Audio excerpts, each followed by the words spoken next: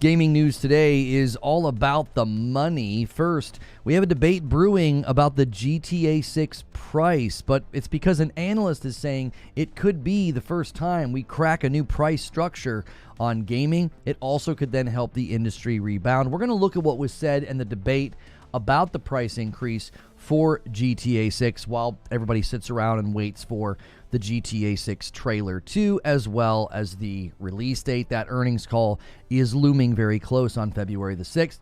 But we're going to look at why this is being debated and what the analyst was saying. Now, second, there were a lot of headlines about ABK and the Activision deal with Xbox not doing what it needed to do. It failed Xbox Game Pass, but Microsoft and Activision have responded. So we're going to look at what is being claimed, what the pushback and the context is. Third, Ubisoft and Tencent are apparently moving closer to some kind of a deal, and related to that, fourth, we have a promising info leak from hands-on previews of AC Shadows, and I'm hearing some things as well. We're going to talk about that.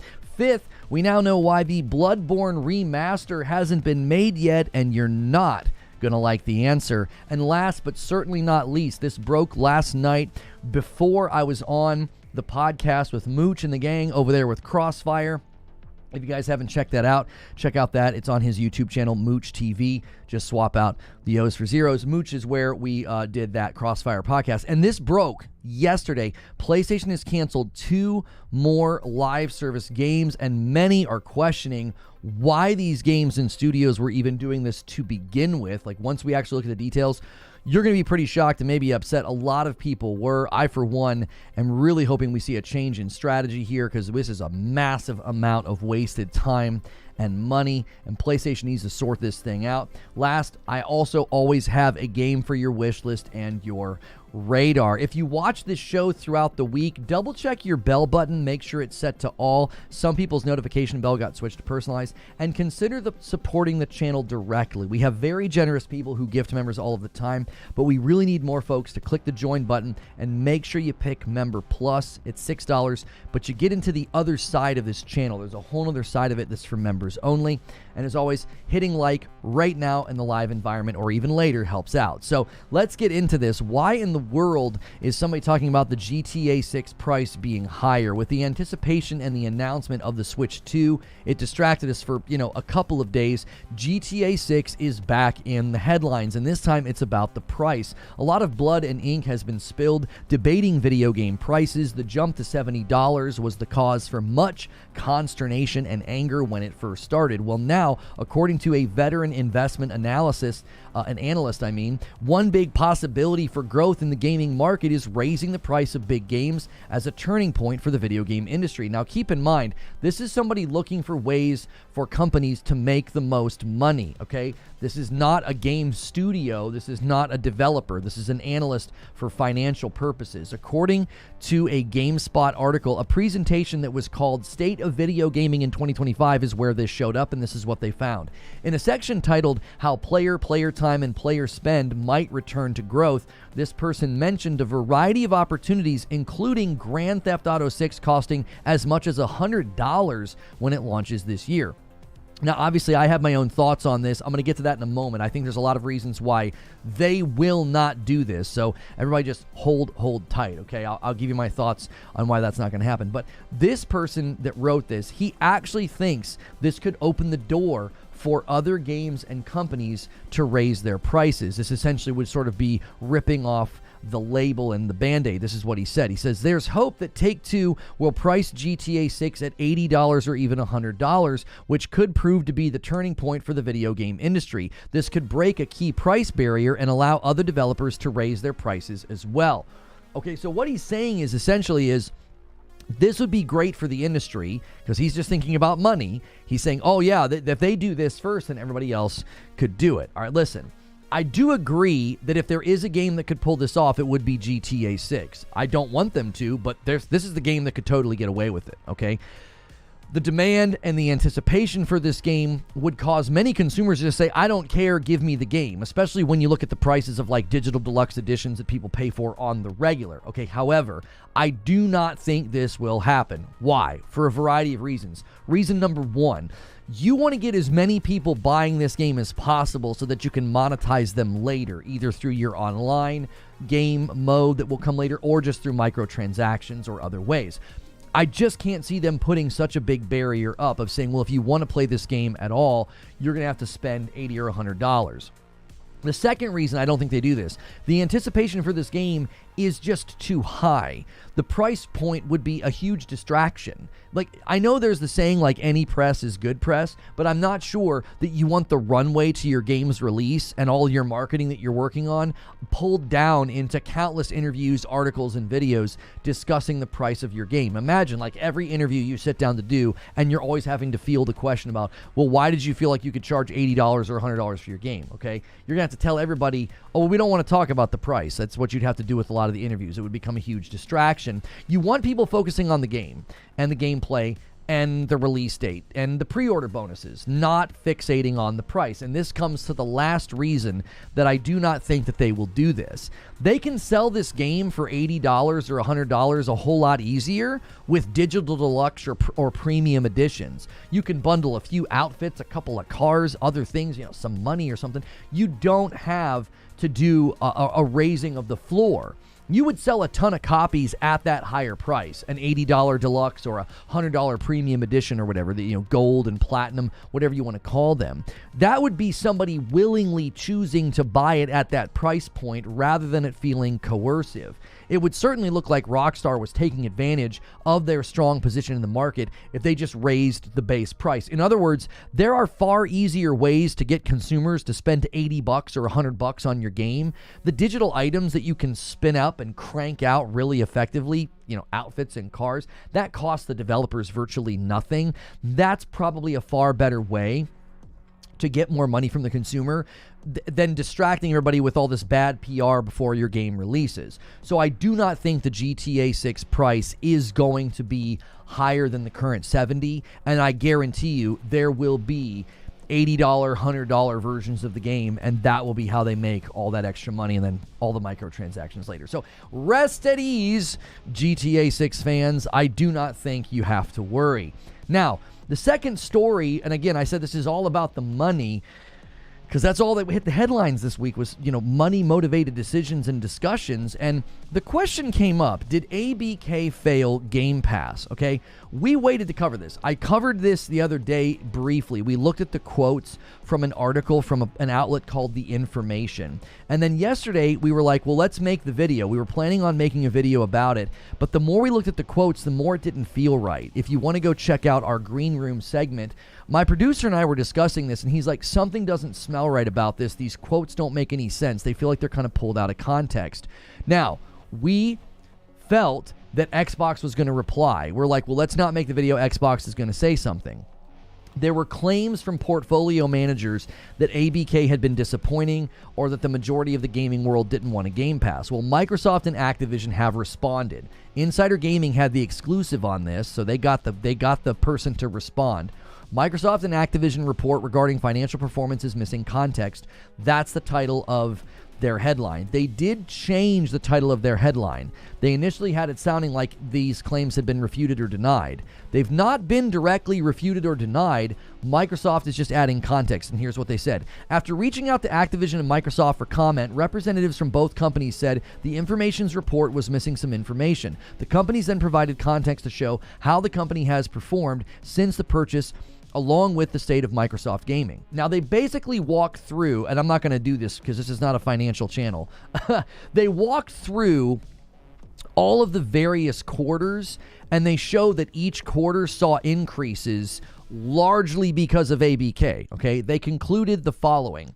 Breaking the numbers down, Activision has accounted for over 85% of the quarter's revenue increase. It also shows, over the last 3 quarters, a slight steady growth outside of Activision's impact from a low of 1 point to 8 points as of quarter 1 fiscal year 2025. That's why I didn't read all the numbers. It gets really confusing, okay? They're basically saying we saw growth every quarter, and it was basically because of Activision. Now, we saw reports claiming that without Activision, the gaming division would have saw declines, which isn't hard to imagine. Their hardware sales continue to flounder. They're now claiming they actually saw gains even apart from Activision, we'll have to wait for an earnings call. They're going to be doing one, I believe Microsoft's doing one on like the 29th or something, okay? Here's the thing. Microsoft's pulling a fast one here because the headlines were saying that the ABK purchase didn't help Game Pass grow. Like, the statements were that Activision had been disappointing and that the majority of gamers don't want a Game Pass. So these guys were commenting on the lack of growth for Game Pass. Microsoft and Activision don't refute that. They simply come out and say revenue's gone up because of the ABK purchase. It's once again their ability, I think they're very good about this, to not directly answer the question. Phil Spencer did this famously at the end of 2023 when everyone was like, oh, the CFO made it sound like you're going to put games on rival platforms, and Phil says, we have no plans to put Game Pass on rival platforms, right? He doesn't answer the question. They're not answering the question. They're not saying, oh, no, ABK had a direct correlation to trajectory of growth for Game Pass. Like, they didn't say that. They just said, oh, ABK's raised our revenue. So they're not refuting the claims, all right? They did, however, refute something. I'm going to get to that in a moment. The thing with Game Pass is this. They've never given clarity or hard numbers. It's always hard to get a grasp on, like, what exactly is going on.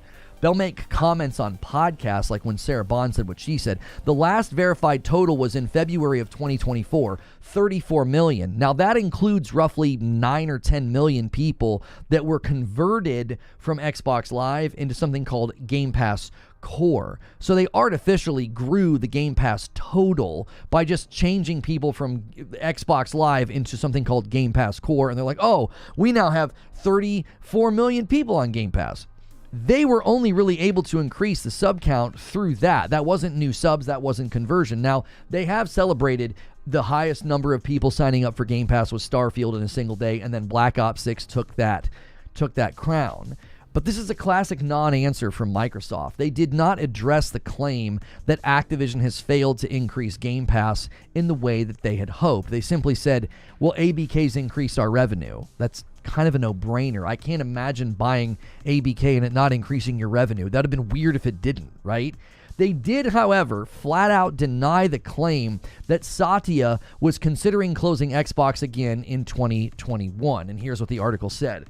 Moving on to the suggestion from the report that in 2021, Microsoft CEO Satya Nadella said that the company could wind down its games business entirely. The company flat out denies that. They point to comments made around that time with Nadella expressing that Microsoft was all in on gaming. Now, I felt that the claim about Satya considering to shut down, in 2021, I thought it was strange because the information.com, they didn't say where it came from. There was zero citation. There was zero quotation. They didn't reference how they knew this. It wasn't like, oh, there's an email. Oh, there's an interview. Oh, an inside source told me. They just claimed it. Like, yeah, Satya thought about closing down the gaming division in 2021. All right. I am grateful for Insider Gaming here. Their way of handling this, I think, is the right way. They changed their headline to make sure it properly represented. This is just added context. Whoever this outlet is, the information.com, this is exactly the state of journalism in so many places. They just make claims and drive narratives that are not based on anything real. We still don't know where these quotes came from, these portfolio managers. We have no idea why they said what they said. Was it an interview? Was it a conference? Was it a summit? We don't know the context of why they said what they said. We also know that Microsoft did not directly speak to what these gentlemen claimed. Their earnings report will land in 13 days, and that should give us more clarity. I do, however, think, once again, they're going to keep the Game Pass numbers hidden from the public. We've never been able to get a good hard look at what the Game Pass numbers look like. I believe that trend will continue, all right? And as I said, the gaming news today is all about the money, and apparently Ubisoft and Tencent are still in talks about what to do with Ubisoft. According to Insider Gaming, Bloomberg reports that consideration of creating a new venture would enable the Guillemot family to retain control of Ubisoft while giving Tencent more control over some of the assets under a new venture. Okay, what in the world are they talking about here? Let me tell you. This sounds to me like some kind of a hybrid agreement, one where the Guillemot family wants to retain control, but Tencent wants its own stuff from the catalog. Like, they want to have control over stuff too. They don't want to just like give you money and let you keep doing your thing, okay? What I found surprising from the Insider Gaming report is that apparently none of this is going forward until the AC Shadows release. And this is what they said. Speaking with our own sources, Insider Gaming has learned that no decision or direction has yet been reached and that the company is currently looking at its options and leaning one way or another. As already covered by Insider Gaming, the Guillermo family and Tencent are likely waiting on the release of Assassin's Creed Shadows to determine the company's fate. Now, again, this is just an observation being made by Insider Gaming. They think that that's what's likely going on. I consider that to be not what's going on. I thought they were setting the March 20th date for Assassin's Creed Shadows to woo potential buyers so that, hey, come get AC Shadows or a studio or something, and you can reap some of those benefits before your fiscal year ends. If you've got money to spend, good time to do it. It's right before the fiscal year ends, right? My CPA is always yelling at me I don't spend enough money. And then you can also say, hey, we're going to make some return on this thing that we just purchased. Apparently, Insider Gaming thinks that is not the case. Now, on the subject of AC Shadows, a Reddit post has appeared on the Gaming Leaks and Rumors subreddit, and it's titled AC Shadows Positive Preview Impressions from Creators Ahead of Embargo, okay? And this is all the things they're hearing. A Taiwanese streamer that played said Shadows is far better than Odyssey and Valhalla. They said that there wasn't really, one of the preview people said they were not interested in Shadows. After playing it, it went from a 1 out of 10 from them to 9 out of 10. They were very excited. This one person said they played the first chapter, kept saying the story was really good. There's funny dialogue option from Yasuke as he doesn't understand Japanese when he first arrives in Japan. Another Portuguese creator said Yasuke is stolen by Nobunaga from a Jesuit, apparently in an attack on the ship. There's plenty of gameplay from creators coming next Thursday, so that is next week, same day as the developer direct, the 23rd of January. Another previewer called their time with it impressive, okay? Now, I may or may not have heard almost identical things about, like, I'm hearing very, very similar things from others. There are other people who are getting their hands on this thing right now. I'm hearing very similar things to what's in this subreddit, okay, what's in this Reddit thread. I do not have early access to the game. I'm not in any preview events with AC Shadows, all right? I am hearing things that line up with what we're hearing, and what I've even observed recently is, listen, Star Wars Outlaws had that great first trailer, and then it slowly looked worse and worse. Like, folks pointed out to me and they said, well, Star Wars Outlaws had good previews though. Yeah, but the gameplay was obviously very scuffed. It was like the closer we got, I could see there were issues with Star Wars Outlaws. AC Shadows has been the opposite, okay? The first couple of trailers and showcases didn't go over very well, but the more gameplay they've shown, I think the better that it looks. And now we're hearing from previews that folks are like, man, this is so much better than I expected it to be. I'm hoping this game shuts down the haters and just delivers a strong, good game, especially with the co-op under codename League, all right?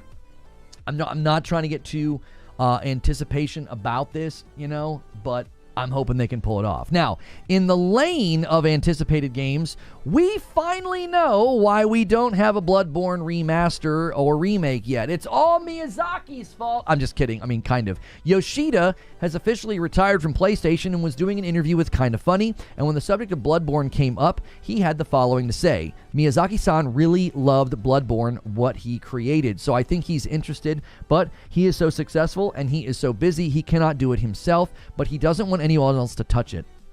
And the PlayStation team respects his wish. That's my theory, okay? I actually think this is a really solid theory, okay? I have my own theory about what's going on. I think they were working on a remaster, and the Blue Point remake made them change tactics, and they thought, let's do an entire remake. Either that or they were trying to remaster it and they realized they weren't going to be able to get the frames per second without a complete rebuild because the 30 frames per second is kind of like built in. A lot of the mods that have come out to get this game to 60 had to do a lot of reworks and a lot of adjustments because it causes a lot of oddities in the game. Similar things happened with Horizon Zero Dawn when it was ported to PC, okay? Now, if I'm right about my theory, then what Yoshida is saying could be some sort of a hybrid of what I'm saying, okay? Maybe they stopped production because Miyazaki expressed interest in wanting to be involved. Either way, far too many people have said they have knowledge of this thing's existence for it to just be something that never happens or something that was never even started. For now, we're going to have to wait because Miyazaki's incredibly busy. And you know what? I'm actually okay with that. I would rather have Miyazaki spearheading new projects instead of, continuing to or remastering or remaking something that's older, right? I know everybody wants it, but I would much rather have his talent spent on that. Now, to the big burner, the thing that kind of set the world on fire last night and made the PlayStation guys either angry or celebratory, PlayStation has canceled 2 more live service games, and this one comes from Bloomberg. The company told subsidiaries, this is from the article, Bend and Bluepoint will work with them to determine the next steps to minimize job losses. So both Bluepoint and Bend have had their projects canceled. Now, we know what Bend was working on. Bend was working on new intellectual property that was building on the open world systems of their game Days Gone. The new IP was a live service game. I do not think that was like some small incubation project. I think that was the entire studio. This is devastating. I still, to this day, do not know why they had so many single-player studios working on live service games. Now, we had a bit of a debate this morning about this in Morning Coffee, and this is not as simple as, oh, it's Jim Ryan's fault or, oh, it's the studio's fault. As far as I can tell what happened, Jim Ryan and the executives at PlayStation said, we want live service money. That makes sense. A lot of companies are saying the same thing. I totally get that. Then what I think they had happen is they had all these studios pitch ideas. Well, these studios do not specialize in live service games. Naughty Dog famously learned that lesson from Bungie. Naughty Dog was going to go forward with factions. I think they looked at Fortnite and thought, we can do that too. They got a little bit too cocky, and Bungie walked in the room and said, if you're going to do this, then your entire studio would need to be behind it, and you'd have to convert into a live service studio, and Naughty Dog said, no, thank you. I think that's happening even more now, and you know what caused it? Concord caused it. And Jeff Grubb just confirmed this recently in an episode, I think last night, where he said PlayStation basically pumped the brakes on all these projects and said we need a hard look at all of them because Concord was an embarrassment, okay? I know that PlayStation anticipated not all their live service games making it, so I'm sure they were prepared for many of these games to wind down after 12 or 18 months, and they said, well, we tried. I don't think they anticipated detonating games and shutting them down and refunding 2 weeks after launch, okay? So PlayStation basically said, what the heck are we doing? We need to look at all these projects. Well, one of the projects was Bluepoint working on a God of War live service game. Yes, someone said that sentence out loud and it got greenlit, and I don't know why. Listen, I get the want for live service. I do. There's a lot of money to be made. You can have one hit and it can really pay off big. And it wouldn't surprise me at all if one of the reasons PlayStation is still backing this plan, while obviously canceling projects, they still have said they're going full steam ahead with their live service plans. Why? Helldivers 2. Helldivers 2 far exceeded anything they thought was possible, and they're saying, listen, if we just get a couple of these every once in a while, that's a lot of money for a very small amount. Here's the mistake they made. The reason Helldivers worked is because it came from a studio with institutional knowledge about how to build a game like that. It also came from a studio that really, really wanted to keep making Helldivers, and that was their passion, and that was their goal. If you go to a bunch of your single-player studios and say, pitch us your best live service game, and one of them comes back and says, well, what about a God of War live service game? And you say, yeah, you need somebody in the room to shout no. Like I joked this morning, listen, pay me 6 figures, I'll sit in the room and I'll just shout no at the stupid ideas because somebody should have said that's a stupid idea. God of War as a live service game doesn't make any sense to me. And why on earth did you have Bluepoint making it? That doesn't make any sense. Also, Ben Studio needs to really assess leadership. They shot down the Days Gone sequel. Sony did not shoot down the Days Gone sequel. Bend executives shot down the Days Gone sequel and then apparently wanted to go forward with a live service game. If there's something that PlayStation's learning, I think rather embarrassingly, it's that you can't have single-player studios suddenly spinning up live service games. They don't have the experience. They don't have the knowledge. Now, many people have thought that PlayStation got taken for a ride when they bought Bungie. They have absorbed a lot of Bungie, and that's going to actually, hopefully, help them with this. This oversight committee, this Center for Live Service Excellence, you're going to have to pitch your games to them now. You're not going to be pitching your game to Herman Holst. You're not going to be pitching your game to Jim Ryan. He's gone. You're not going to be pitching your game to an executive that's easier to kind of trick or impress. The team at Concord was, I've been told from sources, they were very secretive. They didn't let anybody see their game. They didn't let anybody test or play their game internally. And look what happened. They had all this hubris and all this self-righteousness about how great their game was going to be, and it was an utter disaster, okay? So internally, there needs to be a whole lot more oversight, a whole lot more honesty, and just tell people this isn't going to work or you don't know what you're doing. I think the best way forward, let your single-player studios do what they do and start partnering with other studios, either studios you don't own or smaller studios or something, and find projects that are either already in development or are relying and building upon experience and that institutional knowledge that comes from companies that have done this before, instead of trying to do what we've seen doesn't work. ZeniMax tells, Arcane, hey, build a multiplayer game. And Arcane famously internally said, we don't even know really how to do that. We're not really equipped to do that. And look what happened with Redfall. And then you have Kill the Justice League. And then you have Concord. And now you have a canceled live service God of War game and a canceled, I guess, Days Gone open world map kind of a game. It wasn't going to be called Days Gone. But what I'm seeing here is a pattern. Executives want live service dollars, and they don't know how to get them. And studios are attempting to either figure it out or just throw things at the wall in the hopes that it sticks. Well, that's not working. So going forward, I hope they figure it out, because they have said the following, okay? A spokesperson said that Bend and Bluepoint are highly accomplished teams who are valued members of the PlayStation Studio family, and we are working closely with each studio to determine what the next projects are. Okay, that is hopeful, because it's like, okay, we'll get them back on what they should be working on. Now, the good news is about Bluepoint is Bluepoint did indicate at one point in time they were building like a brand new IP. So I'm hoping that whatever they were doing with this God of War thing, they've only had about 2 years to be working on it. So hopefully it was like early production and it was just like scoping things out, and they said, no, kill that. We're not doing that. Bend, however, has lost a massive amount of time and likely money, which is very frustrating. And hopefully this doesn't lead to talent loss and layoffs, because I don't fault the devs typically when this happens. It's usually an executive. Somebody high up thought, oh, we can definitely do this. This doesn't sound like a situation where Bluepoint wasn't doing something else. So I'm hopeful that they also are still working on that other IP, all right? Now, I do think it is far better to cancel live service games if you don't think they're going to make it than to just to push them out and watch them flop. Yoshida famously said 2 years ago that they cancel games all of the time. This is actually how PlayStation operates. He said, listen, we cancel games all the time. I'm trying to save the developers from getting stuck or wasting their efforts. It's a bummer to think that Bend was working on something this entire time instead of working on Days Gone 2, another great single-player game that could have been at their caliber of development. I think PlayStation needs to take a hard look at two other games, Marathon and Fair Games. Those are two more games you're going to try to bring to market and charge $40 for. This continues to back my thoughts on how volatile live service is and how PlayStation needs to be very selective with what they choose to launch and what they choose to build. All right? So, longer show open, but a lot happened in the last 24 hours. We were covering the Switch 2 yesterday, so there wasn't much room for anything else. All right, very quickly, I want to talk with you guys in the live audience. Keep smashing the like button. We're so close to 200 likes already, and I'm not even out of the show open. I got a game for your wish list and your radar, okay? This game for your wish list and your radar is called Teenage Mutant Ninja Turtles Tactical Takedown.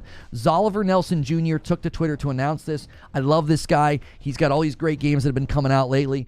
He's a really great presence in the gaming world, and he's even one of the people who helped write for Borderlands 4, all right?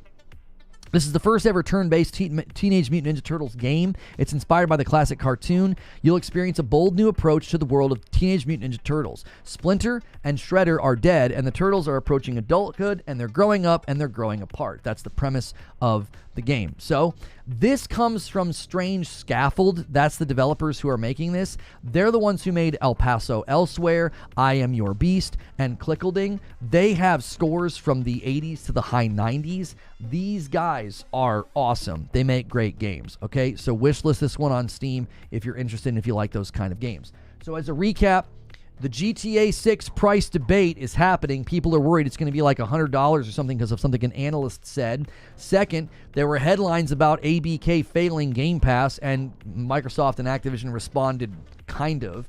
Third, Ubisoft and Tencent are trying to figure things out. Fourth, Assassin's Creed Shadows previews are sounding better. There's people that are actually getting their hands on it, and they're going, one guy went from a 1 out of 10 to a 9 out of 10, and we're not going to get a Bloodborne Remaster until Miyazaki wants to build it. And last but not least, PlayStation looking a little bad in the public right now, canceling 2 live service games, one of which was a God of War live service game. What a sentence that is. Anyway, that's the news. And now it's time for the discussion. Good morning, good afternoon, and good evening. 10 more likes. You guys are crushing it. Oh my gosh, there's so many members already. Han shot first, and so did you. Dark Taco says, I want to see Madam play Kingdom Come Deliverance tonight. He bumps the line to 412. A $5 super chat from JW. He says, good morning, everyone. That got 10 likes. Wow, you guys are really active this morning. Joker Quinn gifted a member as well, taking us to 413. A $2 super chat tip from Glassdoor Gamer says, no more live service games. It's a gaming bubble. I don't agree with that. And then a 5 bomb comes in from Sneaky Wolf and takes us to 418. And then Rissick says, let's go. And he does a renewal of 40 months at a VIP. And Thrifty renews a member for 20 months, mostly on the generosity of the members here, says Thrifty. Thank you, Lono. The show is great. Also, good hearing you on Crossfire. Thank you. And XCal rounds us out to 420. Nice. Now we just need a 5 bomb, and I'll owe you guys some members. I've gone back to my roots. 5 every 25. You guys have been crushing it, and there's so many people here right now. What do you guys want to talk about? Good golly. We've got so many games that PlayStation apparently thought were good ideas, and they weren't. I still can't believe, and SkillUp summed up my thoughts very well this morning on Blue Sky. It was like, who thought that, yeah, let's make a God of War live service game, and let's have Blue Point make it? What? Somebody somewhere has some splaining to do, and only you old heads will get that reference. Patrick Q with a gifted member and gets us to 421. Thank you so much, Patrick Q. Every little bit helps. Every time I see PoE, I think power over Ethernet. I need to touch grass. You do. Now we know why there hasn't been a showcase. No games. Well, I don't think that's why they're not doing a showcase. I don't think they're doing showcases anymore because they prefer state of plays. I also think they don't need to do showcases because they're leaning on third party. You don't have to like it, but I think that's what they're doing. I just think they're leaning on third party. Look at that blog they put out. There's like 19 games on there, and only one of them's first party. It's Ghost of Yote. I Love Lucy. There you go. And a single gifted comes in from DK Bager and bumps the line to 422. Thank you so much, DK Bager.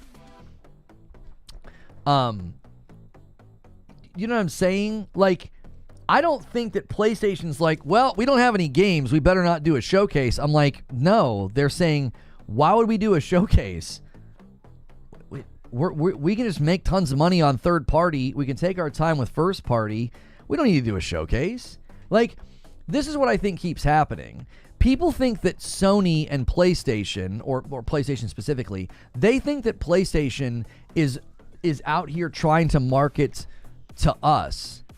They're not trying to market to us. When they put a blog out and they're like, look at all the great games coming in 2025, and they only put Yote on there, that's the only first party game on there. Do you want to know why they do that? They do that because they can. Nobody else in the market knows what we're talking about right now. We are a literal drop in the bucket in the gaming world. We're nothing. We are not even a quantifiable number on the pie chart. We are like the 1%. And we get caught up in all these debates about first party and second party and third party. And PlayStation's like, yeah, we care about a different word that starts with P, and it's profit. We do not give a frick about any of this stuff. Like, their value hierarchy is not ours. And people don't understand that. It's exactly what happened with Xbox. Xbox's hierarchy has nothing to do with what the Xbox console consumers wanted, and that's crystal clear. They're not valuing the exclusives. They're not valuing the hardware or the power. PlayStation's doing the exact same thing. They're like, our hierarchy of value doesn't orbit around first party and showcases. They're like, we don't care about that. We can launch 1 or 2 first party a year maybe and make buckets of cash. That's all they care about. They don't care about what we care about. We just got to suck it up and admit that that's the facts. These companies don't care what we think. We're locked in here with them. That they've got our business. They've got our. We bought the consoles. We're on the subscription services. They know that. A $5 super chat from Sneaky Wolf. Maybe I'm out of the loop, but doesn't Sony have third-party exclusives dropping this year?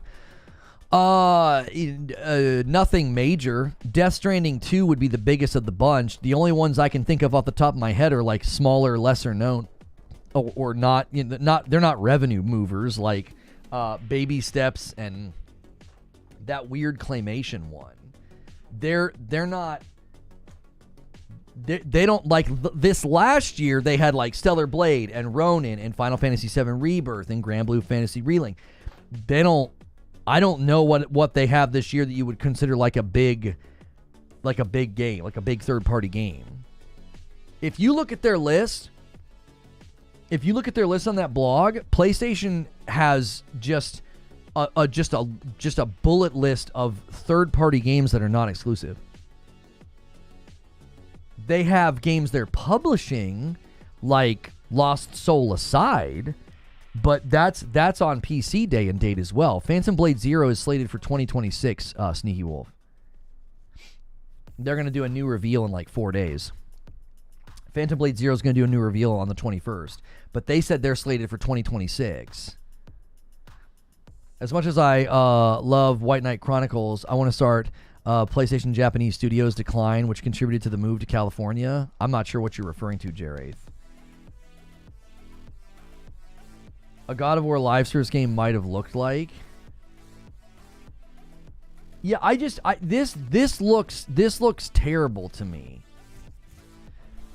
I mean it. This I don't know. Again, I don't know who approved this. Like, was somebody day drinking when this was pitched? This just doesn't at all.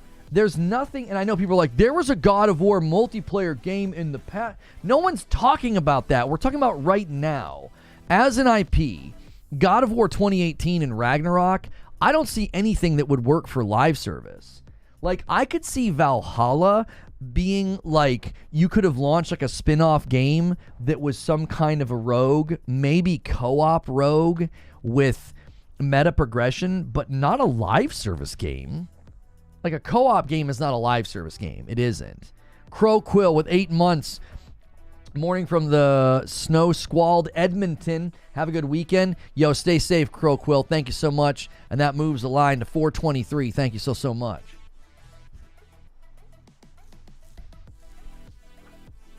Like, I'm serious. Like, if you look like the God of War game right now, God of War 2018 and God of War Ragnarok, there's nothing about that screams, oh yeah, that could easily be a live service game. Now, when they said a Horizon live service game or MMO, I thought, oh yeah, that could totally work. You've got this big open world, you have all these factions, you have all these big monsters that you could go hunt, and, you know, you could easily create almost like a Monhun vibe. But, and if you guys are tuning in because of the GTA 6 price debate, don't worry. I made what I felt like was a pretty good argument this morning in my show open about why I do not think they're going to do that. I do not think they're going to do that. They're not going to increase the price, the base price of that game. No way.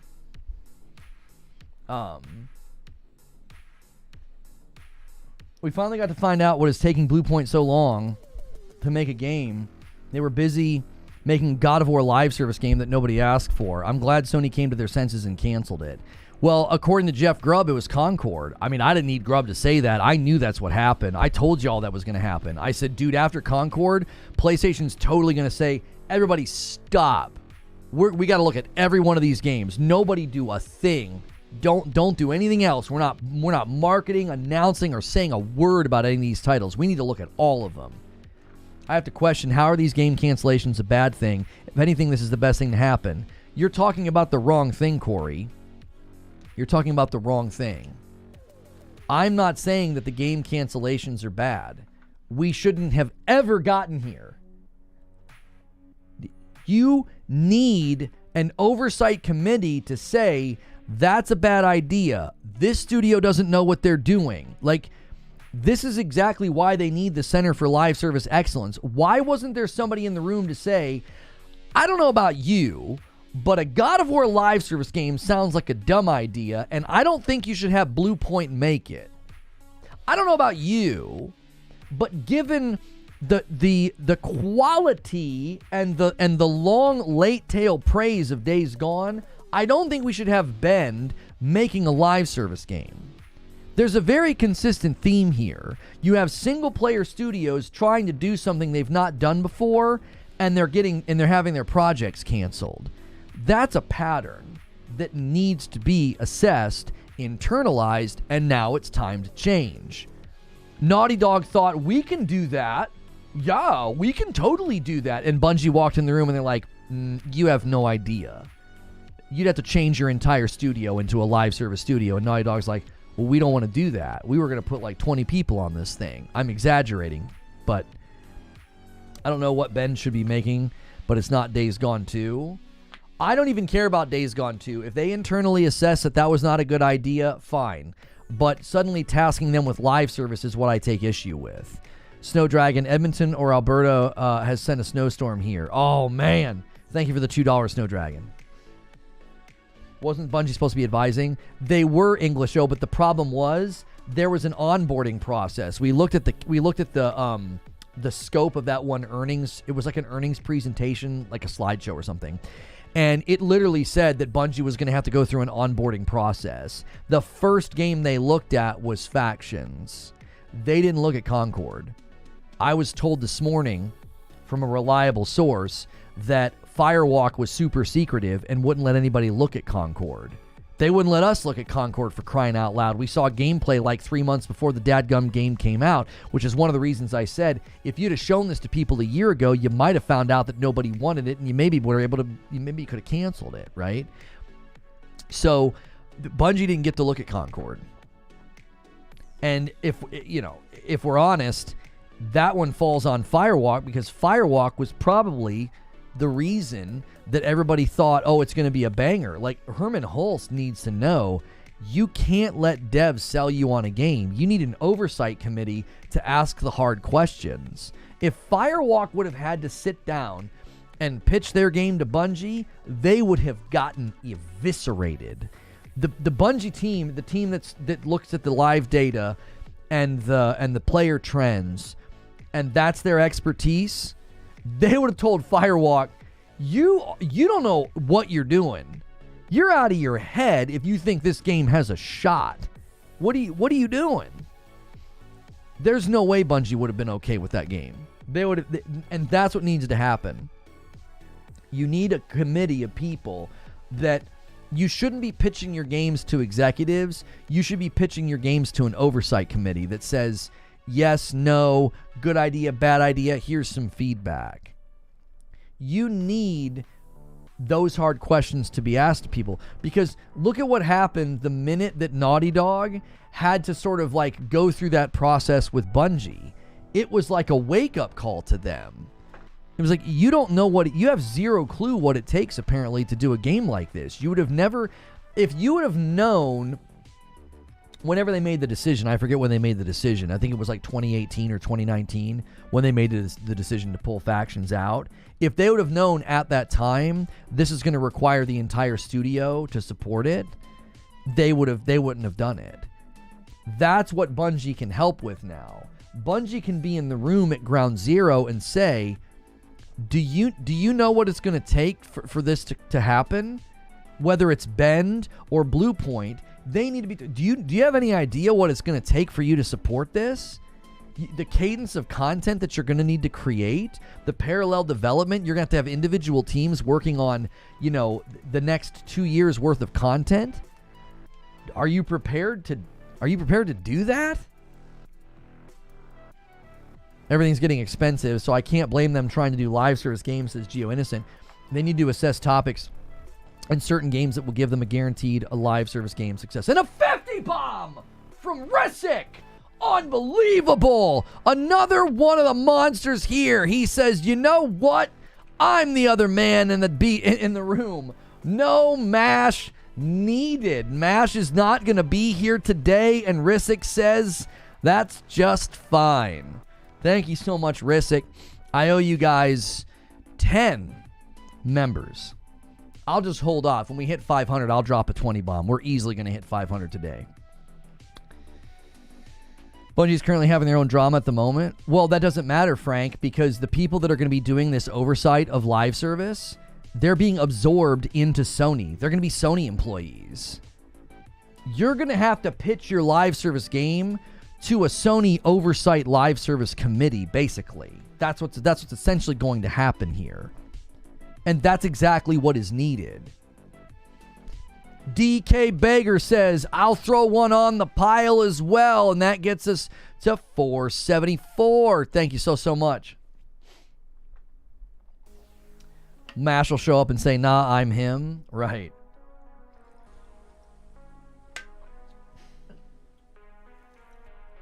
Canceling games is normal. The studios will be fine. It's when sales expectations aren't met that there's a problem. Jeraith, I'm not fixating on the cancellation. We know it was needed. It should be at some level like a, whew, that would have been a disaster. A God of War live service game? Are you guys stupid? Like, crisis averted. But what you need to do then is it's like an investigation in those video games. You got to like rewind the tape and be like, how did we get here? Right? How did we get here? Who? I want to know who greenlit a live service God of War game and thought Blue Point should make it. Who's this person? Or people? Who are the people or persons that said that this was a good idea? Number one, who had the idea? Ask them if they're okay. Ask them if they have a perpetual fever of 109 degrees and are they seeing white spots. Like, who said this out loud? And secondly, who heard it and thought, well, that's a good idea. They shouldn't be in the position to approve this sort of thing. Lipscomb says, it was me, sorry. Right? Like, who in the world said yes to this? You know what I'm saying? 109 degrees. Right, that's what I'm saying, Zuby. Are they at like some ethereal hallucinogenic state where they're like their body's being cooked from the inside out? Like, you know what I'm saying? And Risic with the 10 bomb, and one goes to my man Brooklyn Breed. You love to see it. That gets us to 484. Risic turning up the heat. I'm not upset or like, oh, boo-hoo, they canceled some games. It's like, y'all just wasted a lot of time and a lot of valuable time. You wasted Ben's time. You wasted Blue Point's time. You can't do that. I'm not saying that you won't have games that don't make it and get canceled. That's part of the business. These games should have never gotten to this point, especially the God of War live service game, especially. You have to rewind the tape and say, how did this happen? How? Like, yes, changing the flat tire, it's needed. But if you rewind the tape and you find out that the guy intentionally drove his car over a field of broken glass, or you'd be like, well, that's why you got a flat tire. Don't do that again. Like, who said, let's build a God of War live service game? Who are these people? Who's in charge that said that this was...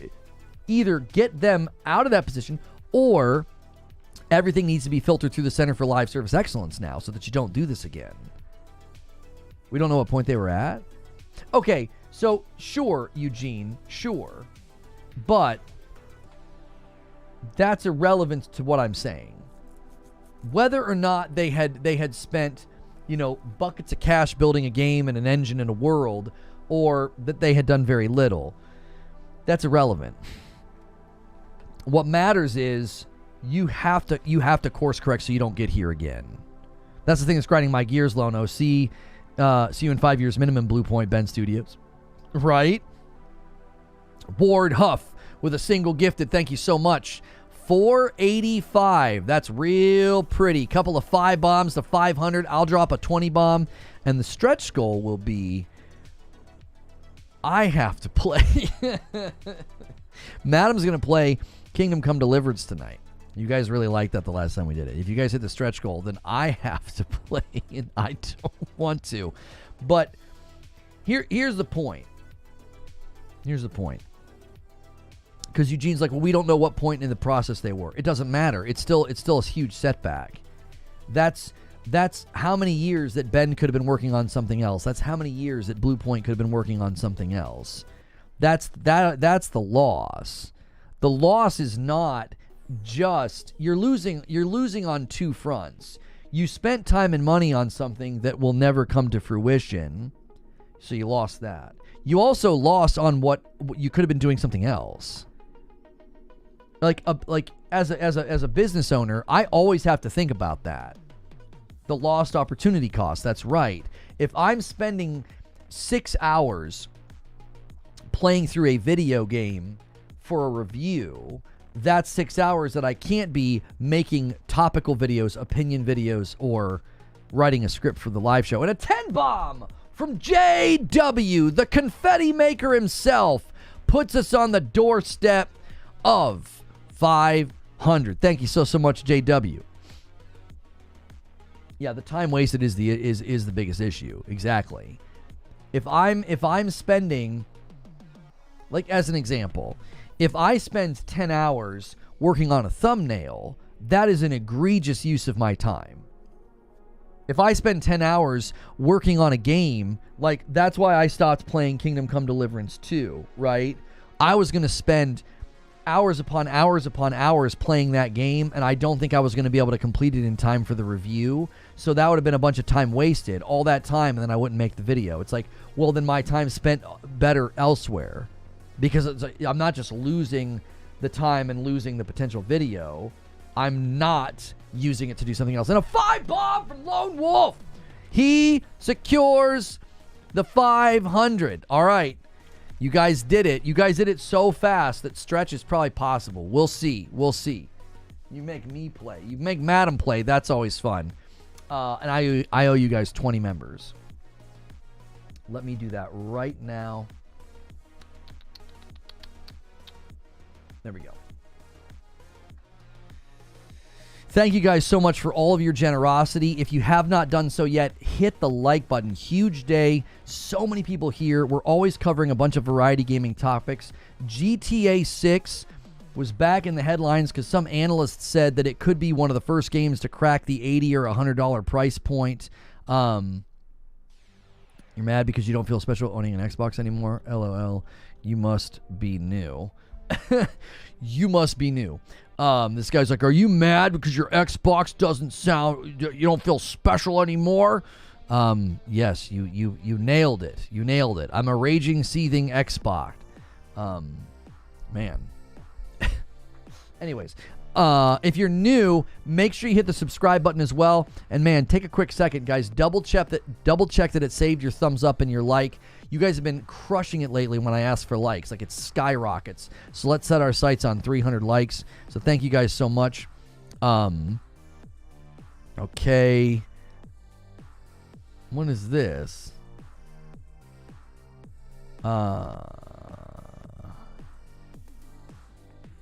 Unique perspective. Oh, a VPN company is reaching out. Oh, okay. Maybe. I'll save that. I'm getting so many messages about, like, we'd love to work with you, and it's always just from some firm. It's not from the actual companies. But pitching a game idea has to be a normal part of the video game market. If they were making a game, then I would agree, but we don't know. Well, we know Ben was making something. We do. We know Ben was making something. I think if you look at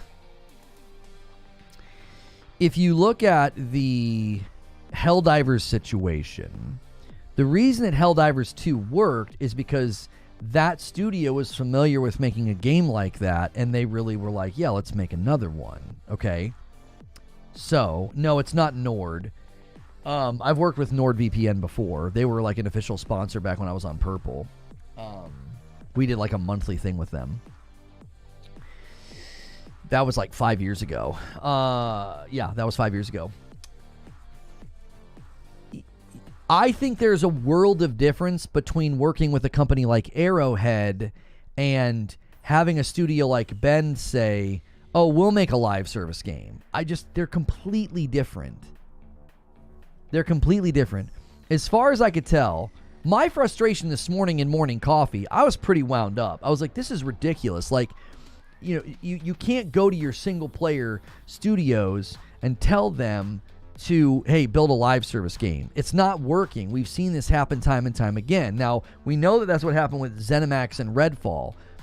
We don't know that that's what's happening here. I don't think Jim Ryan went to Ben and were like, hey, make a live service game. I really hope not, because that would be incredibly terrible to do. You have to ask, hey, we're budgeting this money. We want some live service games. You know, pitch us some live service games. There could have been studios that were like, we don't want to do that, or we're already working on something, or whatever. But as far as we can tell, somebody pitched these games at some point and they were greenlit. Now, I have an incredibly hard time believing that Bluepoint said, you know what we'd really love to do after remaking Demon Souls? We would like to make a God of War live service game. What? Like, took the words out of my mouth. Right, Easy Evan? Like, I have a really hard time believing that idea originated from Bluepoint.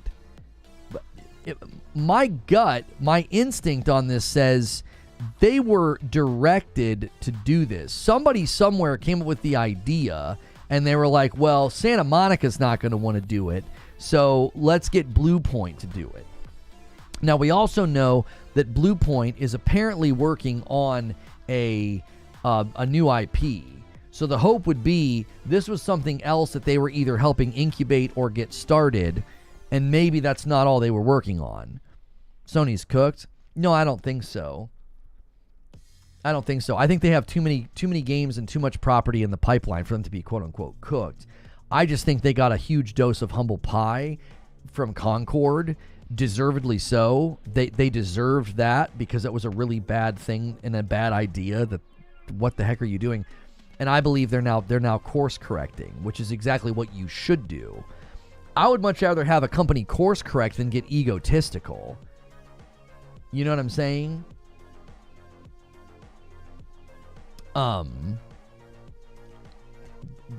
That in general to me is like there's two courses of action here. They could have gotten egotistical and been like, well, frick it, Concord was a failure and Firewalk doesn't know what the heck they're doing.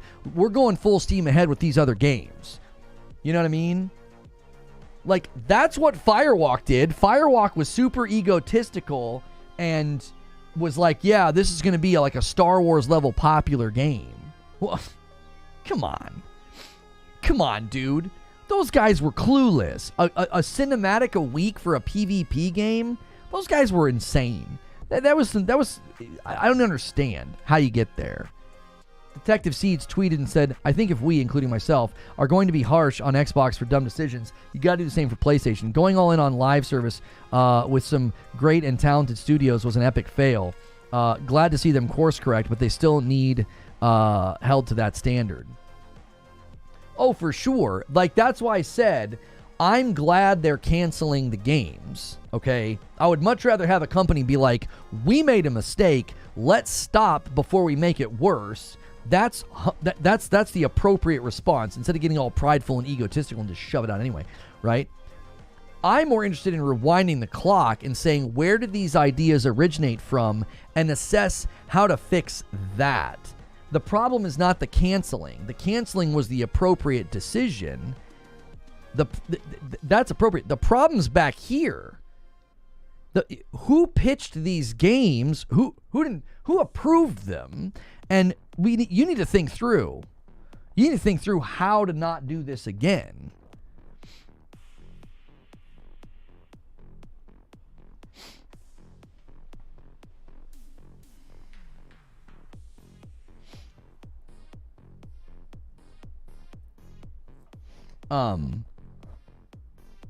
Companies should just take game pitches and make an online poll. You know what they need to do? They need to include the community more too. Like once an idea is in incubation or once you've got a playable state, you need to be doing betas. I was told this morning by a reliable source that a lot of SIE games and stuff, a lot of them get to play them and test them out and provide feedback. And Concord was like super secretive and nobody got to see it or play it ahead of time. Well, what the heck? What are you doing? Why didn't you let anybody see it or play it? It seems like you're signing up for failure by doing that. So my question is, has anybody played or touched Fair Games? Has anybody played or touched Marathon? Marathon's holding, at least Bungie to their credit, is they're holding like content creator events so that people can come and play the game and provide their own feedback.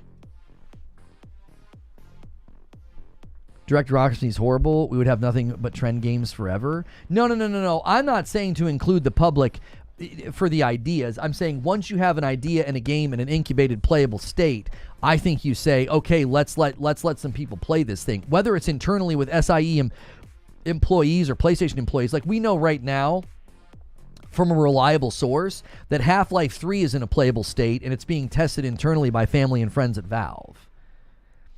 So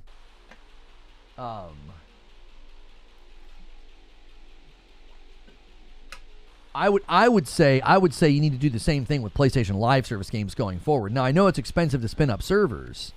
You know what I mean? Yo, good Friday to you too, Mr. Chosen. How are you? Marathon's gonna end up being a 30-yard dash. Marathon looks cool and will probably be good. Oh, I don't think so.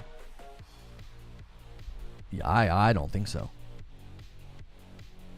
It's a $40 game. The guy in charge said that it's not for everybody. It's really intense.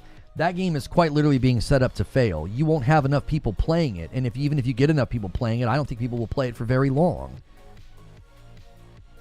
Anyone with a brain and an inch of depth in the gaming landscape would have stopped the live service God of War game at the brainstorming stage. Right, Jake? That's what I'm saying.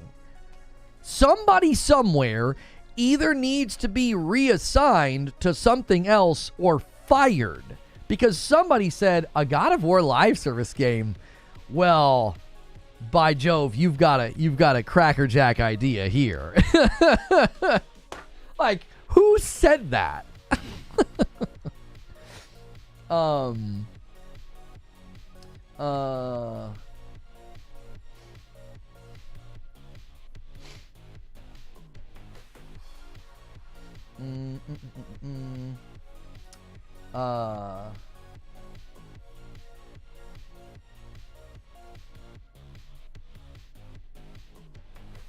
Yeah, that's what you just sent me, Creature, is totally fine. I read through it. I think it's perfect.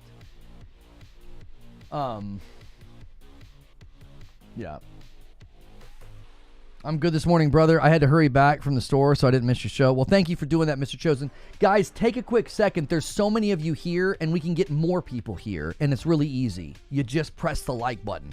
We need like 40 people. Real quick, hit like, and we'll get more people here. Fantastic turnout for a Friday. And don't forget, this afternoon is Community Game Day, and we're going to be playing some Jackbox with the community, all right? So the last time we did a community game day with Jackbox was a couple of weeks ago. It was on January the 3rd, and Hilly wasn't here for that. So this afternoon, we'll be able to play some community Jackbox, all right? And then tonight, it'll be a Madam stream. She'll be playing Kingdom Come Deliverance again. The stretch goal is currently to make me have to play, and I do not want to. You can force me to play tonight.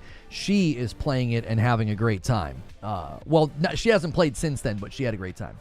Such a leap for Blue Point, it makes no sense, says Maloon. Given their size and their history of just doing remasters to suddenly spearhead a AAA live service God of War game is ridiculous. Well, it could have been a smaller game, Maloon. It could have been like think about what they're charging for their live service games, $40 or whatever.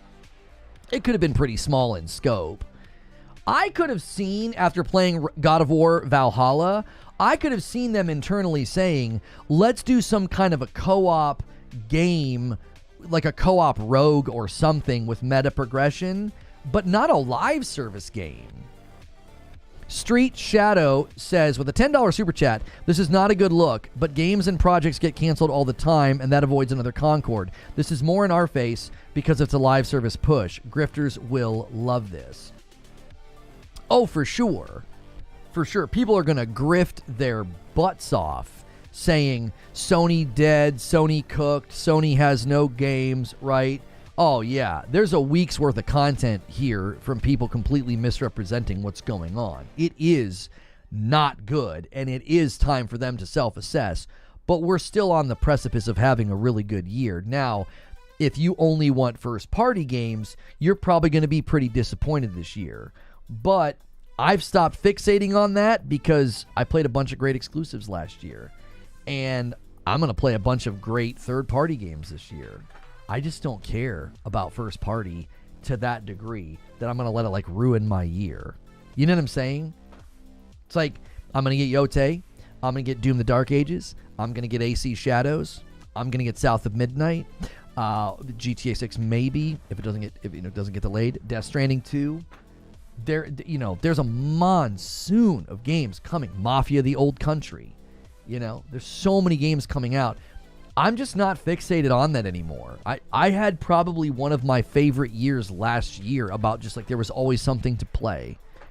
So, Grubb said on his show that Concord failure made Sony reassess their live service games. Sony's being harder on the rest of the live service games. That's exactly what should have happened, Jack. I told you guys they were going to do this. Go back. When the Concord thing happened, I told y'all, I said, dollars to donuts. Internally, they are reassessing every live service game right now. I told you that they were going to do this. I said it wouldn't surprise me at all if we see live service games canceled because of this, because they're going to say, yo, we can't do this again. And that's why I started saying, dude, put Fair Games on the chopping block. Put Marathon on the chopping block. Interesting overall. Oh, as far as their live service efforts, Destruction All-Stars released, GT7 released, Helldivers 2 released, Concord taken offline, shut down, Fair Games to be determined, Horizon MMO and multiplayer Marathon, okay, and then we have Media Molecules working on one, Bungie's got Gummy Bears, and Jason Blundell's new game is unannounced. Now, canceled is Factions from Naughty Dog, Twisted Metal from Fire Sprite, Spider-Man the Great Web from Insomniac, London Studio had a live service game that was canceled, God of War live service game from Blue Point, and Bend. Their game. That's a lot. That's half of the 12 that they were hoping to get out. Remember when they said 12? Do you guys remember a number that I threw out often? I swear to you, I promise you, I am not a time traveler. I promise you, I don't have magical powers. Do you remember the number that I threw out when they said 12 live service games by the end of 2026? Do you remember what I said? I said half of those games don't make it. I kept saying that. I don't know why. I don't know how I knew, but I said, I bet you half of them don't even make it to market. 6 have been canceled. 6. Correction, Bungie doesn't have Gummy Bears. Yeah, the Gummy Bears has been handed to another studio, that's true. But that is one that's in the pipeline, allegedly. Correct. That is a data point correction, but it's still in the count. Do you guys remember that? When they said 12, I was like, 12? I was like, 12 live service games? I was like, what are you going to do? Release a live service game every quarter? I told you guys. I said 12. I said, I bet you half of them don't make it. There's a tweet somewhere where a guy got really mad about me saying this. He got really angry when I said this. He got super, super angry with me. Reforge Gaming live service. Let's see if I can find the tweet where I said Oh, the guy got so angry with me. He was like, you know what you're talking about. Oh, I wish I could find the tweet. He was so frustrated with me when I was like, yeah, half these games aren't coming out. Half these games aren't making it.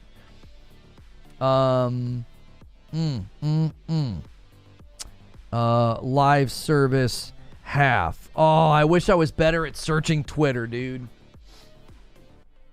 There was a guy, he was so irritated with me. He was like, you don't know what you're talking about. Why are you saying this? Oh, maybe I used the number 6 in the tweet. He got in a big argument with me. Because he thought I was being like, sky is falling. Oh, this is what we debated. I said this. They previously said 10 to 12 live service games by 2025 to 2026. Now they're saying 6 will make it on time and 6 won't. How is that not a delay? That's right. He didn't like the fact that I said that they had been delayed. I misremembered. I said it on live streams. I thought I said it on Twitter. I didn't. On Twitter, I interacted with a guy, and I was like, bro, half these games have been delayed. He's like, no, they haven't. I'm like, yes, they have. Remember this graphic? What about this graphic are you trying to draw my attention to, Eugene? Let's see. Yeah, I remember this graphic. What's interesting is evolving multi-genre. We have Bend down here and Gorilla, right? So Insomniac was working on something. Naughty Dog was working on something. So they dodged a bullet and they stayed here, right? Now, as far as live focus, Firewalk, gone. I don't know what San Diego's working on. We know what Bungie's working on. Haven and Neon Koi. That's such a great logo, Neon Koi. I love that. Oh, you can't see it. It's behind me.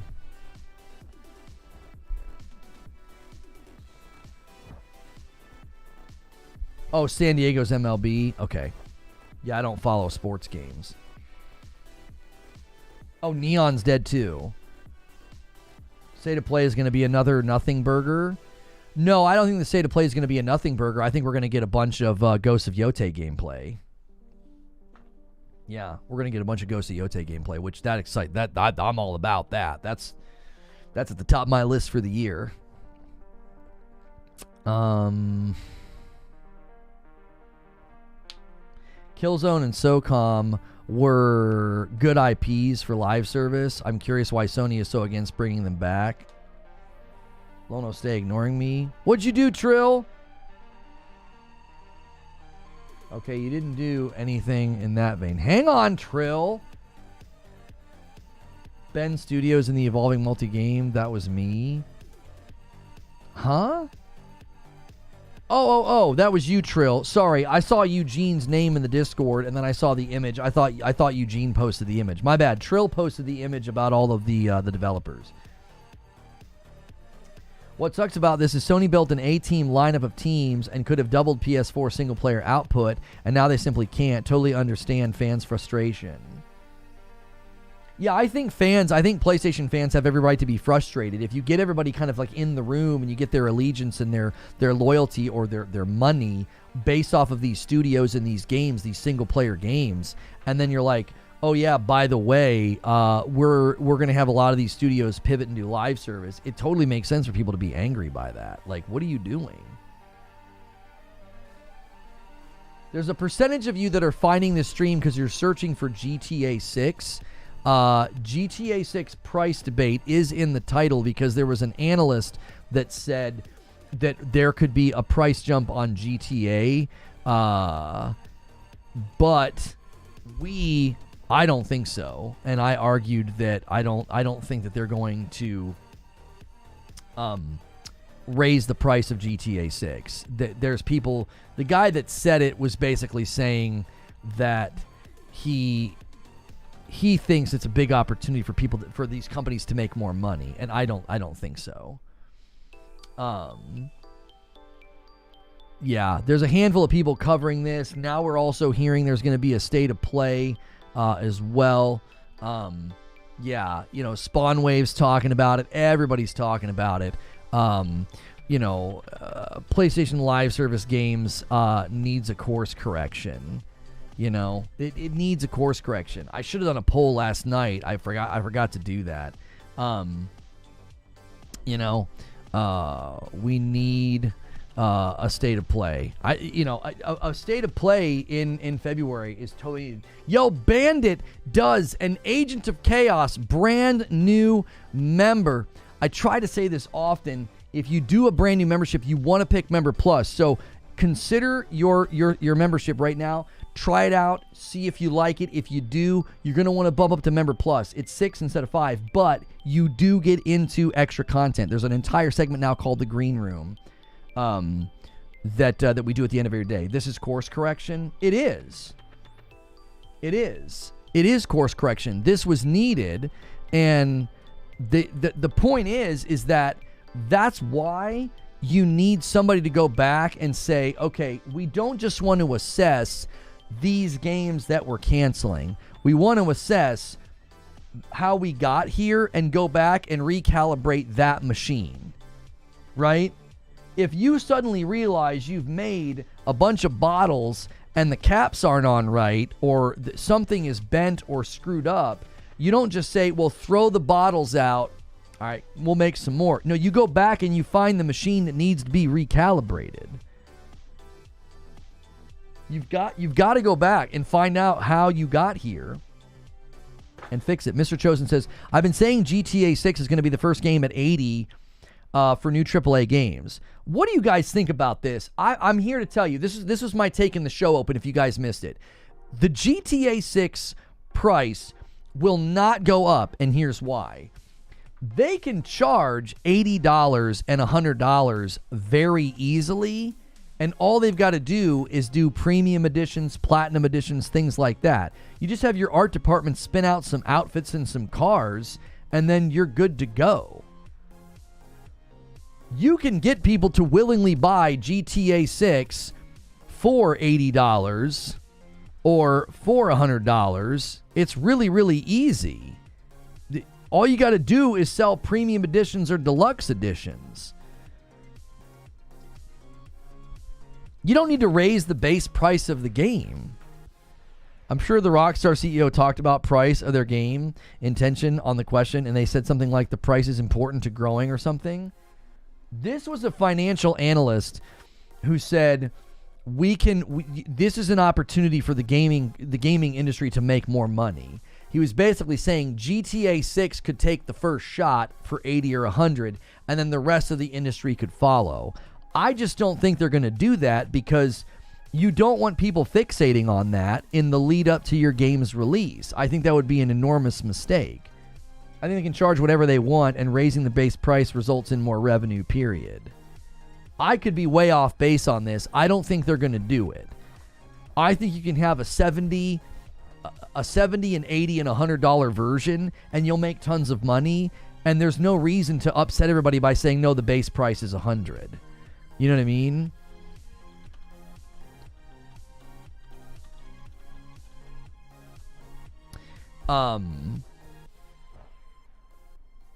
Raising your base price, I think raising your base price is not the right move. The thing people would pay 80. Oh, they 100% would pay 80 or 100. And if you get enough people to do it, it doesn't really matter about the people that won't. Right?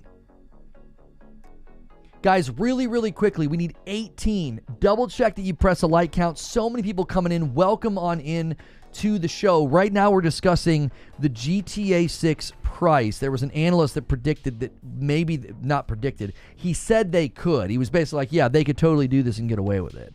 I agree 70 will be the base, says Christopher Burnett. Deluxe will be 80 to 90. They'll have collector's editions for 150 to 300. I wonder how much a collector's edition will be, says Color. Yeah, it'll be a lot, I would imagine, especially if they give you something, if they give you some kind of a physical item. GTA is weird. It may operate by its own rules. Oh, for sure. I'm not running anywhere. I'm here. If it delays from 2026 March, then I'll play. I promise y'all. I'm not sure what you're saying. What you're saying? You're gonna play the game no matter what, even if it gets delayed. I don't think. Yeah, I thought so. GTA will make more of a killing at just 70. Raising the floor enables them to raise the deluxe versions. Rockstar could get away with it, but the whole industry could not. A Lucia figurine. I think they'll give. I think one of the physical items they'll give you for the GTA Collector's Edition will be a bandana to like, because like they go into that one scene, she's got like a bandana. I think that could be one of the physical items. Trying to think what else. You know, maybe some car keys, something like that. I don't know if they'll do figurines. I think it's sometimes well, they've been doing figurines for some of the other games, so maybe when we finally get Elder Scrolls, that's going to be hitting 6069. I'm not sure. What do you mean? That's the standard price of games. What are you talking about? You think Marathon will still be sale for launch, or that Sony or that other live service game, I can't recall the name, Fair Games, if Sony is going through with the portfolio and reviewing them? Yeah, I'm actually hopeful that they cancel Fair Games. I will continue to say that Marathon's the only one of the bunch that probably has a shot, just because they could bring something fresh to Extraction. But I still think charging $40 for a game that you say is not for everyone, I don't think you're going to get enough players for it to survive. You know? There's a GTA 5 car driving around. Yeah, one of the GTA channels caught that. A lot of people, we have a stream from the other day. Where we were talking about GTA 6 trailer 2. That thing, for whatever reason, it has 7,000 views as a past broadcast, and it's all from Google search. People are dying for information about this game. I mean, they are dying. The Google Trends just has to be just at an all-time high. You know what I mean? It's at an all-time high. The biggest thing in Marathon's favor is that the console really don't have a good extraction. Yeah, again, I still think charging $40 and telling people that it's not for everybody is going to set that game back significantly. You need a lot of people in your player funnel for a game like that to work, and I think charging money is an immediate setback. Marathon got panned in testing. I don't know what you mean by that. What's that expression mean? I don't know if I've ever heard the idiom got panned. Got panned meaning. It's an informal idiom that means severely criticized or given a negative review. Oh, okay. I've actually never heard that before. I thought they were getting better results in the most recent play sessions, but maybe I'm hearing the wrong things through the wrong grapevine. Rockstar doesn't need to increase the base price of GTA 6. They just need to sell early access for $100 and people will buy it. You've never heard panned? Yeah, I'd never heard that before. Yeah. I've heard like it didn't pan out, or it panned out differently than he thought. Yeah, I've heard that. I think he's talking about the early testing. Yeah, the early testing of Marathon went pretty poorly from what we heard. I thought the latest testing had gone better. I'm saying I doubt Elder Scrolls will be a standard of $69.99. These games get more expensive the longer the dev time. They don't rate, Mr. Chosen, I don't think that's a very good prediction. They're not going to raise the price of a game just because it took a long time to develop. The industry standard pricing would have to go up before a game could just come out and be like, well, hey, man, it took us 7 years to build it, so it's $85. Like, I don't think that's going to be a thing that we see. I don't think so. So, I think in general, in general, the way that games typically go, the way that games typically, the course that they typically run, I think pricing has to hit a standard for a longer period of time than we currently have been in. I don't think we've been in the $70 price point long enough to just suddenly jump up. I believe that. I really, really do. I really, really do. I do not think that I don't think you're going to see this sudden burst of oh, well, we just did 70, now let's do 80. Oh, we just did 80, now let's do 100. I don't think that's going to happen. Generally speaking, like, we were at the 60 for such a long time that I would imagine if it jumps, it'll jump again next gen. That would be my guess. I think it would take next gen for it to jump again. Like, and I know people are like, well, GTA 6 could totally do it. They're the ones that could do it. And I'm like, I just don't think so. I don't think they're going to be the one to push the envelope. It's not whether they can make enough. It's about the path that allows them to make the most. It's about what the market bears. Nothing else matters. My thought is this, Eugene. Their monetization structure is going to say, hey, don't do that. We stand to make a bunch of money after the fact. Get as many people in this game as possible. We don't want to dissuade anybody from purchasing. So I think internally they're going to run the numbers and say, Zubair says, I think it's going to jump fast. The companies will test their limits because it's pure profit for every dollar they raise the price. Every other industry has done that this decade. I just think gaming is functioning very differently. I think the gaming ecosystem and consumer functions very differently. You know? Their company did it first. Take-Two owns Rockstar and 2K. I could be severely out in left field on this, and maybe I'm being too optimistic. My personal view of it is that Rockstar and Take-Two are going to conclude we stand to make more money if we don't raise the base price, because the number of people that will buy this game, we want that to be as high as possible, because that yields more profit down the line, right? I do. I think they want quantity of initial sales to be at an all-time high, because the predictions are that it will be. And then I think after that, they make all that money monetizing it in the online space. Does that make sense? I really do. I really think that's going to be the goal, is not to say, well, let's squeeze as much as we can out of the initial sale. This is a long tail game. And I just think long tail games are going to treat they're going to treat their price point with a different perspective in mind. The perspective for GTA 6 is not, buddy, we made her make as much cash as we can in that first month. It's, no, we want to fill the funnel with as many players, because in 6 months, these people are going to be spending money in the game. The question isn't how much people will complain when they buy the 5090s 2000 because morons paid 4090 prices. Morons, I tell you. The long tail is what enables higher pricing at the beginning. How so, Eugene? Most games make all their money from DLC season passes. That's not true at all.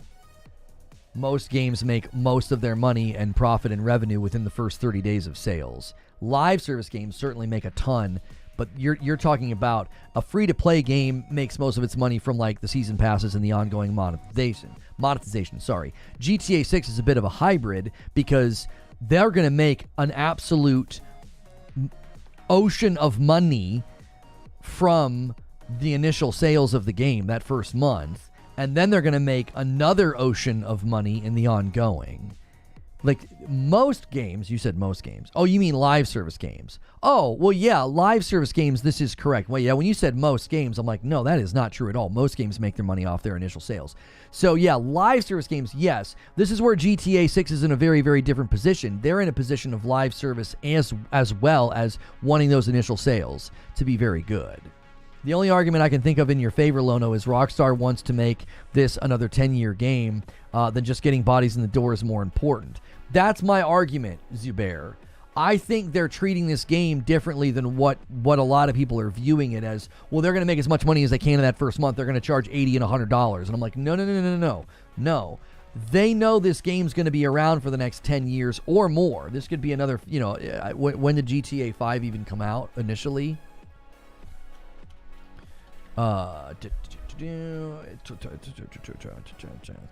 12 years, so 12.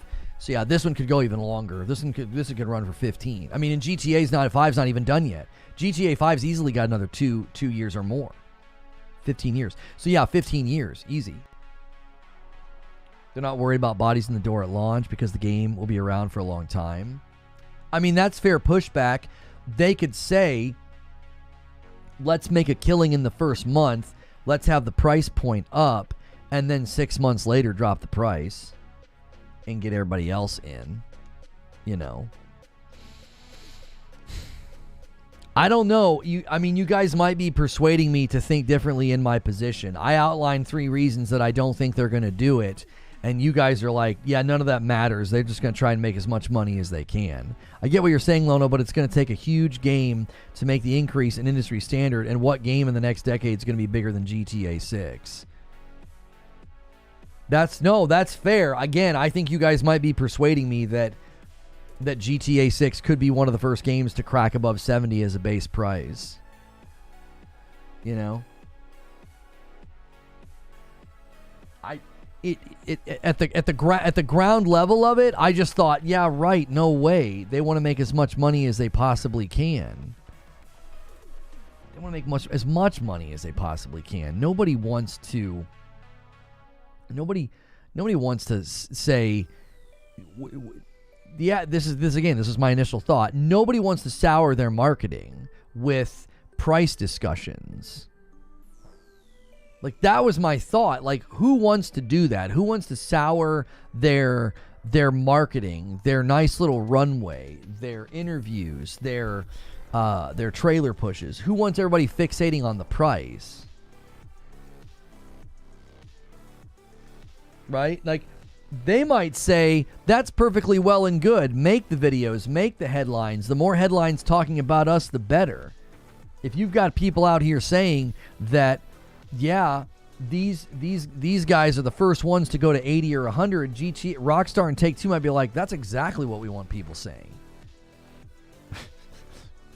That's exactly what we want people saying. We want people talking about our game. They're talking about our game being the first game to be at this price point. You're darn right we're the first ones. We're GTA 6, after all.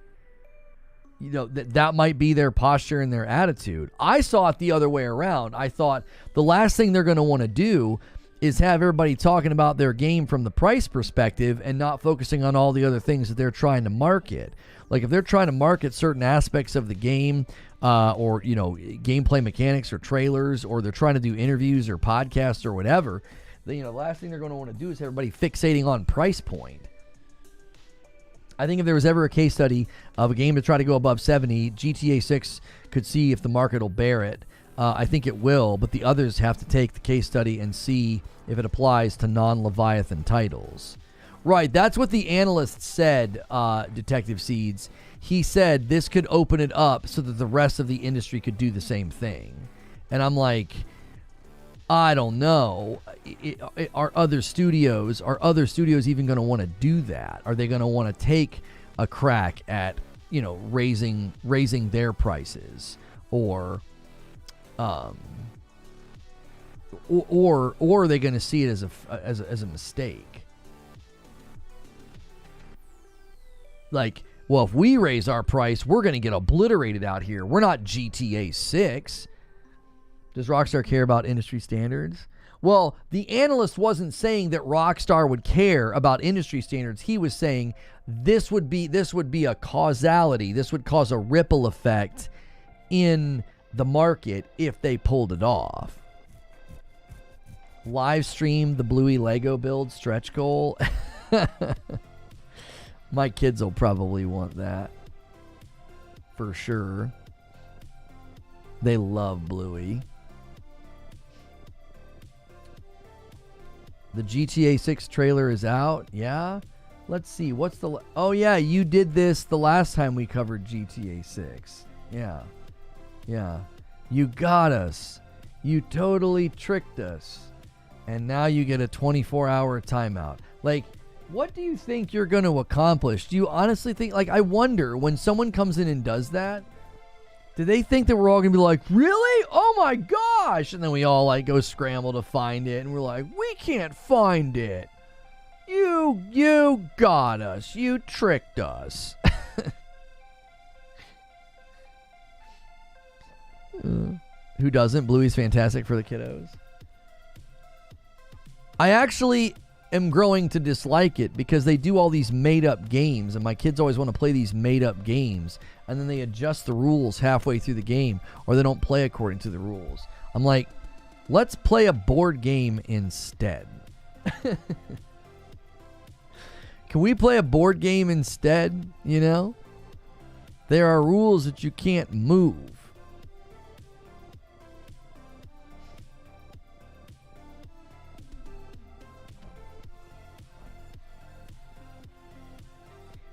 Even if Rockstar raised the price, it won't affect sales, says Joker Quinn. Look at the price talk around the Pro and it's selling fine. It won't matter. I mean, yeah, for sure. I definitely think that's different, though. I think the target audience for the Pro doesn't bat an eye on price, because the Pro is a high-end tech device where you're like, you want to be an early adopter, you want to be in at the ground level. So I would say that's very different. I'd be curious. My take on the Switch 2 graphics debate. Hang on, this guy just typed this up here. It says, the obsession with ultra-realistic graphics and overpowering specs is causing gamers to skip out on great games, compelling stories, and thoughtful art direction, all for minor details like realistic faces, hair, shadows, and reflections. Nintendo stopped the spec race back in the Nintendo 64 era, focusing their efforts on innovation, affordability, and software. It's confusing for me how specs are still the main focus for many. I'm going to stop you right there. Okay. This is shadow boxing in so many levels, and it's a complete misunderstanding of the Nintendo 64. Nintendo 64 did not stop the spec race. Nintendo 64 literally had games that you couldn't play without a memory expansion. What are you talking about? They were pushing graphics. They were pushing, increased, they put all the hair on Donkey Kong and stuff like that. They were 100% pushing specs and pushing graphics with the Nintendo 64. For goodness sakes, the name Nintendo 64 was focusing on the power of the device, 64-bit. All their games had 64 in the title. So completely incorrect and a misread on the Nintendo 64. Second, you're shadowboxing. I don't think anybody is saying that the Nintendo Switch 2 should have ultra-realistic graphics and hair and shadow and lighting. No, we want decent performance. That's all. We want decent performance. I want the game to run well. Like, that's it. Oh, if he means after the 64? Again, I don't know if that's true, Patrick. I felt like the graphics on GameCube were a focal point. I'd have to go back and look at the marketing, but I don't feel like the GameCube, abandoned graphics. I think he's correct. He's just got the timeline wrong. Nintendo abandoned the spec race, the power race, the graphical race. I believe they abandoned that going into the Nintendo Wii era. Oh, he's saying the 64 was the last console? I mean, he could be correct. I thought the way he phrased it is poor. Nintendo stopped the spec race back in the Nintendo 64 era. The way he's phrased that is poor. GameCube gave us RE4, which was the best graphics for a while. Yeah, I don't think he's phrased it very well. And I also, again, I think that they stopped racing on spec and power and graphics with the Nintendo Wii. The Nintendo Wii was like gimmick, fun, party toy, and the game graphics were not at all the focus. I think he's got the timeline all wrong. I do not think they abandoned the spec race until you got to the Nintendo Wii. The Nintendo Wii fixated on the Wii balance board, the motion controls. That was not at all a focus on power and graphics. And then the Wii U was a disaster. And then the Switch kind of doubled down on, we're not going to give you a bunch of power. We're going to give you, a toy to take with you to play games on. Lono eviscerating someone not over their argument, but how they argue. I'm just trying to help you make a better point. And again, I feel like he's shadowboxing a bit. I don't really know if there's that many people out here in the gaming landscape and discussion saying, I don't want a Nintendo because I don't get hyper-realistic graphics. I'm like, I don't think anybody's ever, well, if they say that, fine. I don't think there's a lot of people saying that. I think the vast majority of people say, I would like to get, I would like to get better performance. You know what I mean? Your leading from summary to evidence to conclusion is abysmal. But it's true, though. It's true. It's like, I get the point that you're making, but number one, you're wrong. I mean, I think we've made a pretty clear case that they absolutely were doing spec race all the way until the Wii. The Wii is when they stopped. I think most people ask, do I want to play these games that I can only play on Nintendo?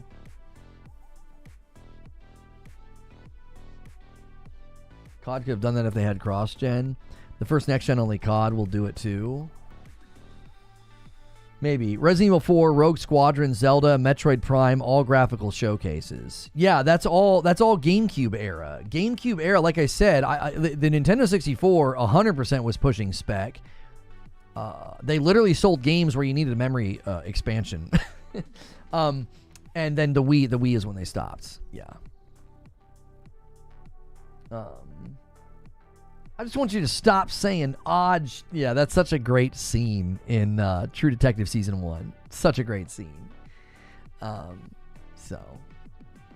You guys submitted some questions, and they've been sitting there for a really, really, really long time. I am so sorry. Here we go. This is something that members can do and have your question featured. Furious Impulse says, Lono, why do you think we are hearing all about these Sony live service game being canceled when games get canceled all the time in the industry?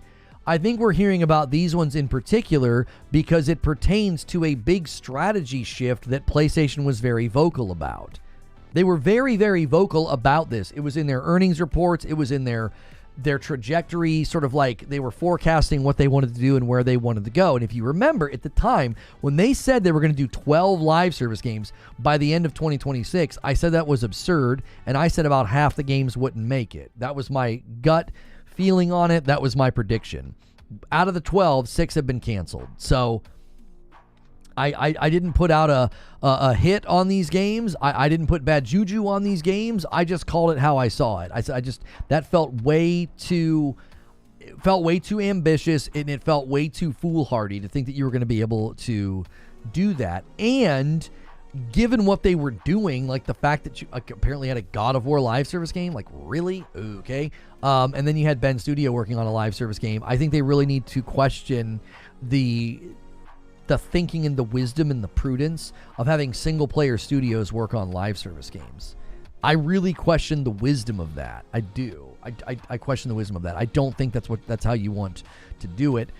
Their most successful live service game to date is Helldivers 2, and that's a studio who is already doing that. They already made one. They're making another one, and they were able to kind of lean on experience, institutional knowledge, and a game that, to me, it lived and died because of their experience, right?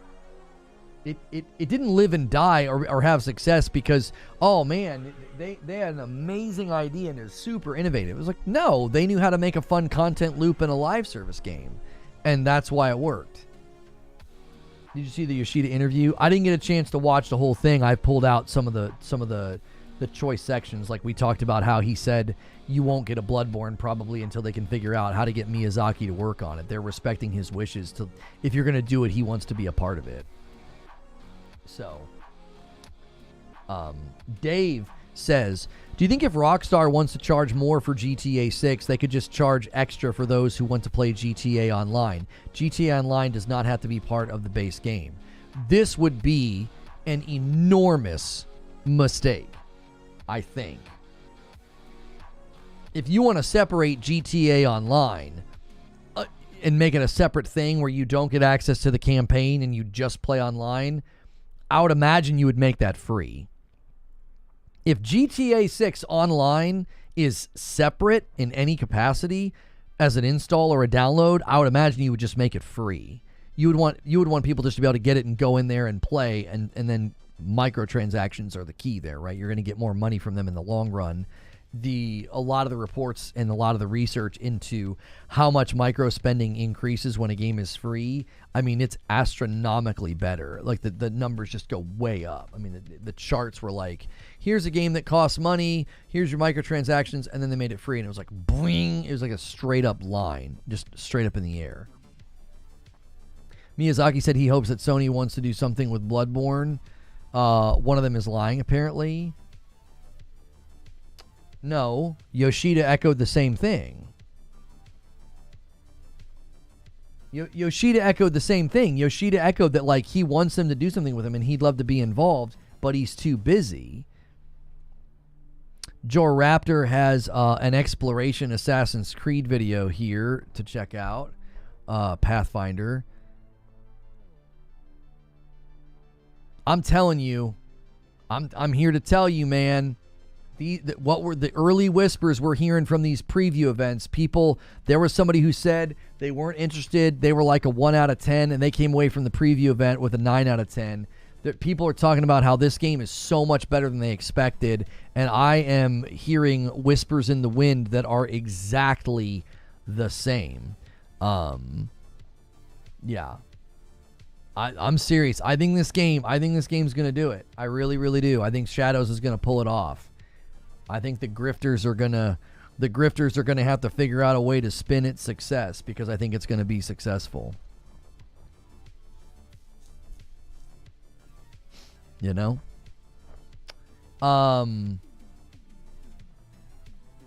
Perfect Image says, what would you consider a new live service game? I don't understand this question. Do you mean like a new type? Perfect Image, you need to explain further your question. Do you think Concord would have done better if it was free? No. Concord was a bad game. It was technically sound. It ran well. In Unreal 5, it showed, and so is Marvel Rivals is showing that Unreal 5 is not a dead engine. It's a good engine if used properly. Marvel Rivals is running very well in UE5. Concord ran really, really well in UE5. It was a bad game. You know, we've had this discussion so many times before, and it's like at every level, Concord didn't make any sense. It was a hero shooter without ultimates. It was a hero shooter with derpy-looking mall cop characters as heroes. It was a hero shooter that leaned heavily on guns. It was a hero shooter that felt like Destiny's PvP with extra abilities. It was a hero shooter that was going to do a cinematic once a week. The game just doesn't make any sense. It was a bad game. It was. And people are like, no, it was a good game. Nobody wanted it.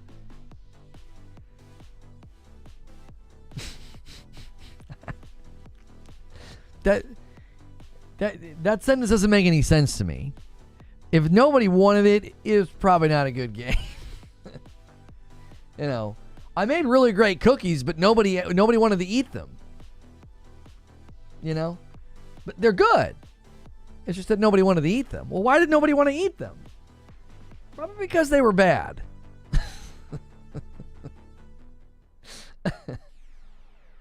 Do you know what I'm saying? A good postmortem. What's a good postmortem, Paul?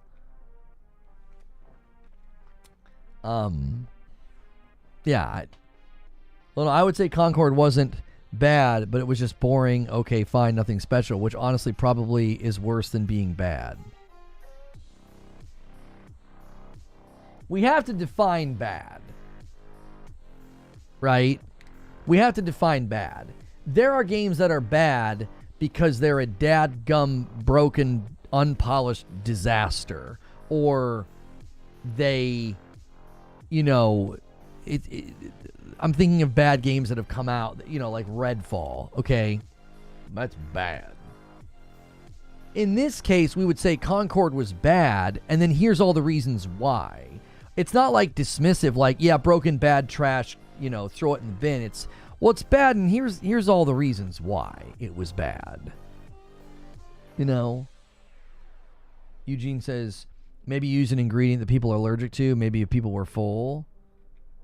I think if you want to say that Concord showed up at the wrong time because people were full and the market was saturated and people were tired of it and that's why they didn't consume it, I think that's an aspect of it, but I also think it was a bad game. I'll give you an example. Right now, if you built a battle royale in the Unreal Engine that was eerily similar to Fortnite and it was fun, technically sound, and it ran well, that's a bad game. Why? Because you're an idiot for making it. Right? Some derivative, super close to something already in the market game, I don't care if it's technically sound. I don't care if people had fun playing it. You're an idiot. What are you doing? That's a bad game. That's a bad game. I think the market being saturated didn't hold up because look at Marvel Rivals. Well, Marvel Rivals basically said, hey, we know you guys really were hoping, for Overwatch 2 to usher in a new era of the hero shooter. We're going to do it instead. I wouldn't call that bad. Okay, let me say this another way. It was bad because they did not allow any critical feedback to push against their lack of innovation. It was bad because they didn't get any feedback on how stupid the characters looked, how unappealing the characters looked. I've never seen a hero shooter with such unappealing heroes before in my life. And I'm not even talking about like they need to have badonkadonks and their biddies out. I'm saying they were dumb looking. They were derpy looking. Nobody wants to play as Paul Blart in a hero shooter. Okay, that's why it's a bad game. Like, making something that runs and is technically sound and is like, okay, yeah, this is fun to play for a little bit, that doesn't mean the game is good. It's like, well, wait, you clearly didn't get any critical feedback on game flow, game mode, lack of ultimates, character design, presentation, UI, all of it. It's like you built a bad game. This isn't good. Being serviceable is unworthy of the adjective good. It was a serviceable game. It was serviceable. I reserve the word good for... We've had this debate before about review scores. I attach a lot more weight to the word good, maybe than you guys do. And maybe that's why we're passing in the night on this. I refuse to call something good that has so many glaring problems. It's like, I'm not calling that good. No, that's bad. But it ran well. It was fun. The game modes and all, it all work. No. Why not just call it mid? Because mid doesn't communicate anything. As a qualitative judgment, mid is mid. It's like, okay. Like, it's like the difference between hot water and cold water. I can cook with hot water and I can drink cold water. You can't do much with tepid water. It's like, I can't do much with the tepid summary of a game. It doesn't tell me much. It's mid, is tepid. Oh, okay. What does that mean? You know? Yeah, I just attach more weight to the word good. I'm not going to attach the word good to a game that had so many glaring problems. There were a lot of issues with Concord that I don't think you can take the whole of its parts and the summary of its parts and be like, oh no, yeah, it was a good game. No, I don't think so.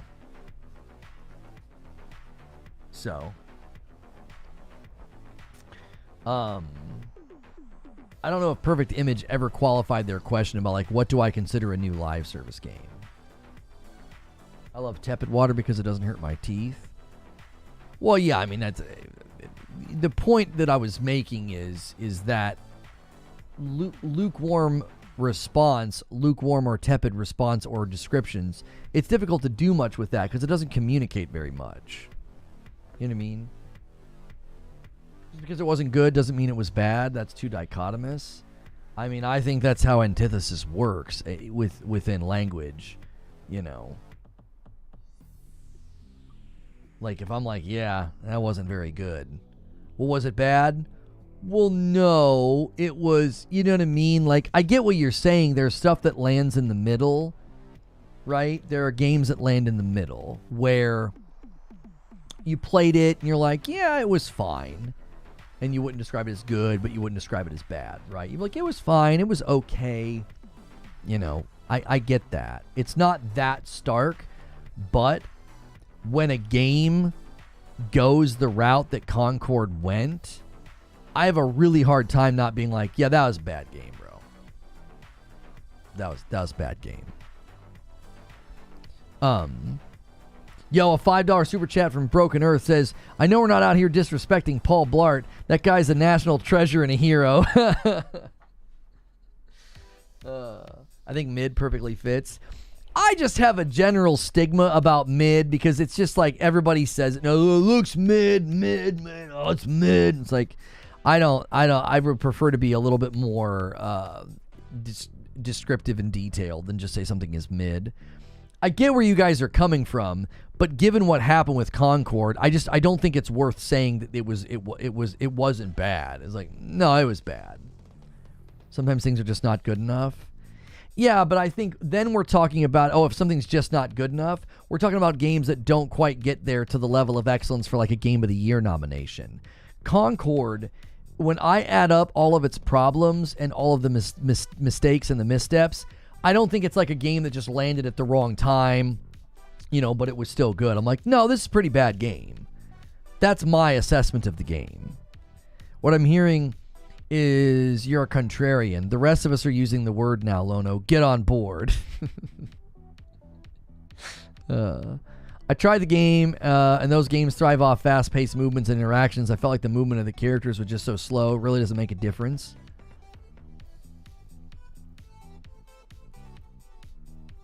Oh, a new type of live service game? Personally, I think a new and untapped form of live service game is in the realm of PvE.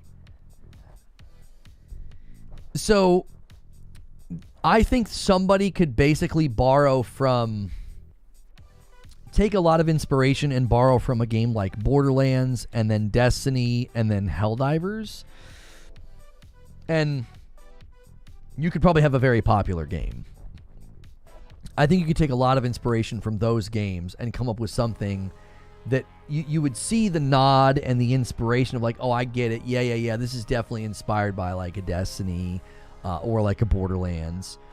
Because one of the things I think that companies should start trying to do with live service games is use other games or other games genres to round out those rough edges. So like every live service game has a rough edge or a couple of rough edges. So, you know, Destiny's rough edges were always that, you know, you can't do power creep, so every upgrade's sort of a lateral upgrade. Like it's a gun that's very similar to the last gun that you use with very similar perks, right? That's a rough edge of Destiny. Well, a really great way to, you know, polish that rough edge is you could borrow systems from a game like Borderlands or a game like Helldivers to where you can push against that. And then Helldivers or a Borderlands could also push against their own rough edges by borrowing some of the ideas from Destiny, right? You know, Borderlands is pretty linear. It's Diablo with guns. Well, you could open it up a bit and learn some lessons from Destiny with contents like raids or strikes or thing like that. Or even content like how Helldivers does it, like more like, you know, just like squad-based, you know, procedural gen, that kind of stuff. So I think all of those different genres and approaches to live service can certainly learn from each other. And that's when I think you'll get into new genres or new types of live service that could succeed.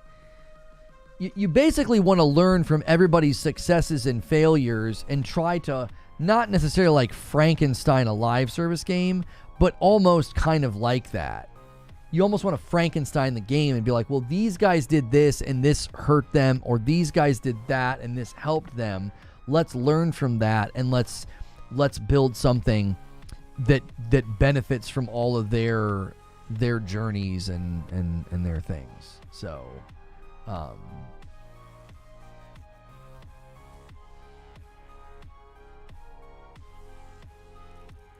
no cooking.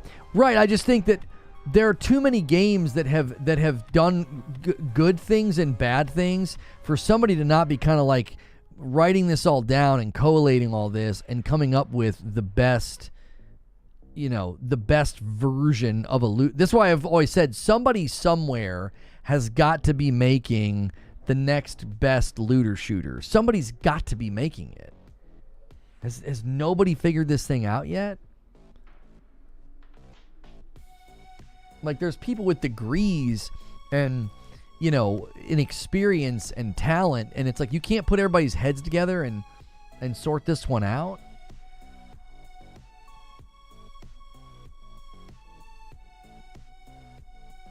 So basically the first Ascendant, but nobody wants to say that? No. No, the first Ascendant is not an example of what I'm talking about. I'm talking about a game that innovates and elevates the game by going into those systems and making them better or borrowing what works. First Ascendant basically took very generic gameplay, copied and pasted it everywhere over and over and over again, and they're selling booty cheeks, man. That game is just out here. I mean, that game's selling booty cheeks. That's how they're making their money. They're basically squeezing the whales right now with thick thighs. I mean, that's what they're doing. That's how they're making their money. They seem to be in the death throes because what they're doing is they're just going to keep throwing stuff out for the whales.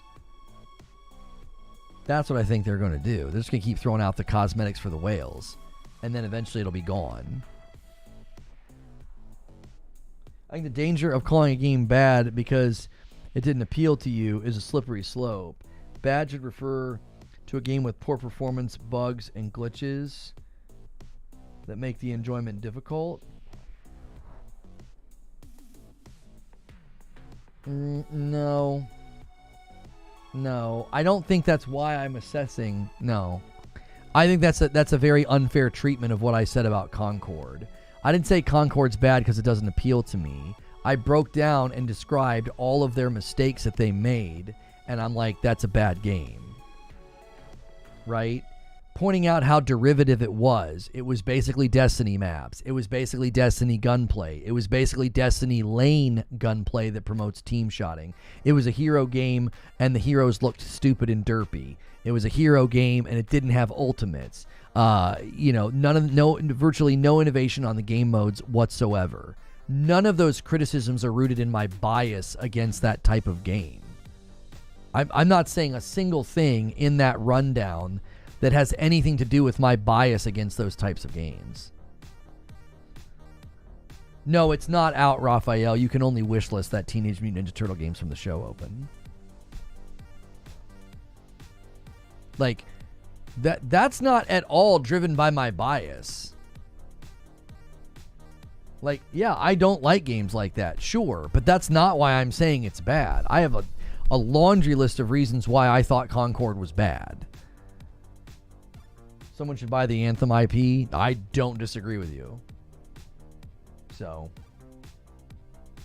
I wish Sunset Overdrive was on PlayStation. Yeah, a lot of people would love to see that. I didn't.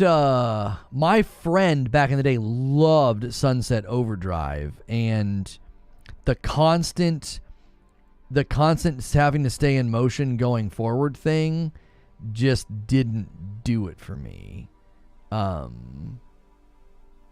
It just didn't do it for me. I know a lot of people don't like when I say that because like they liked it a lot.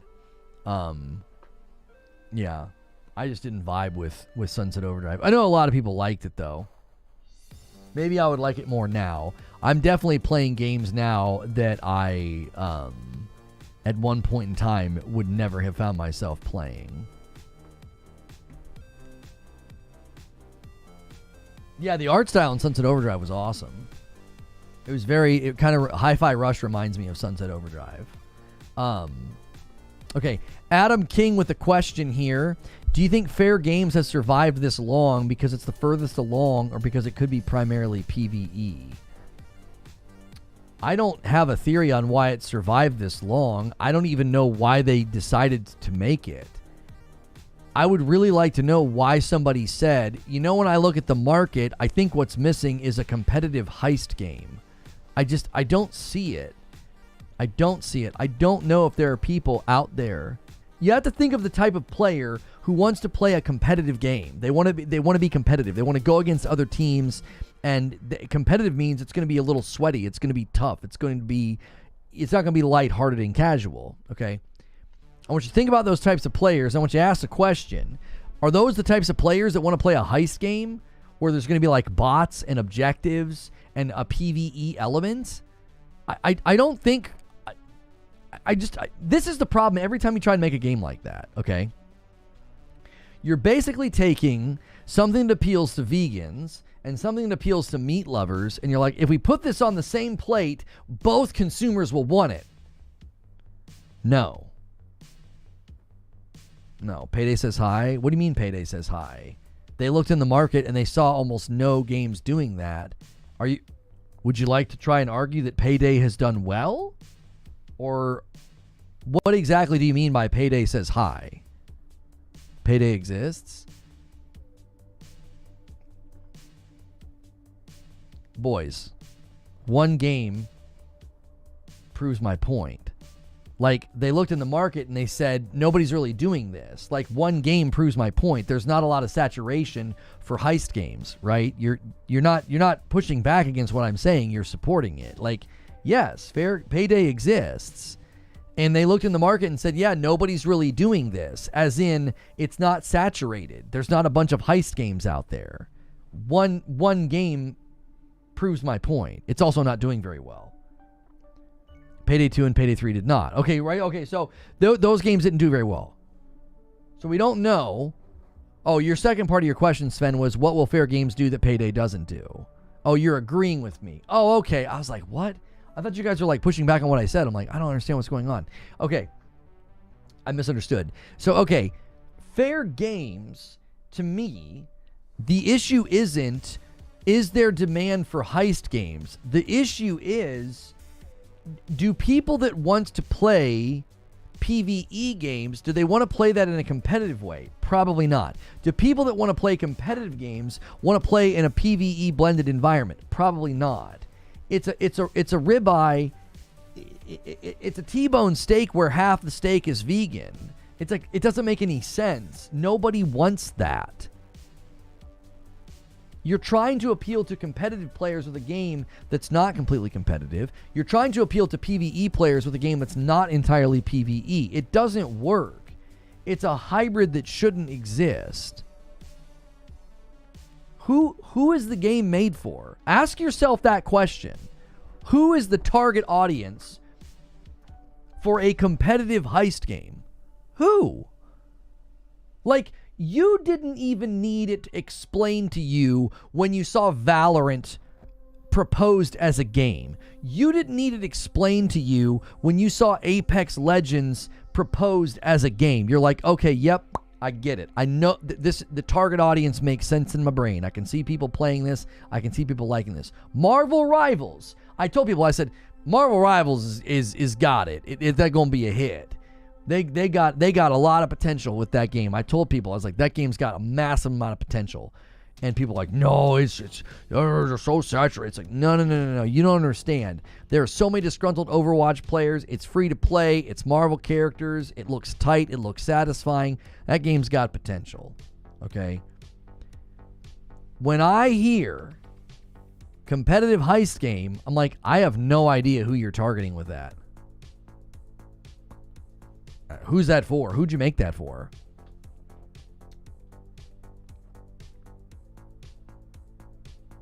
They need to remove the bots, though. No, the bots are keeping the casuals in there. The bots are an incredibly important aspect of that game's success.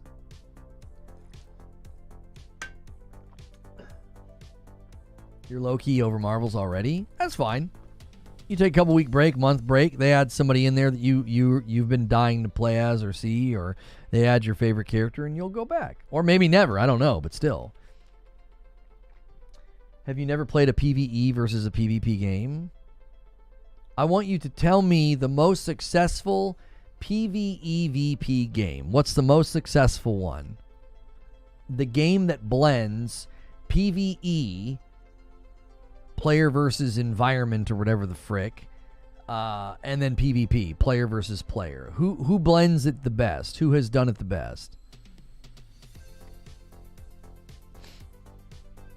PvP was a long-standing ask in Payday. Division. How long did the Dark Zone last? How well did it do? MOBAs. Gambit. League of Legends. Okay, MOBAs. Let's take MOBAs. Because, Dota and League are pretty big. Pretty big MOBAs. Okay? Yeah, Tarkov's not even at the level of the MOBAs of Dota and League. Okay, Tarkov's pretty low on the totem pole. So is Hunt. Okay, and those games are good examples of how, man, you're not going to have a very big audience. Okay, so let's take MOBAs.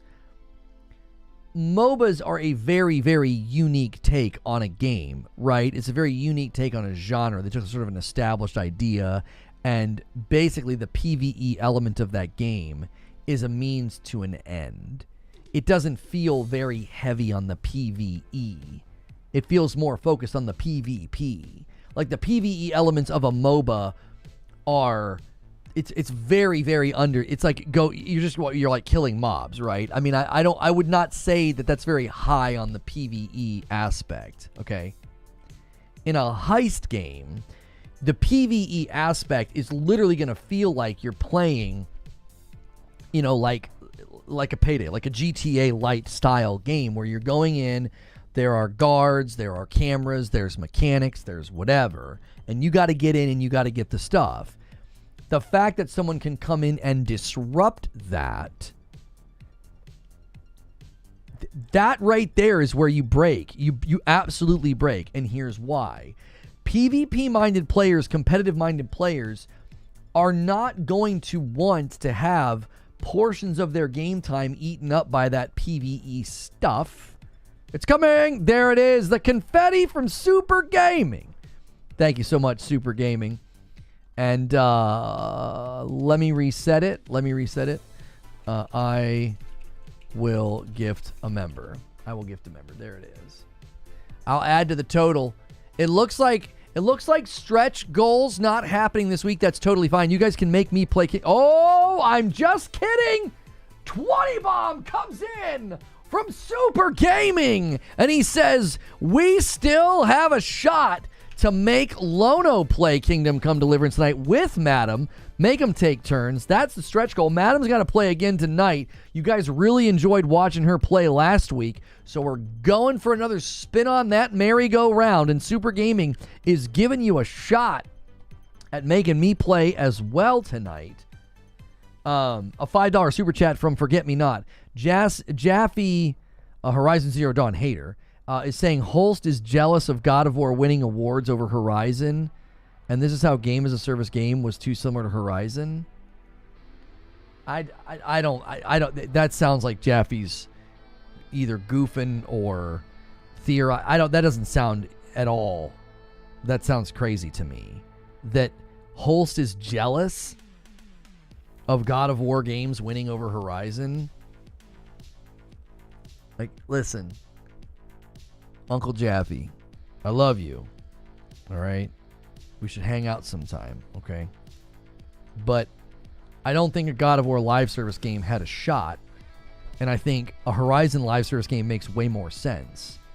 Like a Horizon MMO, when they said it, it was like Everybody could picture it in their mind. It was like, oh yeah, I could picture that. Big open world, big huge monsters. There's all these different factions. All the different factions wear different armor. You could totally see that balloon up and mushroom up into an MMO. God of War? Like, to Jaffe's credit, like, why God of War is so great is quite literally all of the reasons it would make a bad live service game.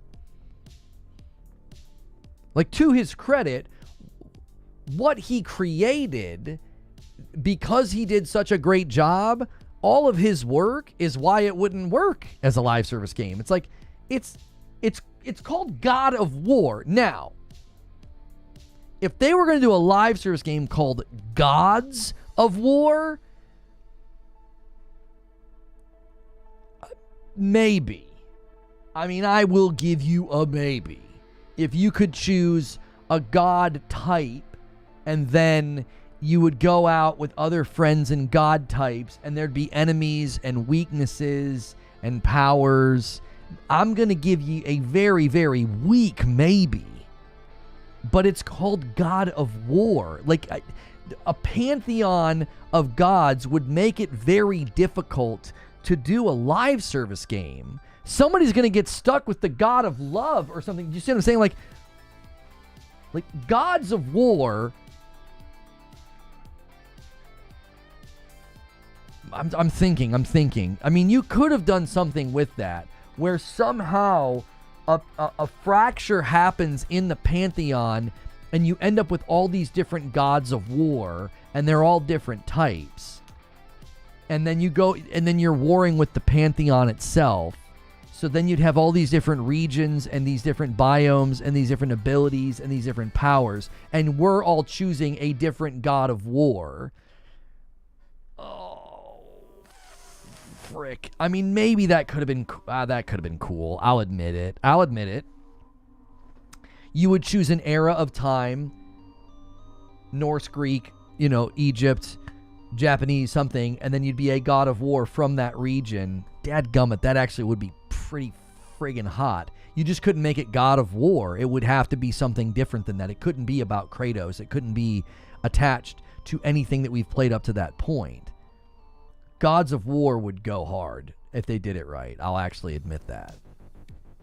You'd have to do it right, though. And it probably was just like, we don't want to take the risk with this. We don't want to take the risk with this property. A 5-spot from Super Gaming. I got a raise at work and I'm paying it forward. Hey, where the most help has come from. Oh, that's super kind, Super Gaming. Thank you very much for the $5 super chat. Congrats on the raise, man. Keep going, brother. Oh no, Lono pitches competition to his library concepts. I think you make the game using the assets, not the characters. That frees you from the lore. Yeah. Nintendo could make a live service game using the Tears of the Kingdom assets, but have nothing to do with Link. Right. Yeah. I think they made the right decision because God of War, like as an IP, as an idea, as a tentpole banner carrying game, you don't want to muddy that or dilute that at all. Kratos has potency. Like, Jaffe deserves to wear that proudly. That trailer where he walked out of the shadows and that music, boom, boom, boom, it's like everybody screams, because like that's, Kratos walks out of the shadows in that trailer for 2018 and the place went freaking nuts. That's the potency of that IP, and you don't want to dilute that with like, come and be your own god in God of War the MMO. Like that would be no. Gods of War does go hard as a title and an idea, but I again worry that you would dilute the brand. You man, oh man, do you have a potent IP and character. Look up God of War Ascension that had multiplayer, back when every game had multiplayer. Right, having multiplayer though, Street Shadow, as we learned with factions, does that translate into potential live service? Also, we got to put some respect on Kratos' name.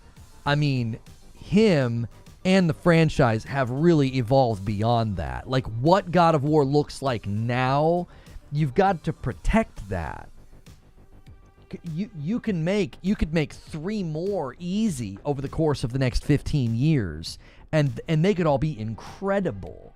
The last thing you want to do is create some diluted live service slop where it's like, again, it just sounds, come and play as your own God of War.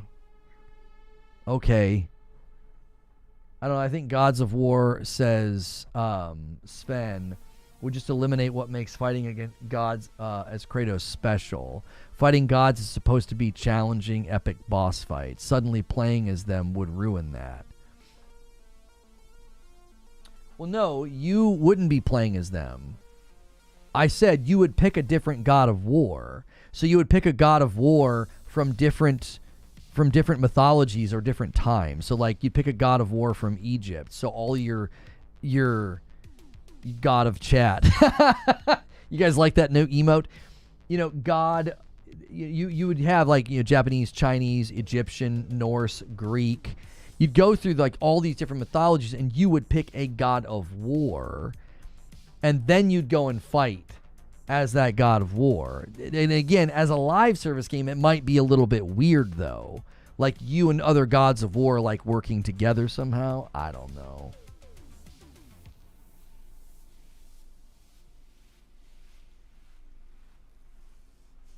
Again, I think you run the risk of diluting one of their most potent brands and IPs. I really think you need to treat Kratos and Aloy with great care because they're very strong for you. Like as soon as you see Aloy or Kratos, they're iconic. They're brand identity markers. It's beautiful. Yeah, Omar made it. Omar made it. Wolf Saint says, are you going to be playing Disorder, Lono? It comes out on the 22nd. I have it in my wish list radar room, so it will end up in one of the opening monologues. I heard that the demo was a little rough. I don't know if you guys have seen this. It's very much like, hey, did you like Stellar Blade? Well, we've got some booty cheeks for you. I heard that the demo was pretty rough, though. What is this? Eugene says perfection. Right. The emote. Eugene's referring to the emote. They get to gameplay eventually here. You can even see right there with her movement why people thought the demo was a little rough. Like her movement was a little rigid there. I can't even see what's happening. That could be YouTube compression kind of ruining it, but they are very much my concern with this game here. Is this just seems like we have Stellar Blade at home. There it is. Bumble Pants just said it. We have Stellar Blade at home. It's like you put a big old badonk in some some spandex leather, and then you got her biddies hanging out, and it's just so, yeah, you talk about derivative. Yeah, this is so Stellar Blade at home. So, and I heard the demo was not very good, and I think it's because they rushed this out hoping to capitalize, and you're like, I don't know. You're basically just trying to capitalize on something that already did well. So I'm happy to try it. I think the demo's available right now, is it not?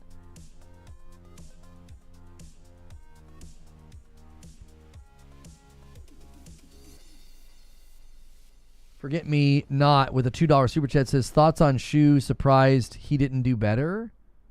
He was surprised that he didn't do better? What? What are you talking about? A question from Garrett Green. Do you remember PlayStation Home, and do you think Media Molecule could make a PS Home 2? I don't remember that. I don't know what you're talking about. Who's making this? Disorder? Let's see.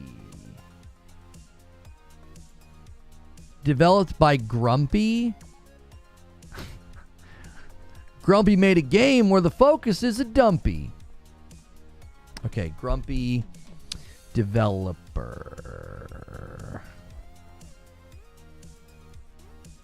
They're hard to find because all I'm finding is... Wait, is that game on Disorder Steam? Is it on Steam? Yeah, it's on Steam. All right, let's figure out who they are and what they do.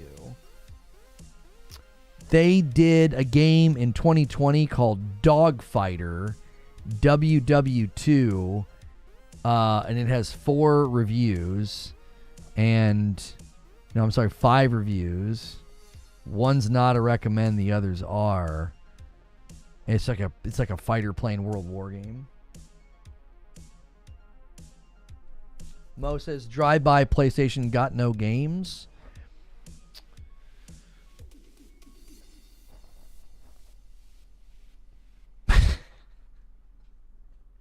Mo, let me ask you something.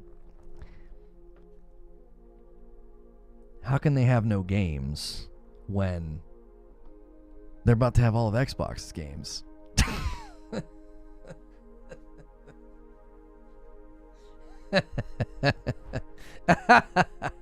You can't drive by me. I made a Teflon mother. I'm just kidding, Mo. Good to see you. Yeah, I don't know. That Disorder game, they've only got that one other game. Yeah, they got the flight sim game. Or I'm sorry, the fighter pilot game, the World War fighter pilot game. So, Forget Me Not says meant to say Horizon. Oh, Yoshida saying he was surprised that the sequel didn't sell more. I would want to know the full context of why he thinks that, because that's normal. Ragnarok didn't sell as much as 2018. Forbidden West didn't sell as much as Zero Dawn. Last of Us didn't sell as much as the first. I'm pretty sure Spider-Man 2 is the same, is it not? Xbox invades enemy territory. Mo, it's not enemy territory anymore. They're friends now. Xbox isn't invading. They're setting up shop in the market. What was I saying? Ragnarok was reaching numbers of the first, though? No, we just checked this the other day. No, it was not. I think it's typical. I would want to know the context of why he said it. Did he say it because he thought, like, Horizon Zero Dawn was so incredible, maybe he expected Forbidden West to sell more? I don't know why he said it. Like, I want the context of what he means. Like, it's obviously being spun by grifters as, like, yeah, Horizon Forbidden West was a failure. Yoshida was disappointed in it. That's not what he said. You freaking liars that always misquote these guys. It's so egregious and stupid. That's not what he said. He didn't say that it failed or that he was disappointed in it. He was like, he was surprised it didn't sell more. Meaning, like, yeah, I was really confident in this brand. It was really popular. I thought the second game was going to sell more than it did. That's a pretty light-hearted statement. I don't think that's like some big indictment of Horizon. They're clearly believing in the product and the IP. Look how much they're investing in it. Most of the PS5 sold that year were Horizon bundled. Yeah, I want to know the full context of his surprise. That's another factor. You gave it away. Oh, right, because the Horizon bundles don't count towards the sale. Yeah, that's right. You just get it. They also put it on PlayStation Plus really quickly. He said that it didn't sell as much as Horizon Zero Dawn. He said that it sold great, but he thought it would sell more. See, that's why these grifting liars should just go into another business. Like, why don't you go be politicians, for Pete's sakes? Like, the guy says, yeah, it sold great. I just thought I was going to sell more. And they're like, yeah, Forbidden West failed. Yoshida was disappointed in it. Oh my gosh. Jiminy Christmas. Like, I say that I feel like rest mode is essentially the same as quick resume, and I get 15 videos made about me being a liar, and these guys just flat out misquote people. It's like, the double standards. It's not even double standards. It's just flat out hypocrisy. It's like, I state an opinion and I get called a liar. These guys just misquote somebody, for ad revenue. That's pathetic. That's not what he said. It's not what he said. Like, it's so common for the sequels to not outsell the predecessors. That's pretty much par for the course. Now, there are obviously exceptions to this rule, but exceptions to the rule prove the rule. Like, yeah, and they put, again, there's context to Horizon Forbidden West not selling more. They put it on PS Plus way earlier than when they typically do, and they literally said that it hurt sales. They admitted that. I mean, of course it didn't sell as well. You put it on PS Plus, and you slowed the sales down almost immediately when you did that. And then you bundled it with PS5s. So that doesn't count as a sale. They're buying a PS5, and you're just throwing in Horizon. Both games sold about 8 million in the first year. Yeah, he wasn't even indicating it was a failure, Jack. I think he was just saying, like, oh, I thought it would have sold more. I think people are absolutely starving because they've had to live through 13 months of being wrong about everything. That's the facts, Jack. You've been wrong for 13 months. Grifting, astroturfing, lying, obfuscating about what Xbox is doing and how people can't read the context of a CFO's remarks, and they're only talking about ABK, and it'll only be these smaller titles, and, this isn't going to happen, and, like, you've been wrong for 13 months, and now they're like, oh, finally, a juicy bit of a sentence where Yoshida said he thought Horizon would have sold more, and they're like, well, thank God I can make a negative video about PlayStation after being on a 13-month bender of being wrong. I mean, you're starving for content if you're making it about me and Quick Resume. Good golly, are you starving?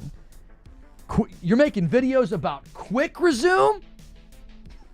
And people are coming to my comments and they just type Quick Resume. Like it's going to trigger me. I'm like, really? Really? What's next? Make a video about FPS boost. Do it. Make one about smart delivery. Do it. Come on. Make a video about Game Pass Core. Like, holy mackerel. Holy mackerel. They're making videos about Quick Resume, boys.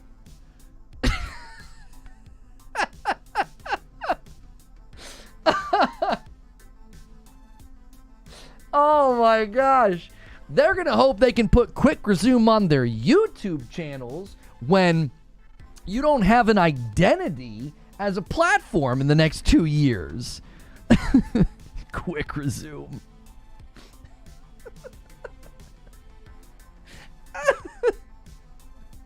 You know what I like knowing? I like knowing that people spent more time making videos about Quick Resume than I have to wait to start a game on my PlayStation. Like, you spent an afternoon making videos about Quick Resume. And I'm like, well, that's interesting. Turn on my PlayStation.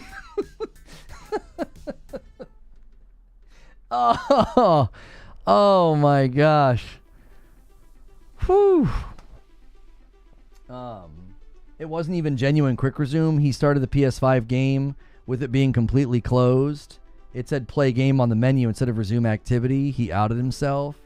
Oh, do you mean to tell me that somebody who immediately called me a fanboy made a video that lacked integrity while calling me a liar? Oh my gosh.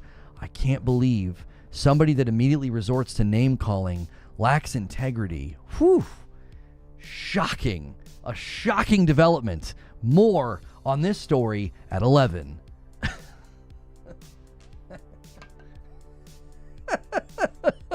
They're making videos about Quick Resume, bro. Starving. Combing over. We've been streaming for 4 and 5 hours some of these days. Like, you're combing over hours of content and you're like, got him. We got him, boys. He said that PlayStation in rest mode is basically like quick resume. He walked into our trap car.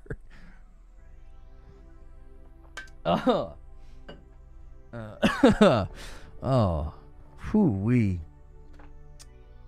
Oh, golly. Is that in the game? What is that? Is that a character in the game, Lido? Holy mackerel. That has to be Photoshop, bro. I need to enhance this image to decide. Enhance. I'm kidding.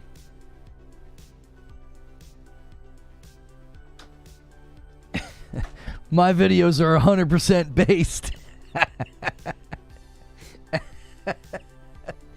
Oh. Whew. My favorite part about all those videos is I didn't watch them. That was the best part about them.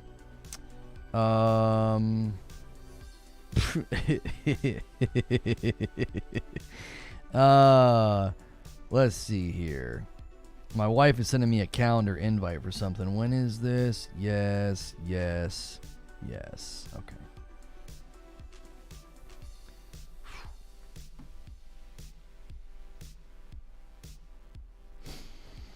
Quick resume saved the RAM state to the internal storage. You could pick up the game exactly where you left off.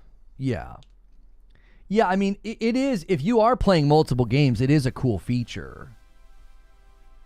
You know what I mean? It is a cool feature. Like if I was playing Hogwarts and then my daughter's playing Unraveled, you know, and like we don't have to like wait for it to load. Okay, that is cool. But Jiminy Christmas, if like we're this many years into the gen and that's what you're singing the praises of the console for, oh my gosh. Like, you might as well be like, well, I like it because it's black. Like, okay.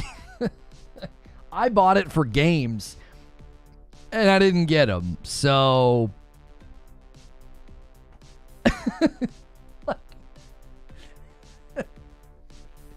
it's like... It's like buying a car and they promise you all these great features. Like 4 or 5 years later, like none of it turned out to be true. And you're like, but do you see how fast the power windows go down? When I go through the drive-thru, this whole waiting 2 seconds for the window to go down, I cannot abide that, okay? So I'm really happy that I can, and the window just goes down. See that? See how awesome it is? You see it? Isn't that great?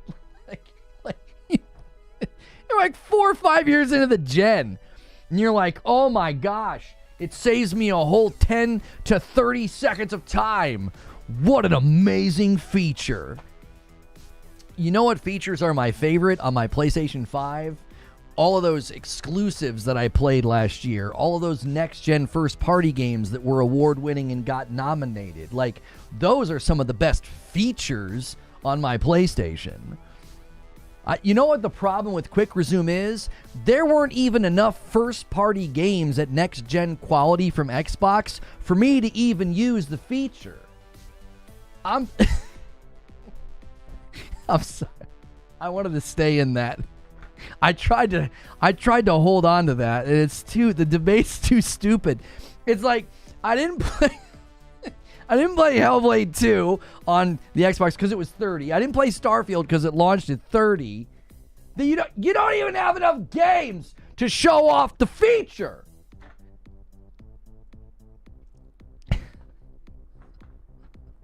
They're going to start to catch on that I do that for the clips. Like, he only yells so that we clip him. Like, you don't even have enough games to use the feature. What are you going to quick resume? I guess you can quick resume, you know, in Indiana Jones, maybe, to Stalker with all its wonderful performance issues. Like, I guess that's the real problem, isn't it? That's the problem. PlayStation had all those great exclusives last year, and I couldn't quick resume any of them. You know? Like when I was wanting to stop playing Stellar Blade and, boot up Helldivers 2. I had to wait a little bit. That's a disaster. Can you believe the state of PlayStation? And then when I was done playing Helldivers 2 and I wanted to boot up Rise of the Ronin, I had to wait. I mean, what a joke of a platform. It's unbelievable. It's indefensible that I had all these exclusives last year and I couldn't quick resume any of them. Oh, thank God for Xbox. I'm going to go over here and play. Oh, that's right. It was just Hellblade 2 and then, that's waited all year for Indiana Jones. Stalker 2 ran like garbage. But thank God for quick resume.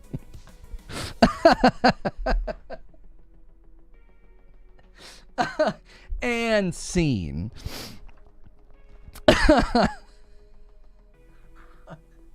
It's just, it's reached the level of comedy for me now, which I think is the best place for it to be, right? It was frustrating when we covered ABK.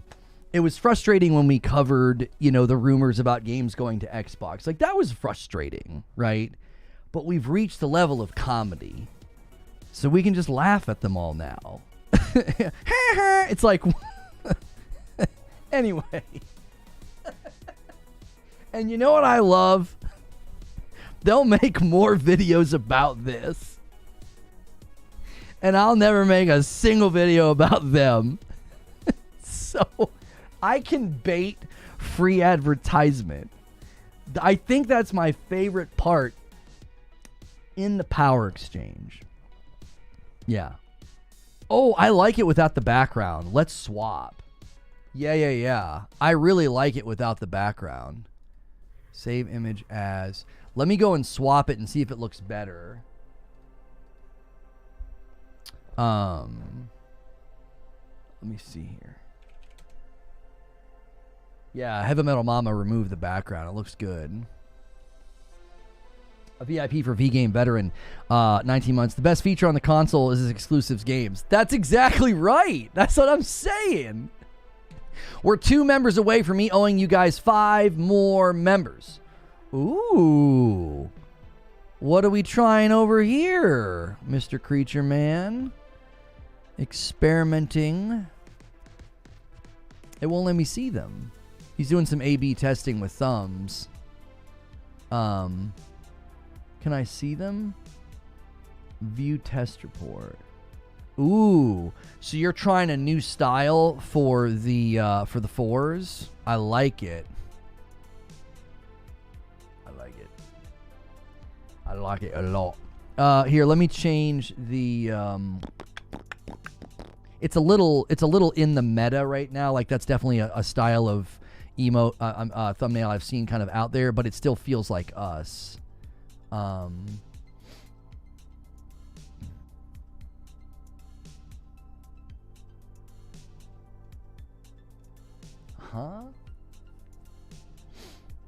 Optional features. Okay, hang on. Where is the PFP emote? There it is. Let's replace the image. Oh, yeah.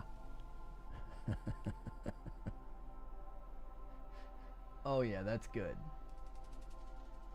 Oh, it's got to be 1-to-1. Somebody needs to resave that. We need that to be resaved. It needs to be 1-to-1. It needs to be a square. Broken Earth with a $5 super chat. You bought your console for games. I bought my console for quick resume. We are not the same.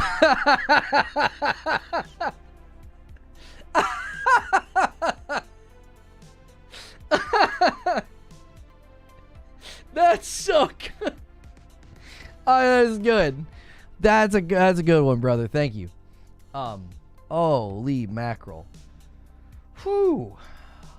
A John with a question says, I know your prediction about the smaller Atreus game, but what do you think the next big God of War game looks like? I think they all but said Egypt. Right? Yo, my hair looks so good in that emote. That really emote. Golly. I need to take a picture of that and take it to my guy and be like, I need it to look like this anytime you cut it. I love that. I don't know what he did to it to make it look like that. The last one I sent's 1-to-1. No. Heavy Metal Mama sent one where the background's gone. It's not 1-to-1 though.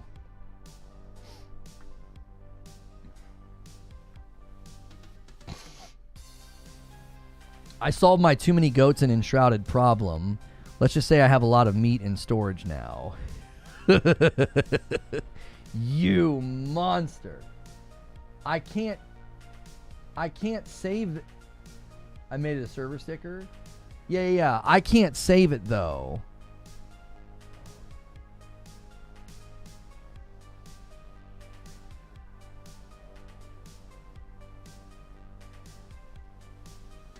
Yeah, I can't save the sticker. I need somebody to give me the one with the cleared out background as a 1-to-1 square image. Yeah. Yeah. Anyways. Yeah, didn't they confirm that, like, the next big God of War game, didn't they confirm that it's going to be Egypt, I thought? No, Egypt was the original plan, but decided Norse. The comic had Kratos going to Egypt. No. I thought they said they took a vote, and it was like so close. There was, maybe I'm misremembering. I thought we figured it out by looking at, like, there was a vote at the studio of what they were going to do next. Yo, what's good, Top Reply? I'm having a hard time remembering now. I thought there was an instance where we could kind of deduce where they were going to go with the next God of War based on, like, they took like an internal vote at the company or something.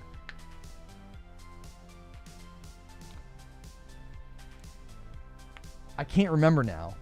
And I thought we decided, yeah, they're probably going back to Egypt. There were hints at Egypt in the game. Yeah, there was also that. I thought we pieced this together at one point in time, and now I can't remember how we pieced it all together. Yeah.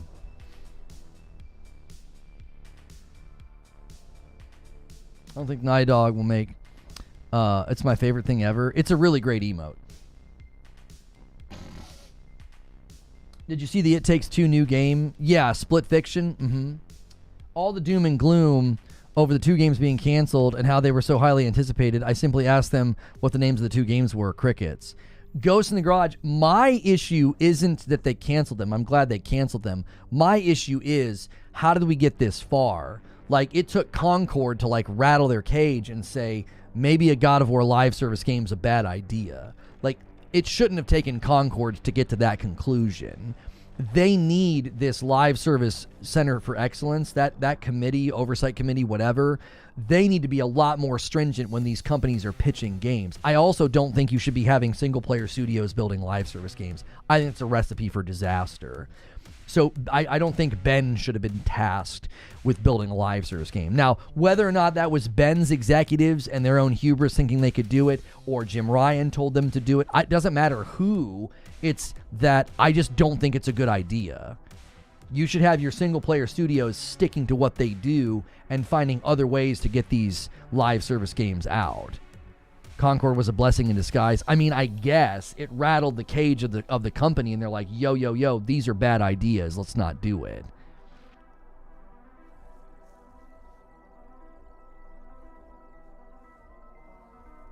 Schreier thinks that they might have a hard time matching the first game's success. I feel like Schreier and a lot of these outlets are just creating mystery gap to get people to click on their articles, which is totally fine and the legitimate strategy. I don't think he's like click farming or rage farming, but I definitely think they're just creating mystery gaps. Like, everybody's sliding in some kind of like a negative slant with respect to the Switch 2. I think the Switch 2 is going to crush. I think the fact that Herman Holst got so much flack, so much so that whatever oversight they have in place kicked in. Timing is bad, optics are bad, but I'm glad too. Yeah.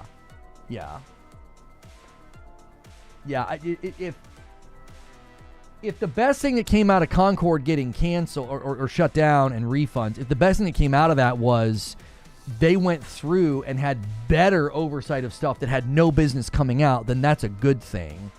even though it shouldn't have gotten to this point to begin with. It's like somebody uttered the sentence God of War live service game and nobody pumped the brakes. And not even that, why would you task Blue Point with making it? That's just bizarre.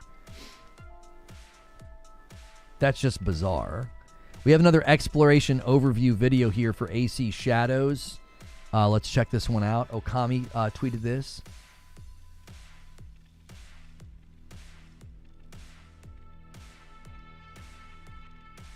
I don't necessarily know if they thought like God of War would be good for live service. I think they thought, if we're going to do live service, let's use our IPs to do it. You know what I mean? Eugene says, it'll be difficult to outsell the first, but that doesn't mean it won't do well. They're anticipating outselling the first one this year. Analysts are saying 20 million in the first year. The first one sold 13 million in its first year. Are you guys seeing this? What the frick is going on? How many systems are in this game? Oh my gosh. I could totally do this for hours. Just sit and draw animals.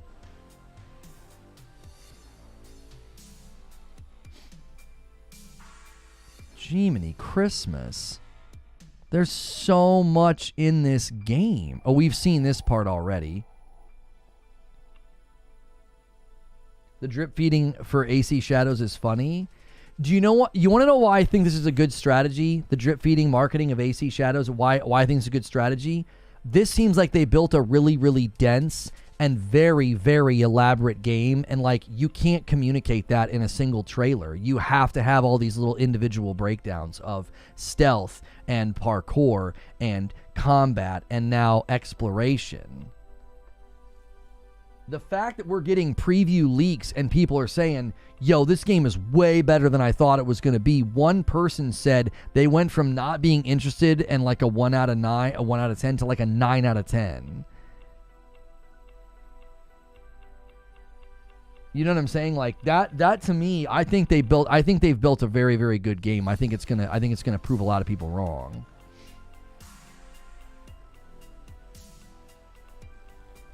Piscatella doesn't even think the Switch 2 will be the best-selling console of the year. I'll take his theory over analysts. But that's what he is, Eugene. Isn't he just a data analyst guy? Like, isn't he doing the same thing these other people are doing? These people are basing it off of the reports and the internal things that they've heard that, like, the Nintendo is gearing up to be able to sell 20 million in the first year. Isn't he doing the same thing? He's looking at the numbers and doing analysis and saying, I don't think it'll be the best-selling console of the year. Okay? I mean, they're all placing bets based off of data and trends. I like Piscatella. I think he's a sharp guy, but I don't think he's in any better position than anybody else. They're all doing the same thing. Yeah, AC Shadows is March 20th now.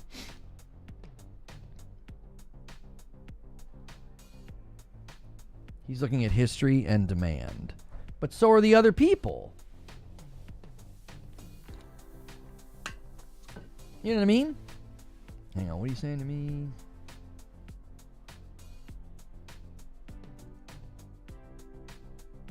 Yeah, I got that, creature. Yeah, I got that invitation. Yeah. Thought it was funny. Even you have a wish to play it?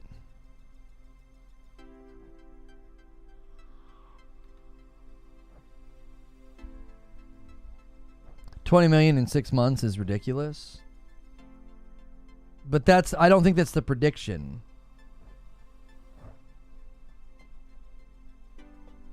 That looks like it's been stretched, Heavy Metal Mama. Yeah, that's been stretched. I don't want a stretched version of it. I want the original dimensions. That's been stretched vertically. He doesn't look right. I don't think it's 20 million this year. It's in the first year, Eugene.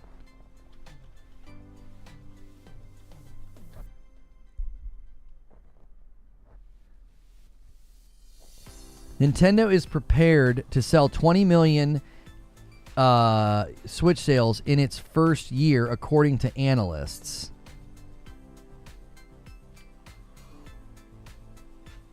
It's all down to the supply chain network that Nintendo has in place, ready for what could be its biggest console launch yet. So when they say, like, the Switch 1 sold 15 during its first year, which obviously, if you're only talking about that year, that's an unfair advantage, is it not? Because I believe it came out in February. When we say 1-to-1, we're not saying 1-to-1 ratio. I need it to be a square.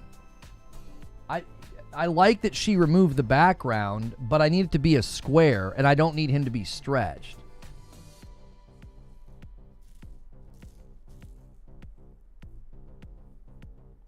The Nintendo Switch 2 will topple the PS2, says Creature.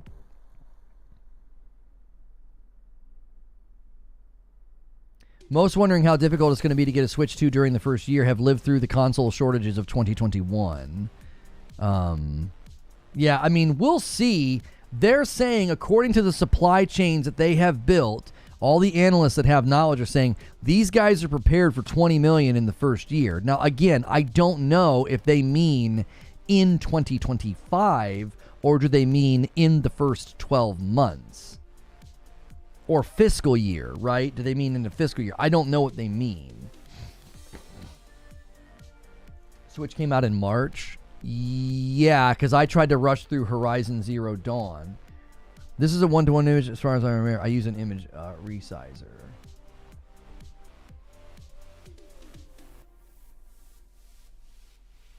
Hang on. I think let's try this one.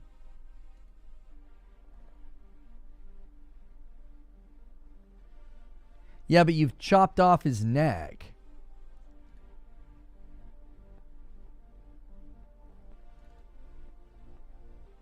You've chopped off his neck. The one that she had, it like went up, his neck rounded up. You've chopped off his neck for whatever reason. He needs to be slid over. Wasn't that already like that? No, if you scroll up and you look at Heavy Metal Mama's, she has his neck's round. The problem with hers is that hers is stretched. What neck? Oh, Barrier put it on. Barrier put it on his own profile picture. I just think they mean if the demand is 20 million, then Nintendo will be able to provide that. Right, and I think that's why I think Nintendo. I want you to remember what happened though. Nintendo literally pushed this thing back into 2025 because they wanted production to be able to match demand. I think they know better than we do. I think they know better than Piscatella. Again, I like Piscatella, but I think Nintendo knows better than him. They pushed this thing back into this year so that they could be able to meet demand and not have shortages. They seem to know that this thing's going to be a monster. I would bet on Nintendo. They're a horse I would bet on. This thing's going to surpass the first one. I think it will. Lifetime. I think in its first year, in its first 12 months, it's going to surpass the 13 to 15 million that the first one did. I think it could hit 20 million. They've never sold that many units in a single year. That's the entire point of what we're discussing. Yeah.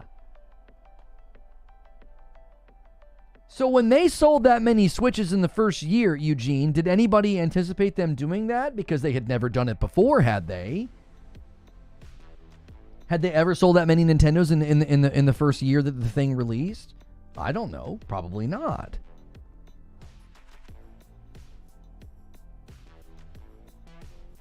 I don't think that's a reason to think they won't do it. Again, I'm open to being wrong here, but Nintendo literally said, we're pushing this thing back into 2025. We want to be able to meet demand. And now all the analysts are saying they've got production at a level to where they can meet 20 million in the year. I'm like, that's insane.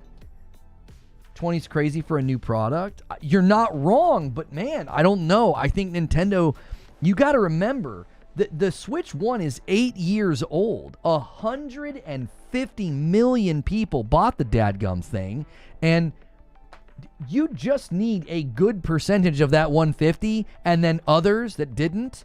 You just need those people to buy it. This is Omar's image in a new window. It looks 1-to-1 to me. Yes, that is 1-to-1. We have a version that somebody cut out the background, but then it stretched for some reason. I want one without the background. The stuff behind his head. The big Nintendo consoles have always gone viral. I don't know if the Switch 2 has the energy about it.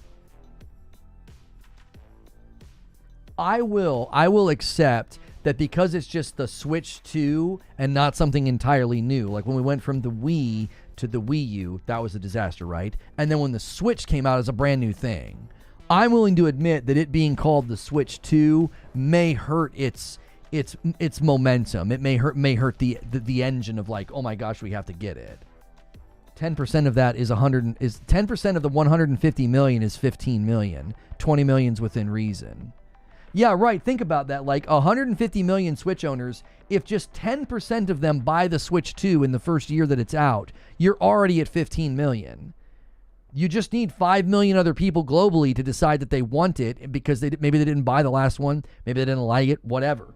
This thing's going to hit. This thing's going to hit with, again, this is an anticipation that I have, with far more third-party congruence than we've ever seen.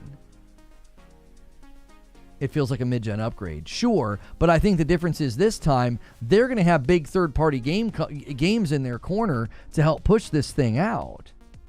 Are you skipping questions? No, I'm not pulling them up just yet. I've been pulling them up infrequently.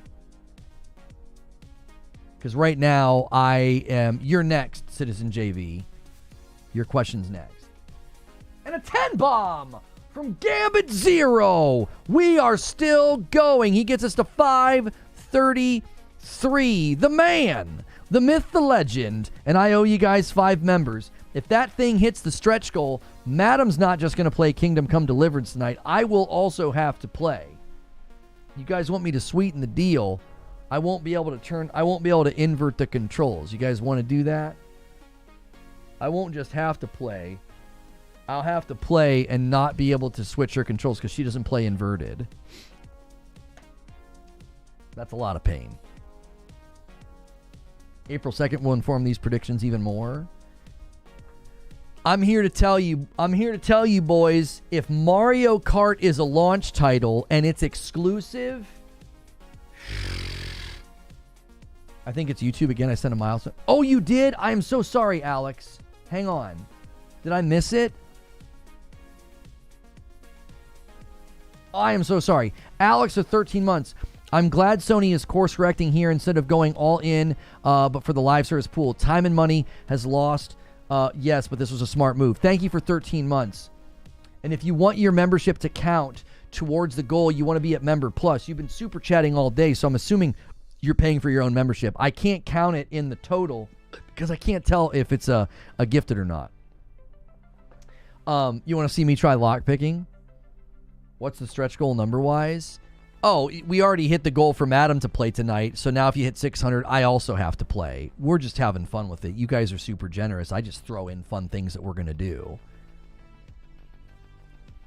I want to see Lono play Kingdom Come when I come home from a bender. Let's get it, says Jaster. Why would Mario Kart not be an exclusive? That's what I'm saying, Barrier. If this thing hits and the new Mario Kart is exclusive to Switch 2, homie, you doubt it? I don't doubt it. Do you want to know why I don't doubt it? Look at the sales of Mario Kart 8 Lifetime. They don't need the new Mario Kart to be cross-gen. They don't. They're going to make... I have a feeling it'll be exclusive. Okay, what is it? Let's see. Mario Kart 8 Lifetime sales. It's absurd. It's absolutely absurd. Mario Kart 8 Deluxe for its life, 64 million copies. 64 million. Now it's crossed a bunch, okay? It's crossed a bunch of, I believe it's on like more than one platform, isn't it? Isn't it? Anyway, it's the best-selling Nintendo Switch game. 64 million copies. Mario Kart 8 was cross-gen, right? That I don't think this one will be. It doesn't need to be. They've made an absurd amount of money. Thank you for the gifted member, Catwalk. He says, come on, boys. Let's make Lono play. Let's make him play. Thank you, sir. They're going to move units by going Switch 2 exclusive. It started as a Wii U game. Right. I'm here to tell you, I bet you money that Mario Kart is a Switch 2 exclusive. That will move units. That's why it will be cross-gen? No. You've sold 64 million copies of the previous Mario Kart. That means you have a monster game on your hands, and people are going to want to play the next one. And if you say you have to buy the Switch 2 to play it, that's potency, that's power. They will 100%, if their goal, I'll qualify it, if their goal is to sell as many Switch 2s as they possibly can, they will make the new Mario Kart an exclusive. If they're just interested in selling a bunch of more copies of Mario Kart, I've been getting that too, Buffalo Wing Dave and Chrome. It just crashes. It's the chat. You just want to close and reopen chat. It's the YouTube chat that does it. Yo, a VIP renewal from Leo Mera gets us to 535. They have 120 million MAU. It's been 8 years, boys. It's been 8 years. Troll says they're going to run to Switch 2 if it's exclusive. Listen to me now. Listen to me. If they're anticipating, and a 5-bomb from Leo Mera, and he rounds us out to 540, he puts us a 10-bomb away from me owing you guys 5 more members. Thank you, Leo Mera.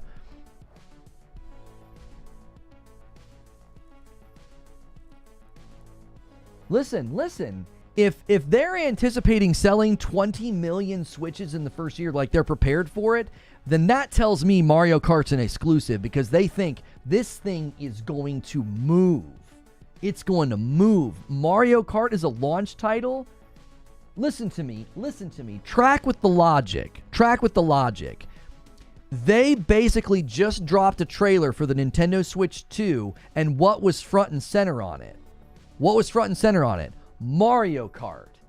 And it is their fastest and best-selling Switch game. Do you want to do some little analysis of the trailer with me? Do you want to know what happens the minute that they show you backwards compatible is a problem? Mario Kart disappears from the picture. What's on the Switch when they show you backwards compatibility? It ain't Mario Kart anymore. I'm telling you, listen to me now. Look. We got to get past the hardware. All right, here we go. There it is. A brand new Mario Kart. Front and center. They dock it. All right. So they just centered this device on Mario Kart, in my opinion. All right. Hey, everybody's going to have questions about backwards compatibility, right? Am I going to be able to play my cricket? Boom. Super Mario Brothers Wonder. Now, my question would be, right after that, they say right here, it'll play Nintendo Switch 2 exclusive games as well as Nintendo Switch games, okay? So they're showing you, hey, if you already have a game, it'll work here. I'm telling you, very, very passively, they're telling you with this trailer, and again, I could be wrong. I'm making a prediction. Predictions are not objective.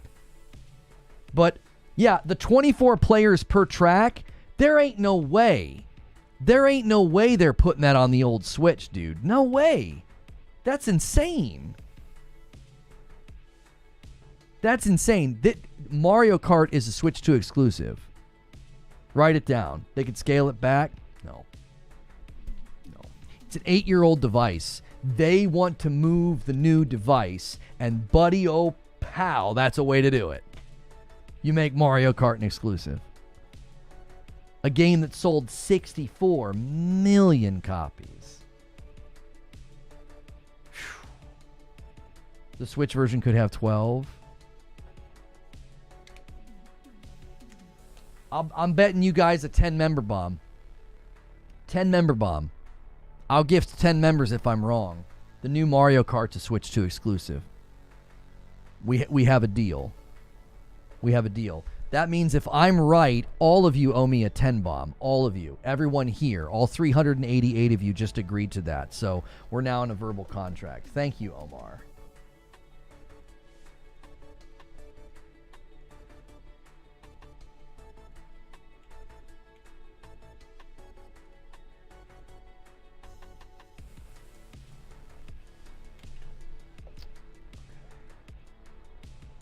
All right, let me fix that emote.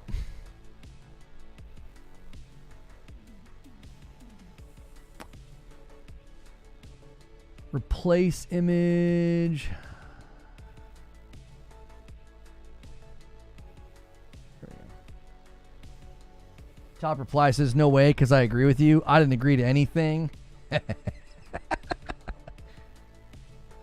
Oh my God, Lono, that's not how contract law works. Why do you hurt me like this? Listen, Zubair, listen to me.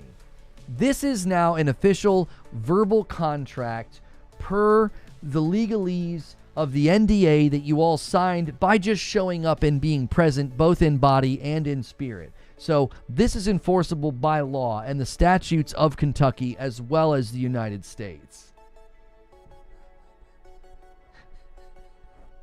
I pledge allegiance to whatever this is and the statutes of limitations for which it stands. Anyway, 2 gifted members coming in, Ant and Alfonso. I'm really just trying to give I'm trying to give him an aneurysm.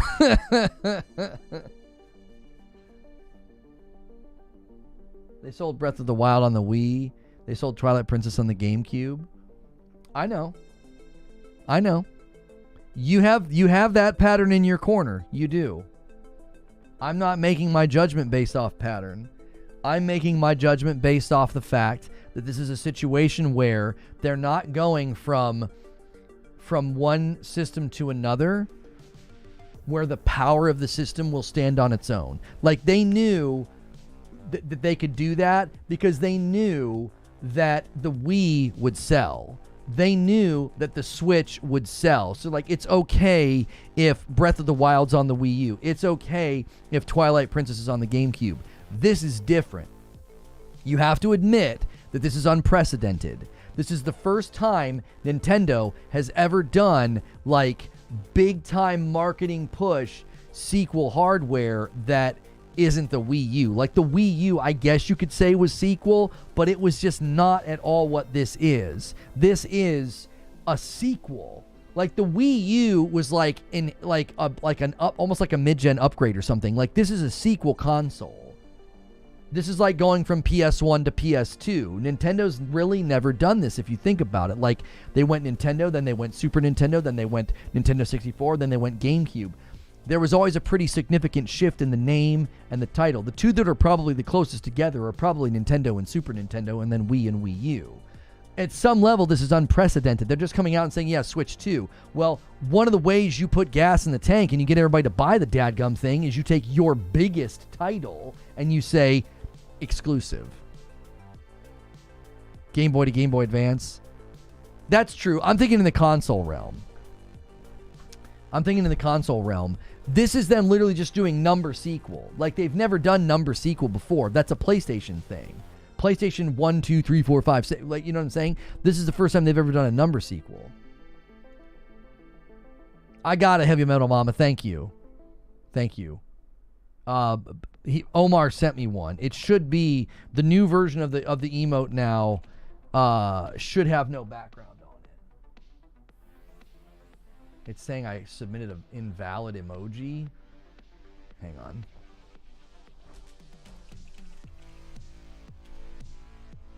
There we go. Cobra Kai with a $10 super chat says, it won't be exclusive. It doesn't make sense business-wise. Not everyone will be able to get a Switch 2 at launch. Why would they forego selling millions more copies to their 120 million user base? Listen, at one level, I agree with you. I do. They would make a stupid amount of money on a new Mario Kart. There's 150 million Switches out there. There is, okay? My thought process on this is very simple. They feel a larger sense of pressure to sell this device, and they're going to need, I think it's going to need help because of the fact that it's just the Nintendo Switch 2. Eventually everyone will get one. I think they want the track with me now. They're a toy company. Okay? They want to sell the device. And if they're being told that Shiny Red Flag, thank you so much for the Member Plus renewal, and that moves the line to 543. If they're being told, hey, we want this thing to outsell the previous, somebody somewhere said, I tell you how we do that. You got to come out of the sales blocks like a cannon, and that's how you do it. You make Mario Kart exclusive. You're correct. That's an insane amount of money. That's 150 million people that are going to be like, what? I can't buy the latest Mario Kart? But that's exactly what you want them to say because you want them to buy the new device. That device is so old, I personally think they're going to want adoption rates to be faster this time around. Because the Switch is so old and so weak in comparison, I don't think they're going to want to do cross-gen support for very long. Especially not a game like Mario Kart with 24 karts out there. A new system equals game sale, subs, accessories versus one game sale. Right, you're not considering the big picture. Every person that buys a Nintendo Switch 2 is going to be buying controllers, accessories, cases, and then other games that are exclusive as well. There's going to be third-party games that we're hearing like Red Dead Redemption 2 and stuff that you can't buy on the original Switch, and those people are going to be buying them, and Nintendo just gets a 30% scrape all those. Can anyone point to Switch launch title that was exclusive to the Switch? The last few consoles outside of the Wii Sports, I don't think had a Nintendo exclusive.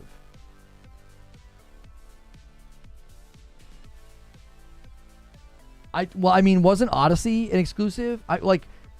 Right after Breath of the Wild, could you get Odyssey, Mario Odyssey, Wii U? Could you get a Wii U version of Odyssey?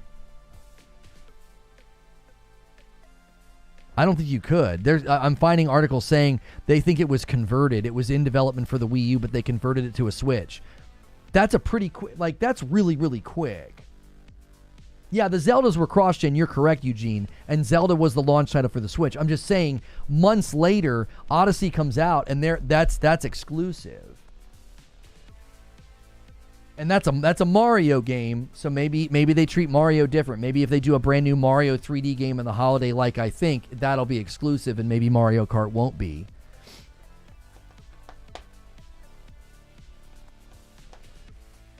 I think they'll sell on both to highlight how it performs better. See, I don't think they like to market that way, though, Cobra. I don't know how much they're going to want to talk about how, oh, this one performs better than the previous one. Like, think about it. Do they want to focus on how, like, oh, the games run so much better over here? It's just easier to say, no, this is an exclusive. The Wii U is also a catastrophic failure, so making exclusive wasn't a hard decision. Well, why did they make the Zelda game cross-gen, though, would be the question then, Wheeze. Isn't this the first time they're saying some games won't be back compatible for a console, though? I think it's interesting that as soon as they talk about backwards compatibility, they immediately say that there will be Switch 2 exclusives. They just centered, I'm telling you, from a marketing perspective, and a single gift that comes in from Gambit, from a marketing perspective, that launch trailer, they just centered the Switch 2 around the new Mario Kart. I think you take some of that potency away if you... Oh, I see what Gambit's doing. The Spirit of Stonespire, he sets it up. We just need a 5 bomb now to 550, and I owe you guys more members. I really do think that the potency of that, like, you center the Switch 2 around Mario Kart. It's a launch title that is only available, and he does it himself. Gambit Zero with the 5 bomb gets us to 550. Now, if you do a 50 bomb to 600, you're a madman. That's insane. He just set up a 50 to 6. Don't you dare. And a single comes in from Alfonso. Thank you very much. Don't do it. Don't do it. MASH is taking the day off. Thank you guys for all the gifteds. Wait, hang on. I wanted to read what Wheezy said. Zelda Breath of the Wild had no game break over 11 million. So, Wheezy, are you on my wavelength and agreeing with me that the potency of Mario Kart is better leverage as an exclusive to move Switch 2s, or do you think it'll be cross-gen? That's the debate we're having. They don't agree with me. I think it's an exclusive. I think that's how they sell 20 million in the first year, because you sold 60-something million copies of Mario Kart 8, and all those people are going to say, I have to have the new Mario Kart, and they're going to go buy a Switch. I feel like that's more valuable to Nintendo than just, we want to sell a ton of copies. Or do you think mass sales of a new Mario Kart matters more? You think it'll be cross-gen? Okay. Yeah. I don't know. I don't have a pattern. I don't have data. I don't have information to base this off of. This is just gut. My gut just says they're going to treat this differently. They want this thing flying off the shelves, and they're going to use Mario Kart to do it. If they don't use Mario Kart, then they'll use that first 3D Mario as like a holiday, and they'll say you can't play it on the original Switch. They're going to use Mario. Either they use Mario Kart or the new 3D Mario. One of those games is going to be an exclusive. They've got to do it. They've got to make you say, well, I can't, I have to go. I gotta have the new Mario.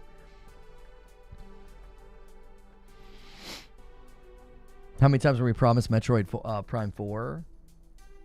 That adds to my theory. We know that Metroid Prime 4 is on both.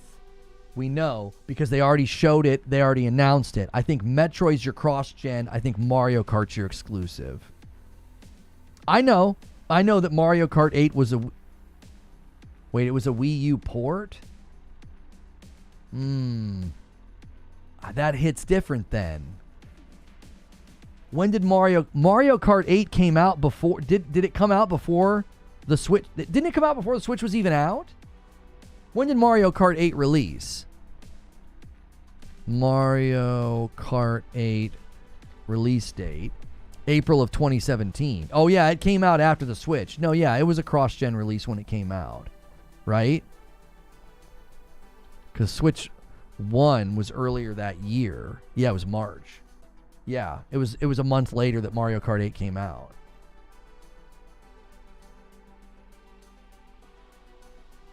I'm serious. I think Metroid's your cross-gen title and Mario Kart's your exclusive. I think they're going to come out with a two-pronged approach. I do. I know there's a very high probability that I'm wrong. Given the pattern in the past, but I'm holding to it. Why do I have so many comments on this Plague Tale tweet? As we all know, art direction and story was affected by the frames per second. There's combat in Plague Tale, you dolt.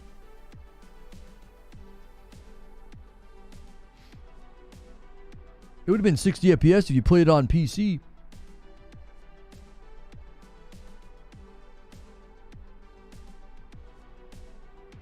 Bro probably played for 15 minutes and said he played the game. Yeah. Stop watching fan fiction about me. I found your comment very interesting. I am Emma, and I like fitness. Can we be friends? Add my frequently used account. Looking forward to your reply. Oh, it's not even a porn account. It's a crypto account. That's so much better.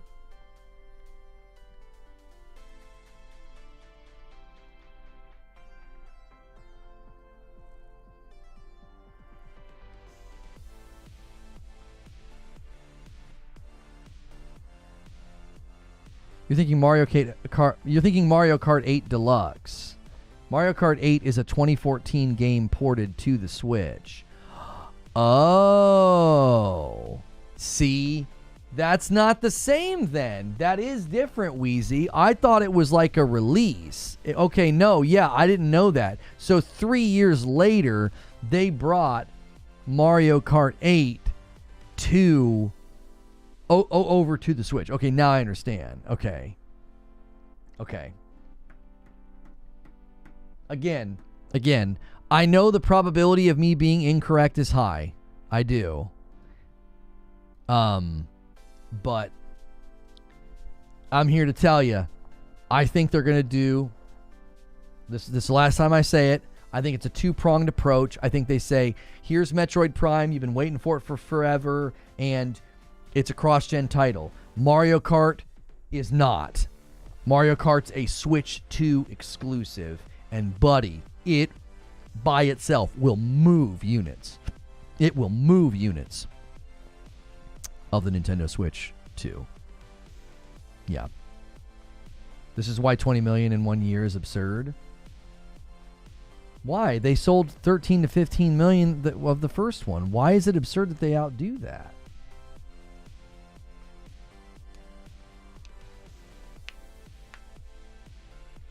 Switch estimated yearly sales? What do you mean?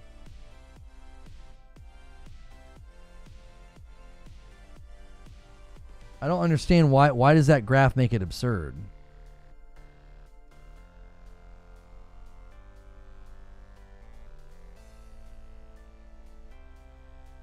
Hang on. I want to pull up the next question. Citizen JV wanted this question pulled up.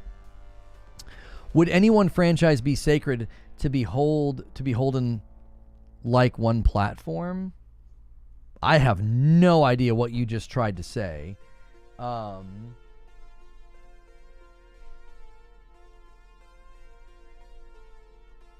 $5 super chat from Sooner Fan for Life says, how's business? It seems like you've come so far since the rebuild of SNTR. I'm authentically so happy for you. Well, I appreciate that very much. Thank you for the $5 super chat tip.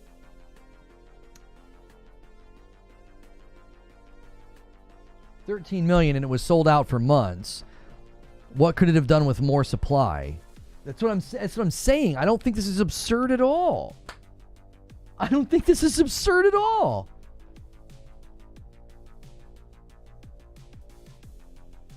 telling you, part of the reason that I think they pushed this thing back so that they could meet demand, and analysts are saying that they're built and they're set up to meet 20 million in demand or whatever.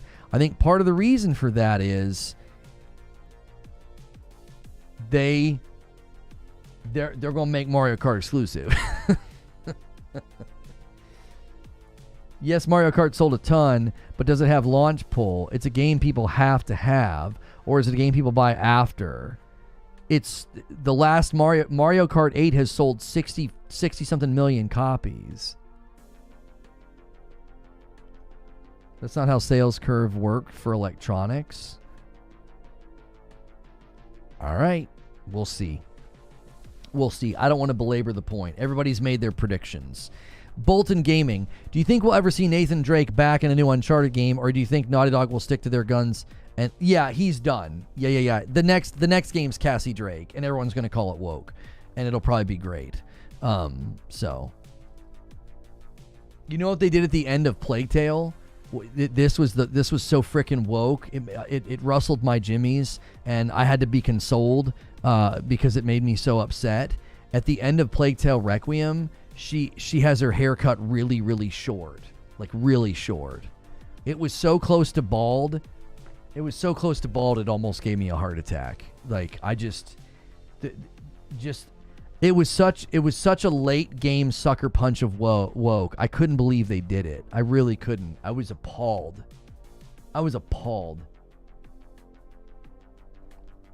Anyway. Citizen JV, did you know the director for Dragon Age of Veilguard has left BioWare? No. You asked that question twice as well. I had no idea that happened. Clutches his man pearls. That's right. I may have missed it, but have they stated what kind of power the Switch 2 will have? No, they haven't said anything official about its power. Yeah. So all 380 of us owe you 10 gifted members right now. Yeah, you do right now. Everybody, you all have to do it. Very quickly, everyone gift 10. Quick, before time runs out. Hurry. Hurry. Hurry. I'm just kidding. We are one super chat away from Confetto as well.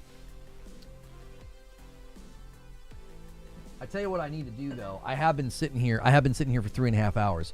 I'm going to read this question here from Citizen JV. I meant especially for Xbox. Do you think that any of their exclusives aren't sacred to the platform anymore? There is absolutely nothing sacred anymore. I made a video about that this week. Did you not watch it? Like, literally the premise of my video is nothing is sacred. Nothing. They have completely abandoned any of that. Confetti! JW makes the confetti! Here, I'll set another one. Hang on. 3 hours. I will gift a member. There we go. All right. I owe you guys a member. Thank you so much. I add it to the total.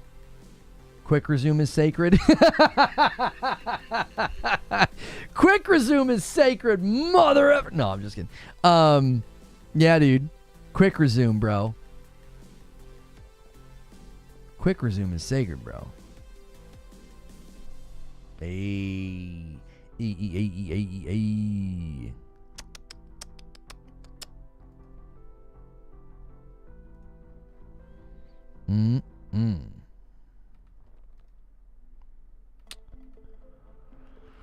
Seeing some turns here. Let's go. Tom Henderson says, as well as Assassin's Creed previews on the 23rd, some select content creators will live stream about 3 hours of uninterrupted gameplay. Y'all better get ready. Wheezy says, with the Switch 1 selling 13 million in year one, 20 million is a believable estimate. It's a totally believable estimate because they delayed it so that they could have better production to meet demand, right? So that they don't have the same problem. Like, they literally delayed this into this year. Oh my gosh. I can buy those goggles that he's wearing in the emote. Are those actually them? Oh my golly.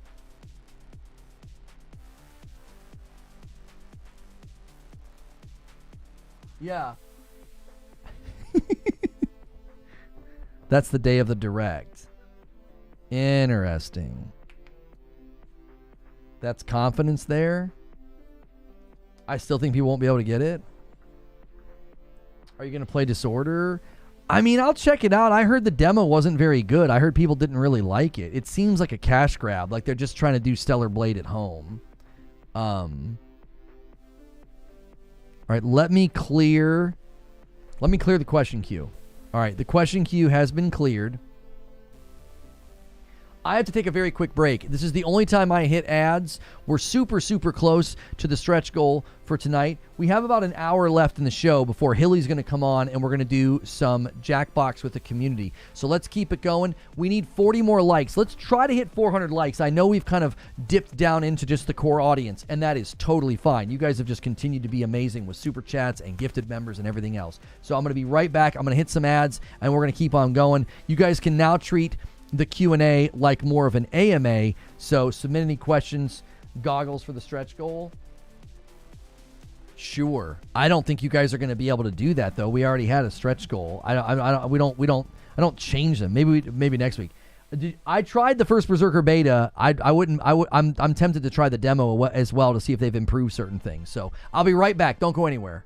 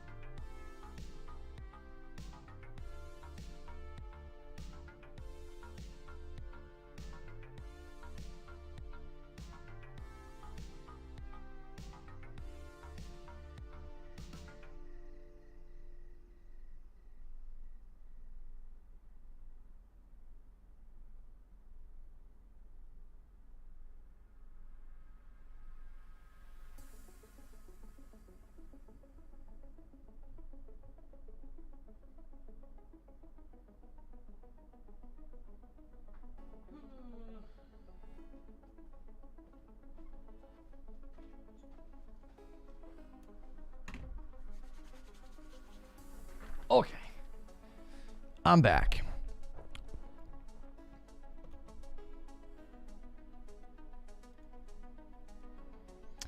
Let's see here.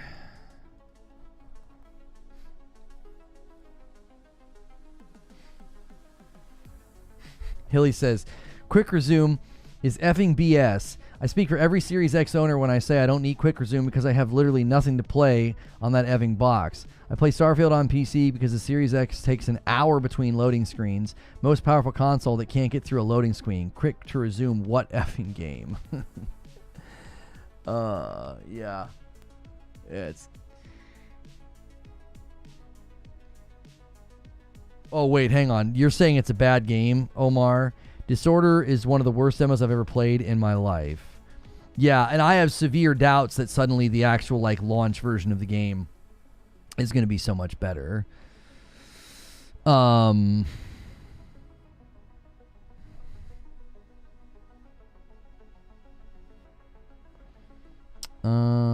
see.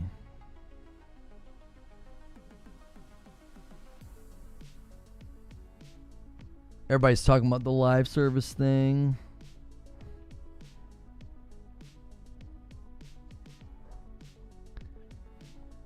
People are asking, did you play Ascension multiplayer? And Porterrock says it was the worst selling God of War.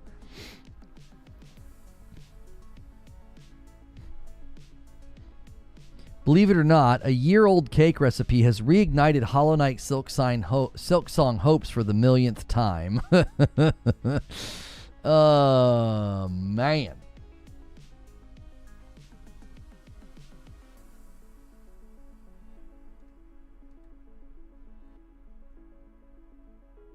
Starfield loads in a couple of seconds.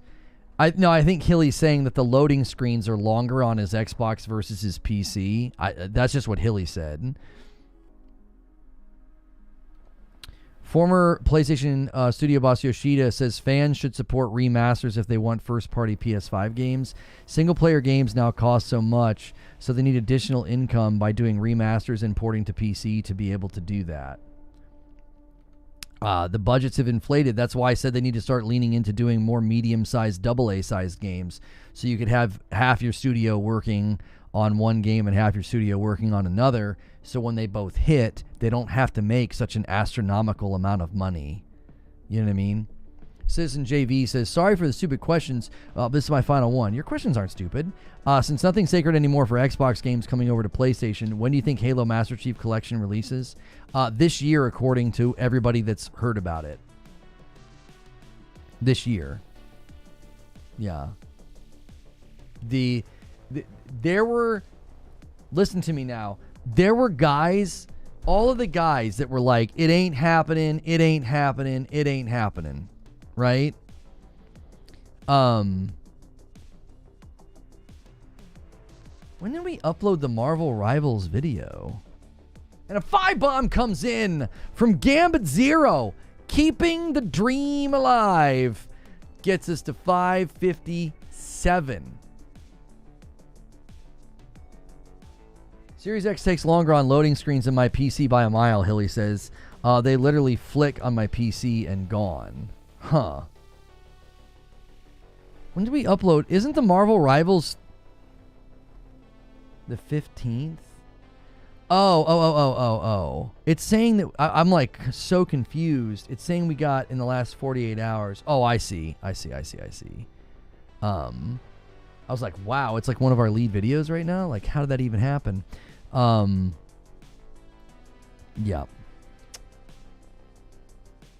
Okay.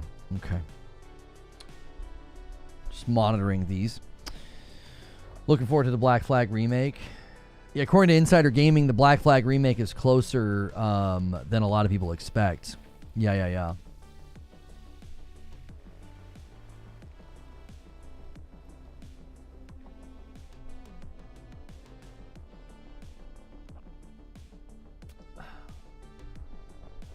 Their costs are not the problem. I only care about the value of the product.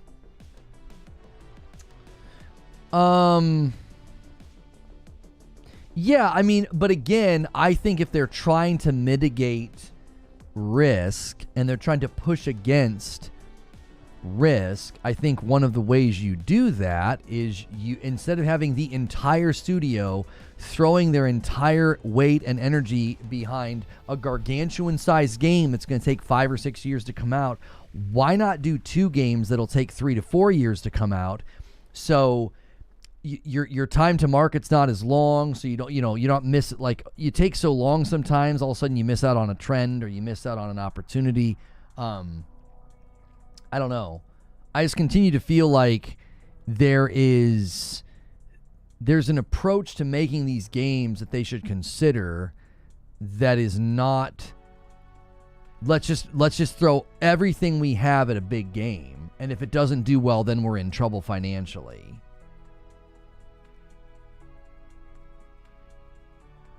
Yo, what's good, Kingslayer?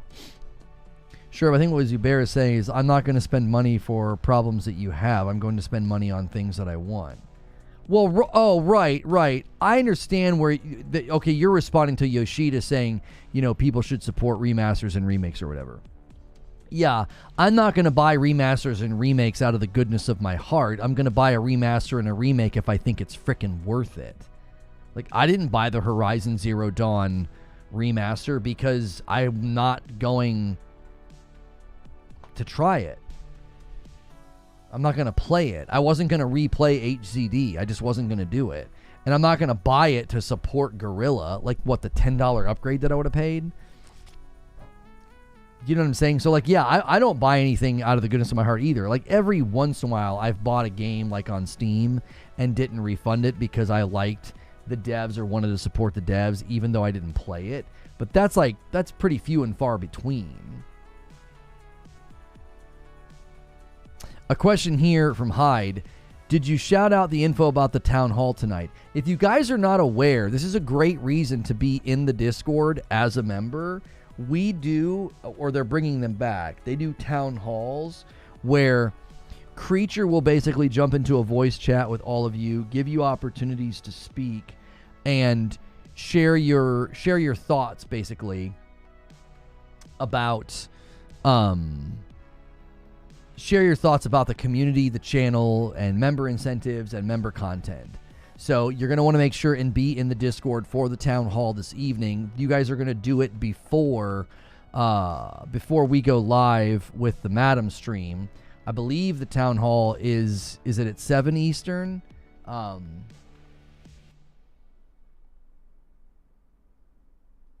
Moist Esports has merged with Shopify Rebellion. That means Ludwig and Moist Critical now own one of the world's biggest esports organizations.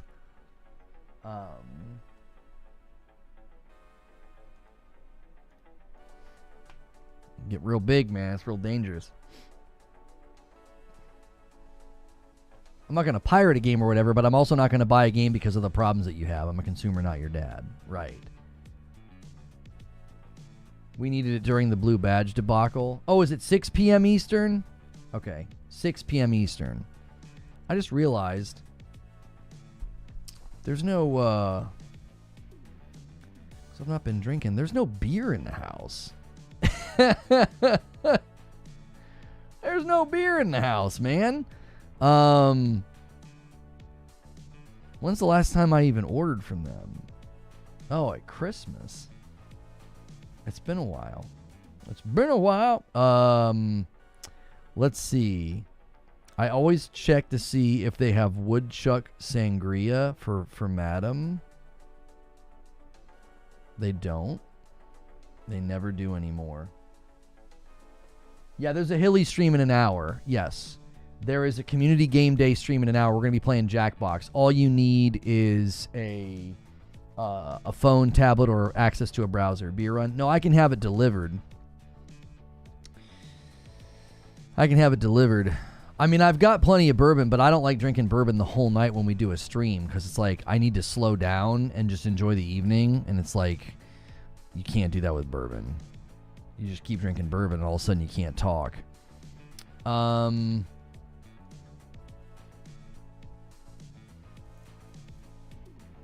Stained reference? Yeah. That's the most Midwest statement I think I've ever heard. I just realized there's no beer in the house. Sending wifey to get Crown Royale. You guys have any beer recommendations? I want to try something new. TY for the beer run reminder. I live in a dry county too. Luckily, the other side's 10 minutes away. There you go.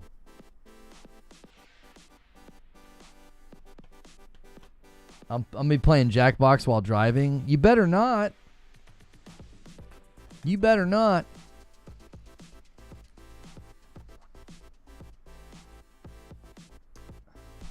How do you run out of beer? You're worse than Xbox? Playing better? I've just not been drinking it as much, you know? I'll have like a bourbon here and there in the evenings. But yeah, I've not been drinking the beer as much. I'm down to like 148 or something.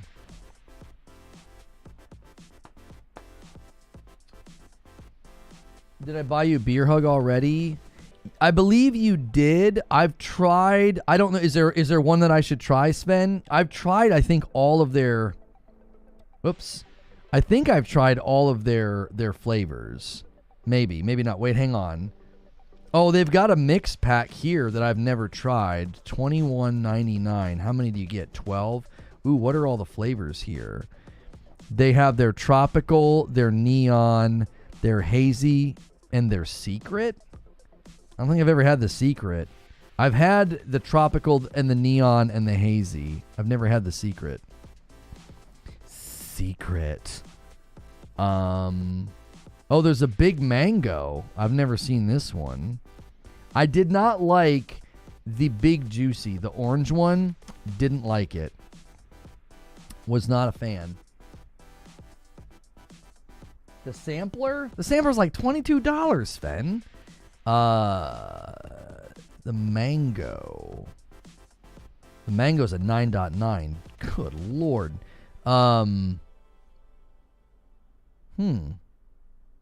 No reviews yet of the mango. I want to like, do they have a description? Or it's just mango? It's probably pretty good. I feel like I've had mango before and I've liked it. Buy the sampler. You're nuts, Sven. All right. No mango then. My taste for IPAs go and come back. 9.9. Night, right? 9.9. That's a 10%er, bro. I almost have to try it just out of curiosity. Right? I'm throwing that one in the bin for me. That one's going in the cart for me. I gotta try that one. That's crazy. Here you go. American style lager. American beer by Hulk Hogan. I'm not buying Hulk Hogan beer, bro. The frick out of here, brother. I'm not doing it. No, it's not even available at my location. That is ridiculous, bro. Oh, you know what? I'll get my wife some of that stuff that she liked.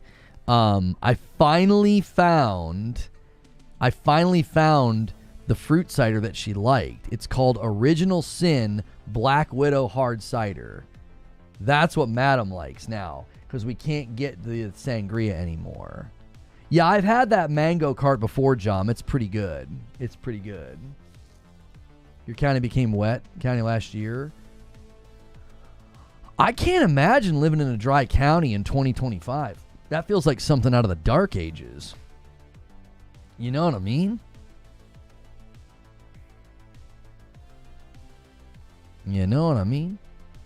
That feels crazy. Seems like people are enjoying the Kazan First Berserker game. Seems like people are enjoying it. You don't see Boston Lager anymore? What? Like they don't sell liquor at all? Yeah, Wheezy, a dry county, there's no booze. Yeah, like none. You literally have to drive to another place to get it. Yeah. It's like I said, it's like something out of the dark ages. It's like, what the frick?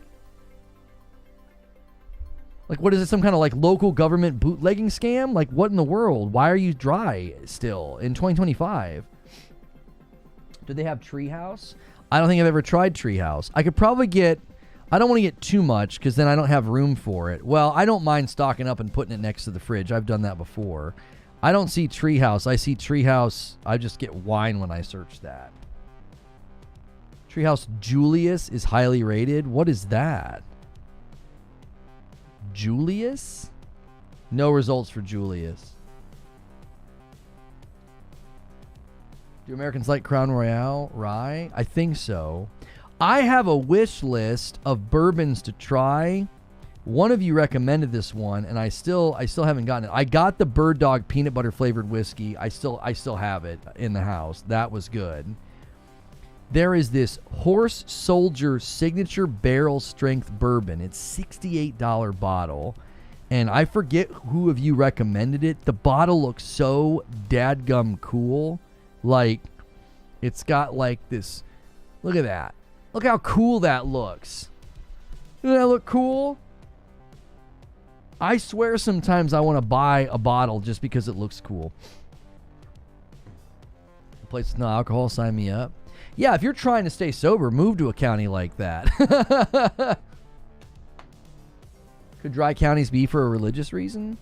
I mean, I don't know in 2025 if you would have like local government still doing stuff like that. I mean, it's certainly possible. Some counties, depending on the population and the people that get elected, maybe. I don't know. Is it good, Detective Seeds? I'm waiting on that one. I've been watching it. I always wait to see if they do like a sale or something. 68's like... I don't mind buying stuff for Madam like that. Like, I'll get her a bottle of double oaked, like, Bondstone or something. Spinius Process with a Member Plus bumps the line to 58. I just realized we are starting to run out of time. You guys need 42 more. Oh, you like it, Seeds? Let me see, Spinius. Was that a renewal or an upgrade? Let me double check here on the back end. I feel like you've been on that tier before. No, yeah, you've been on the level for 7 months, it says.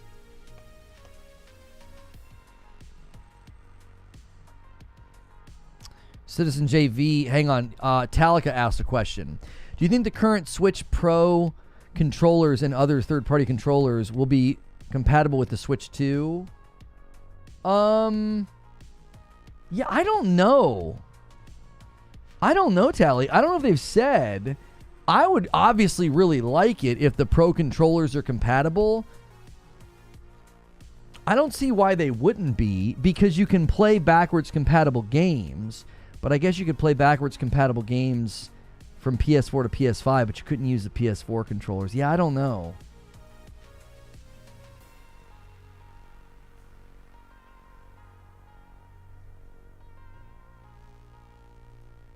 Do you want to try a proper lager? Try to find a Pilsner? No.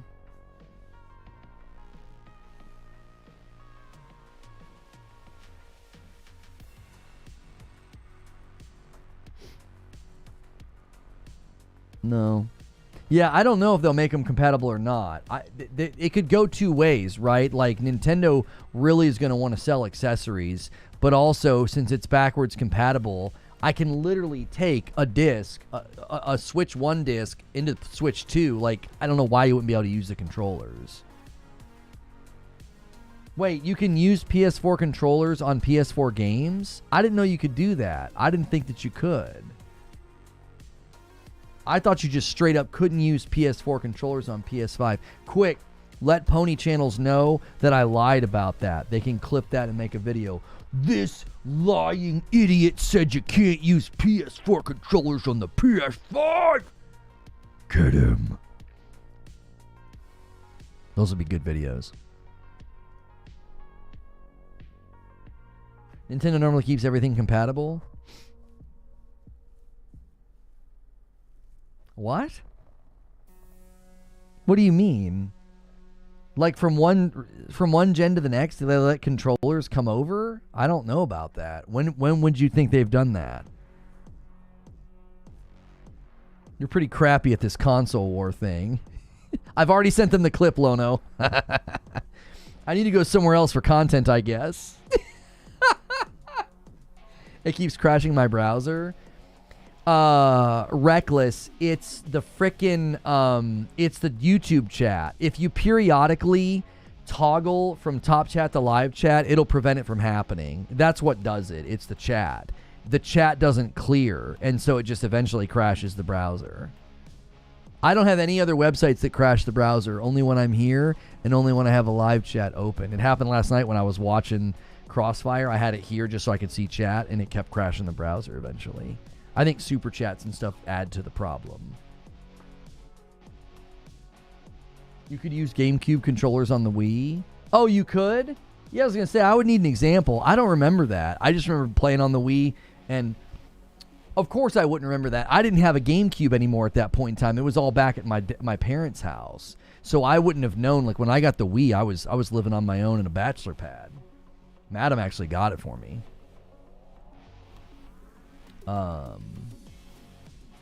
We currently have 554 people at Member Plus. Man, we just can't get over that 550 hump. We can't get into. We haven't. I don't think we've ever been able to get into the 560s. Can you use the new Xbox controllers with the 360? I'm willing to go wired if needed. No. I blame the feed issues on the Series S. Shut the frick up. Okay.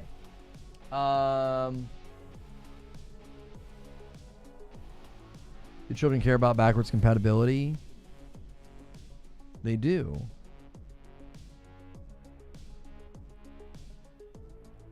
Let's see. We got Original Sin from Adam. I'm getting the mango for me. Sven's paying for the Beer Hug mix pack. Very kind of you to do that. You're the man. And Gambit comes in with the 5-bomb. This guy, Gambit, just been gifting so much lately, man. Thank you so much. 63, but then 64, because we got a Member Plus from Dude with a Drum Set. Thank you so much. You guys have been crushing it. That blows. I don't want to buy new 360 controllers. Why? What are you doing with the 360, Patrick? You have a working 360? Yeah, the 360s can be plugged in to the PC. Mm-hmm.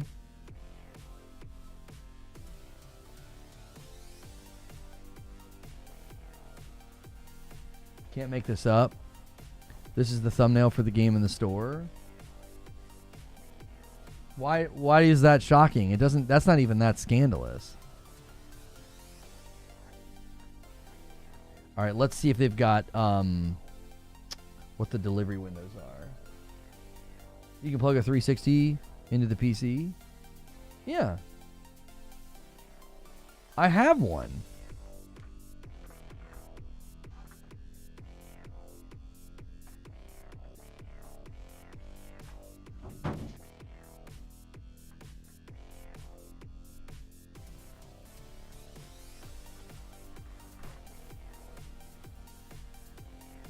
A 360 controller. I have a working 360 with a lot of games I'm trying to get up and running. Yeah, we're talking about the controller. He just said 360 like shorthand. I bet you this thing still works. I bet you this thing still works. Let's try it out.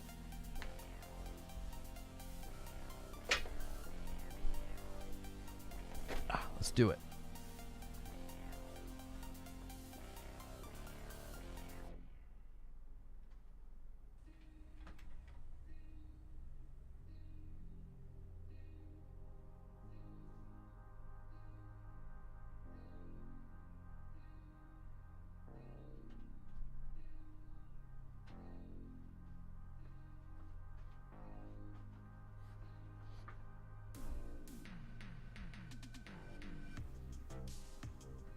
Huh?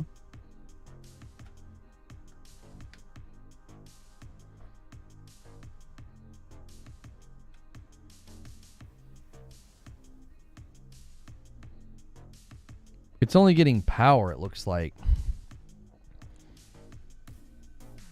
It's only getting power. I don't think it's actually like, hang on. Let me unplug that Xbox controller. And let me boot up Steam and see if it even recognizes it. Let me try a different USB port.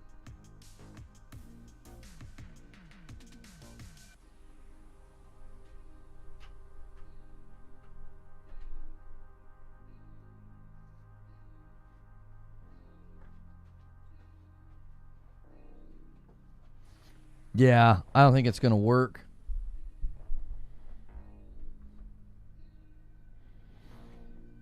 It's a shame.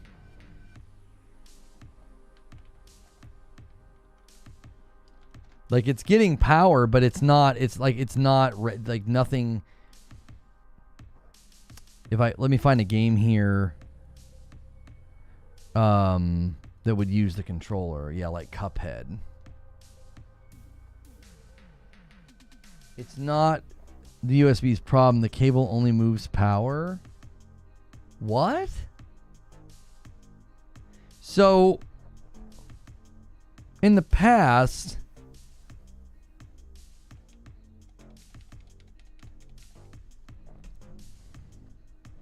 it would be synced to your console via Bluetooth and only draw power off that cable. Yo, Incredible Black with 29 months bumps the line to 265. Is a DualSense Edge worth it? I want that black joint. It looks really nice. I don't use mine because I don't need the back paddles that much. So, yeah.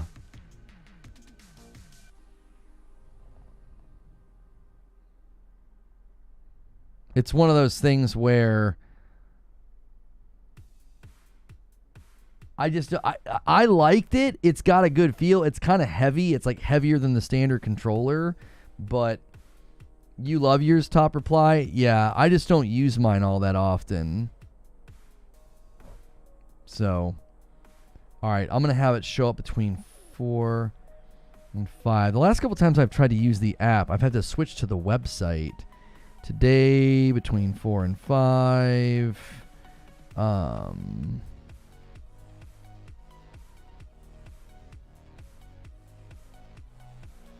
There we go.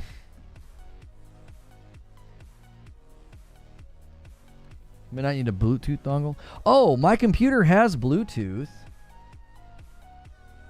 Hang on a minute. Maybe I can sync it that way. Bluetooth and other device settings. Add a Bluetooth device. All right. Mouse, keyboard, and other controllers. It sees my Rocat. It sees my smart TV. How do you put this into pairing mode? With it flashing like that, is it in pairing mode? Let's see. Xbox 360 controller pairing mode. How do you put into pairing? There's a button on top that you're supposed to use, but I can't get to that with this thing on here.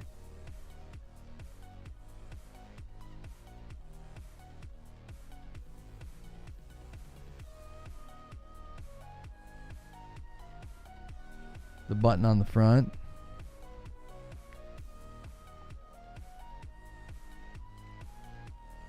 Yeah, I don't know if you can switch it from what it's doing. And I don't have the battery thing for it. Xbox has never used Bluetooth.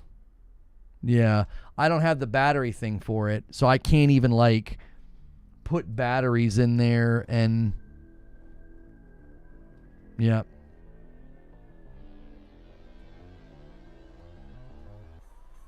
It's not Bluetooth, it's proprietary. You need an Xbox USB dongle. Oh, wow. Yeah, I definitely don't have that.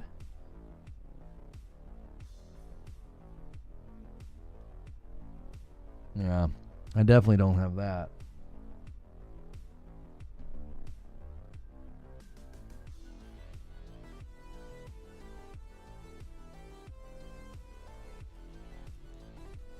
I thought the wired 360 controllers were compatible. I thought the same thing, but apparently not. Yeah, I was going to try it. This thing is still in great condition, and I've always thought this is one of the best controllers ever. I've always thought that this was like the primo, it's just excellent. Like, if you look at it, especially like next to the DualSense, you can see like why I ended up liking the DualSense after I hated PS4 controllers. I hated them. They felt like they were made for hamster hands. They were so small. And I mean, I don't have big hands. You know what I mean?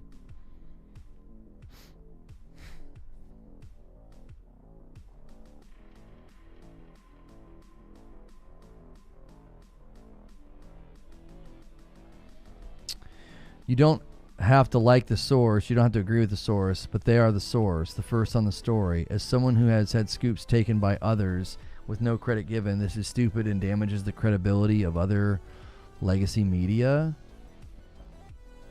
Hours after we broke it, and the mainstream media mafia gives him credit for the scoop.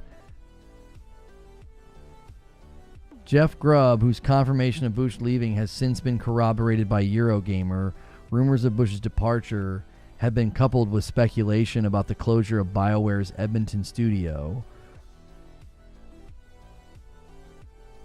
I said the same thing. I hate PS4 controllers. DualSense reminds me of the 360 controller. It's why I like it so much. You just said the same thing, Wheezy? Yeah, like, it literally, like, looking at it and just holding it right now, like, because I haven't held this in a long, long time, and holding it, I'm like, there's just something about it. It reminds me of the DualSense reminds me of the 360 and vice versa. Whispers of her exit began circulating online last night and were first confirmed by journalist Jeff Grubb. So wait, these guys think they broke the story and then Grubb stole it? Like, that's not even something that Grubb cares about. Grubb's not interested in your little fight. That's such bull. He has sources, and he just ran with it. And then you're saying, we said it hours earlier. Okay. He goes live at a set time. He wasn't going to, like, run to Twitter and be like, I better make sure and tweet this before anybody else scoops me.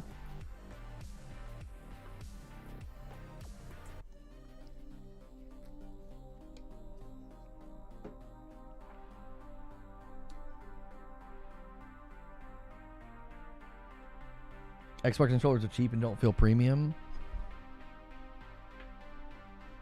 Yeah, like this controller now, I don't dislike it. It just doesn't feel as ergonomic for some reason as the DualSense and the 360 controller. Weezy says, it's funny, but the reason I like the PS5 controller so much is it reminds me of the 360 controller.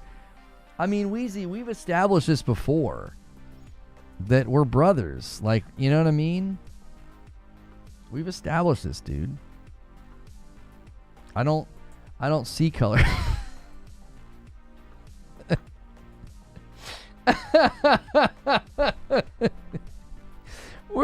I make Wheezy so mad because we'll be DMing about something and I'll start only sending him animated GIFs of like a white guy and a black guy high-fiving or hugging or something. We are not brothers.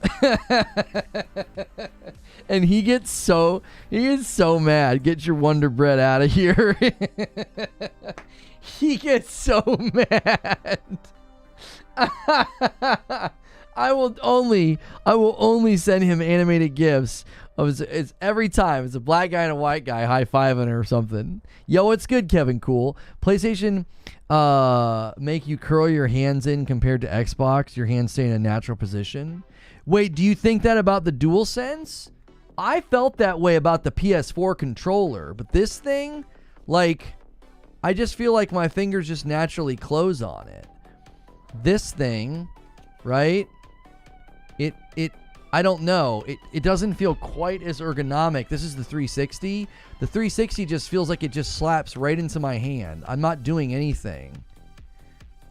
Something about the new Xbox controllers, it doesn't feel the same way. See how I feel like my fingers are curling more. And then the DualSense, I literally feel the same way. I literally just feel like I just lower my fingers down. I don't have to do anything. The PS4 controller, I totally felt like I was like holding a hamster-sized controller. I did not like it.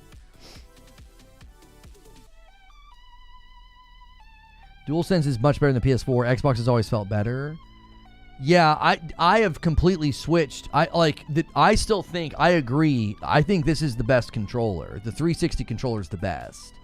I would love if Xbox made new versions of this, as nostalgic callbacks. I love the shape of this controller. You're 6'4". Yeah, you've got almost an entire foot on me.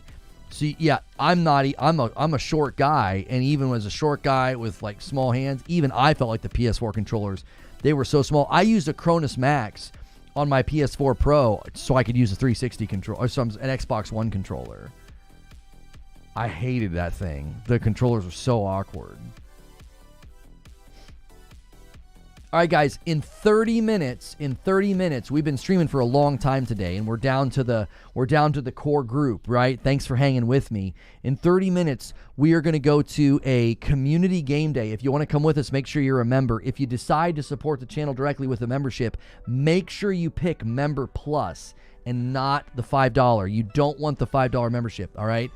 Every Member Plus that's new or upgrade to Member Plus counts as 2. We're working on a stretch goal of 600. We're really close, 35 away. Madam's going to play Kingdom Come Deliverance again tonight. If you hit the stretch goal, then I have to play.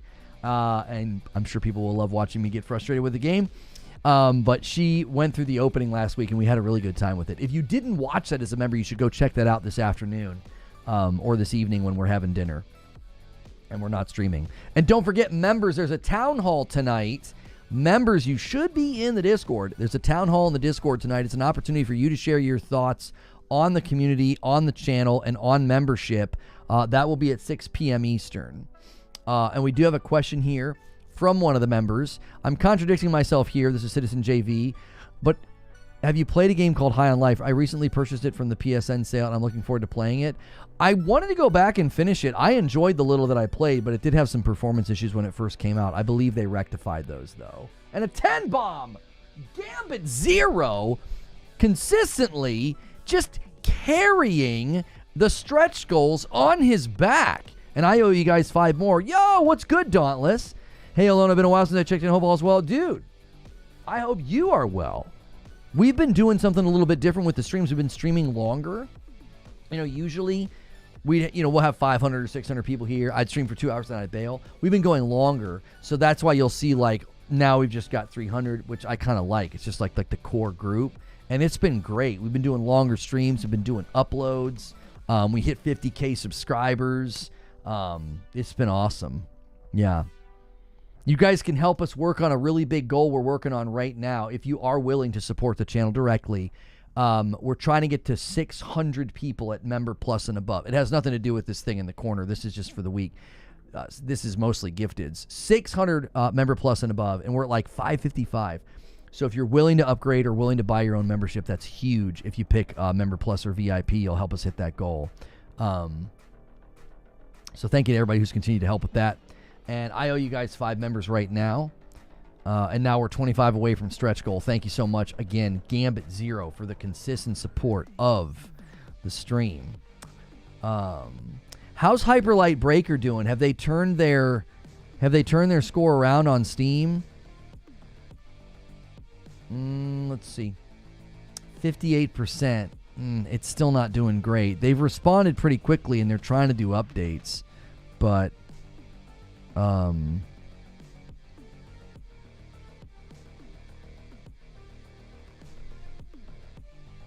right, here come the 5 that I owe you.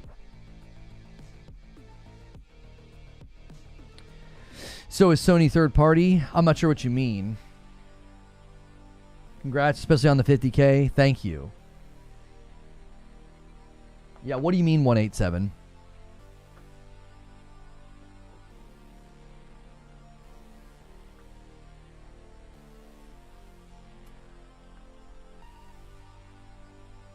By the way, at the tail end here, you guys can use the question command.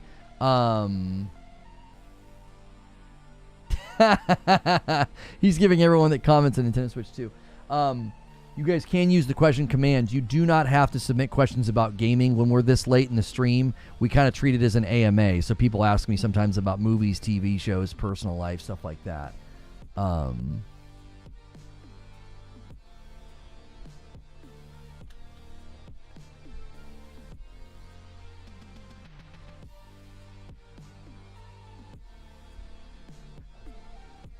Which one is right trigger? Did you cover the new GPUs? No, I don't really cover stuff like that. I mean, it came up and I tangentially covered it by talking about frame gen and input delay. You know? I'm seeing videos about Sony making games to PC. They say the new games cost so much to make, need remakes.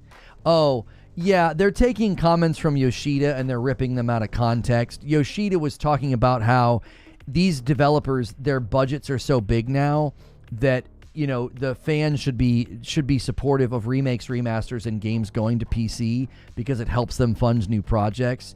He wasn't saying that because they're so expensive, they're going third party. People saying that are just lying. I mean, there is such a trend now of just lying grifters.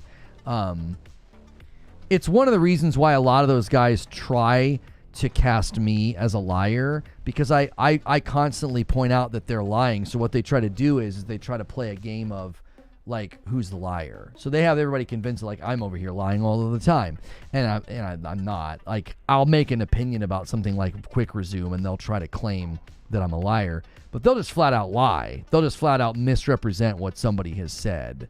You know, it's like he did not say that. He was not indicating that, like, they're going third party. Hang on one second.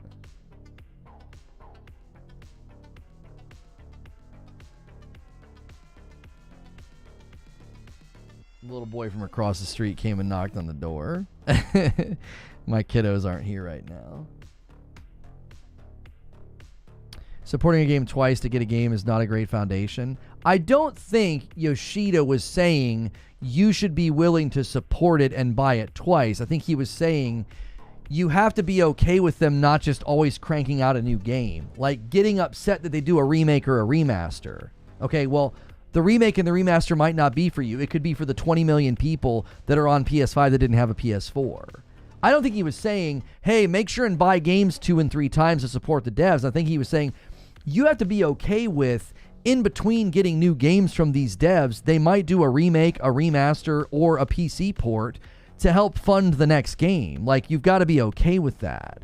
I think the most disingenuous read of what he's saying is to be like, well, I guess Yoshida expects us to buy a game 3 times so we can get a new one. I do not think that the intention of his comments was that. It was like, you've got to be okay with this. This is what's kind of needed now. He's saying we can increase ROI on our investment with additional releases. Right, and it's upsetting to people. The audience gets mad. They're like, oh, why are we getting a remaster? Why are we getting a remake? Or why are you taking the games to PC? And he's basically saying, well, this is why. This is why. I was going to say some of those games were made for me. Right, like imagine being new to PlayStation. You get into the PS5 right now and you never had a PS4. Imagine being able to buy Horizon Zero Dawn Remaster, Last of Us 1 Remake, Last of Us 2 Remaster, Ghost of Tsushima Director's Cut, Death Stranding Director's Cut. That's 5 games right there that are not PS5 like launch titles, and they're at the PS5 level of fidelity. And that funds the devs, and it helps you build a library right away. You're not even touching the PS5 stuff yet, and that's 5 big award-winning games.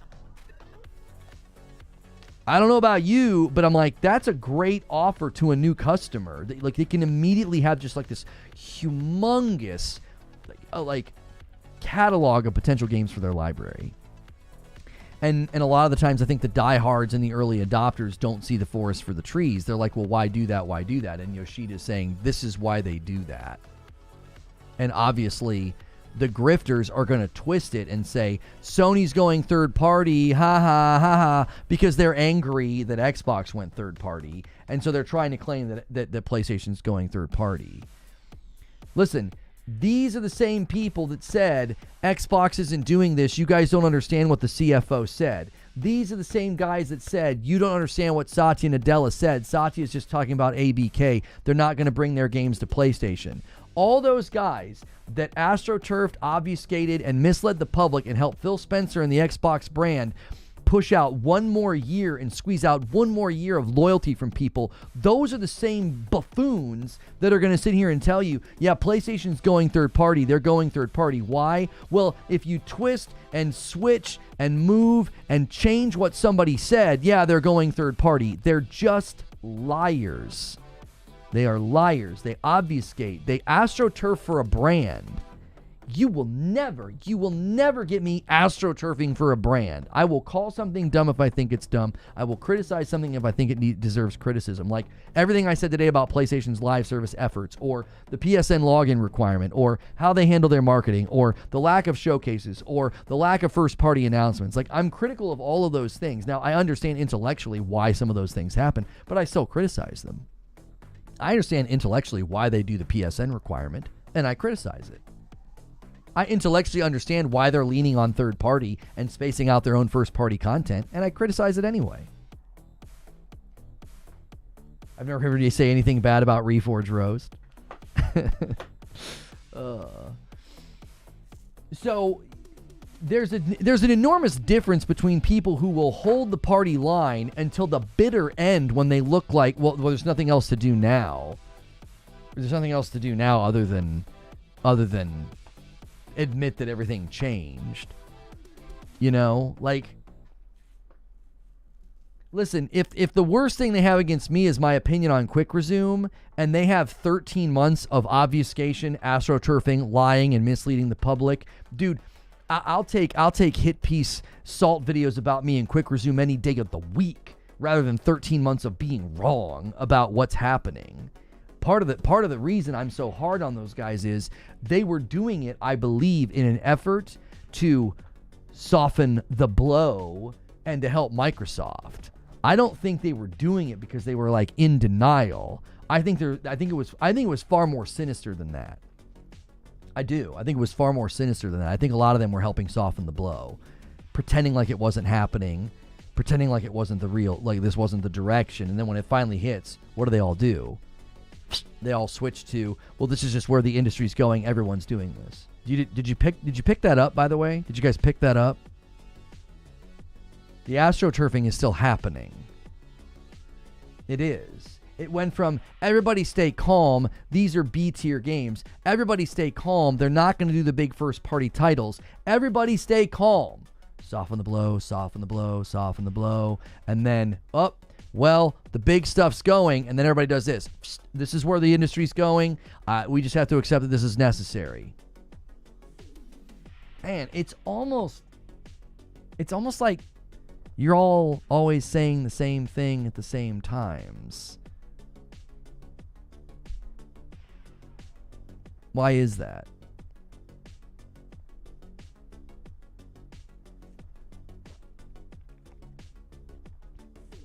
Ask the question. Ask the question. Nobody's going to break rank. Nobody's going to say something different. You're all going to say basically the same thing. Okay.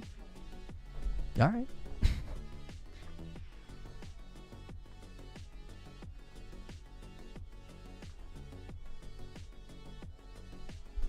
I mean, Lord Hork, there's never any reason to do that. Like, why even give them engagement? Don't go in and roast them. Don't defend me on Twitter. Don't defend me in comments. Don't defend me in chats. They're not worthy of your engagement. Just don't even do it. Don't even do it.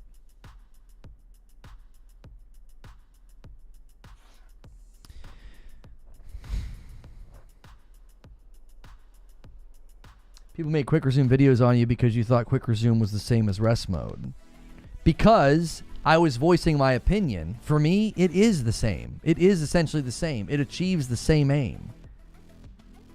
I didn't put out a video misleading people and claiming, hey guys, this is basically the exact same. It's technically the same. I didn't do that. In the heat of a moment, I said, it's the same thing. I can get back into my game immediately.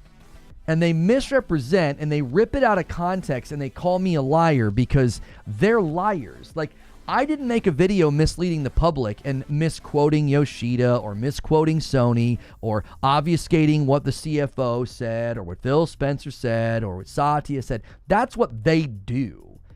All I did was, in the heat of a moment, basically say, that's not very compelling to me because this is essentially the same. This achieves the same thing for me. It was just me voicing my opinion. I understand, again, technically, no, they're not the same, but they both achieve essentially the same thing for me. Also, the context of the discussion was that it sometimes doesn't work, and I was essentially saying that's not a very compelling feature. It isn't. It's not a very compelling feature. So, yeah, they went and made all those videos and misrepresented the discussion and the context with which it was born out of, so that they could call me a liar. Because, again, they're starving for content. You're making videos about quick resume? Like, really? Like, I don't make content and intentionally misrepresent things. I don't do that. That was just a heated debate where I was essentially saying, this is essentially the same thing. And they turn it into something that it's not. That was not me lying to the public and claiming these things are exactly equal. I was saying, listen, for me, in my experience, here's why that's not a very compelling feature. I essentially get the same result using rest mode. Do you see how starving, desperate, and dishonest and how zero integrity they are? Like, they literally take that was like a 40-minute discussion, and they take slices out to be like, yeah, this guy's a liar. It's like, no, you are. In the heat of that discussion and the context of that discussion, I was not making a technical objective statement. I was speaking on opinion. The entire context of that discussion was born out of the subjective value of these systems. And they misrepresent me and they misrepresent the discussion because they're liars, bro. That's just what they do. It's why I don't watch the videos. It's why I don't respond and react. I have no reason to respond to fools and liars and court jesters. I just don't.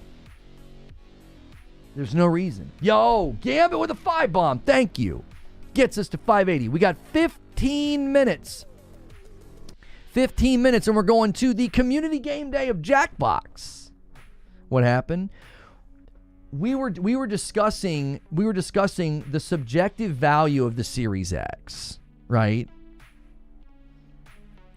We were discussing the subjective value, and I basically joked about how I just didn't think Quick Resume was that impressive of a feature, and the whole dialogue started because I said it glitched on me a number of times. People were like, well, you're an idiot. It shouldn't work for live service games. Well, it actually did work for Fortnite. My son just couldn't change his outfit. Everything was working. He was going to be able to play just fine. He couldn't change his outfit. And so I said, yeah, I've had a number of games that have caused issues. Other people in chat said they had a number of games that Quick Resume didn't work on. It wasn't just live service games. And then I essentially said that rest mode on my PlayStation achieves the same thing because all I'm trying to do is get back into the game that I'm presently playing. I never once said anything about bouncing between games or loading different games at different times. Like, I never said anything about the number of games you can load. So what do? They misrepresent the discussion and they say, Reforge Gaming is a liar. He lied and said Quick Resume is the same as rest mode. And it's like, the context of the discussion, it was so crystal freaking clear to anybody with brain cells that I was making an opinion. It was an opinionated statement. It wasn't a technical analysis. It was, to me, this is the same. I don't really care. It isn't compelling that I can bounce around in games. As I joked earlier, what games am I going to bounce around between? I had to play Starfield on my PC for 60. I had to play Hellblade 2 on my PC for 60. Stalker 2's performance was bad, and then Indiana Jones. It's like, what games am I going to be like simultaneously loading? It was like, it was clear to anybody that knows that I come from good faith and I don't mislead people and I don't lie. Anybody with good faith knew, like, they knew what I was saying, that the essence of that feature is not that compelling, and that's why I was like, it's basically the same. I've said this before and I'll say it again. You might as well start lying if they really are calling you a liar. Lean into it. Well, no, because I make content for intelligent people, not stupid people that drool on themselves and watch salt content. I make content for intelligent people. I think it's why they don't understand why we get so much financial support here. Well, because I make content for professionals, adults, not like the people that come here are intelligent, well-to-do adults. That's why they have no problem supporting the channel. So they don't understand that. It drives them crazy. They call you guys pay pigs because they're so jealous. So you have to understand something. I would never do that because the intelligent people that see videos like that, they're going to come here and they're going to say, this guy's not lying. He just had a different opinion on that. They're going to make a video out of this. No, that's totally fine. I don't care about that, Pit. I bait. They don't know this, but sometimes I quite literally say things baiting videos. It's easy. It's easy. It's free advertisement. They're so easy to manipulate. I can spend 5 minutes on a show talking like this, and they'll make a bunch of content, and then I get to take the weekend off and relax, and they'll all make me relevant in the algorithm. Like, that one of my favorite things is getting free advertisement on the weekend. So I'm hanging out with my family and hanging out with friends and going to church, and they're all making my channel get subs and views. Anyways, and if they stop, it's still a win-win. So the conundrum for them is it's catch-22. They can keep making content about me. Most of them kind of have to. They have to make content about other people because they can't make content on their own. They have to crutch on the content of others. They're creatively impotent, right? They're all doing the same thing, making the same jokes, making the same content, right? And they can choose to stop. And if they stop, that's a win-win too, because then I don't have to deal with like idiots coming to my contents and spamming stuff.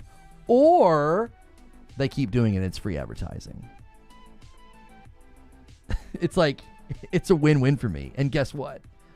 I never watch the content. It's like you couldn't ask for a better power dynamic. Right? You couldn't ask for a better power dynamic. I can say a couple of things, go on a rant, entertain you guys, we have a good time, and then they all make videos that promote me. Thanks. I'll never make a video about you. I don't even say your names. There are people who make videos about me, and I probably have never even interacted with them. You couldn't ask for a better power dynamic. It's like the really big YouTubers. That's why they don't pay attention to it either.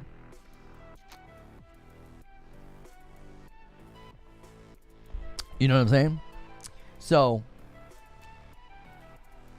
but that's exactly why situations like this with like Yoshida, where Yoshida's like, you know, it doesn't surprise me that 187, you're seeing a bunch of these videos out here and they're saying that, you know, PlayStation's going third party. You see the difference?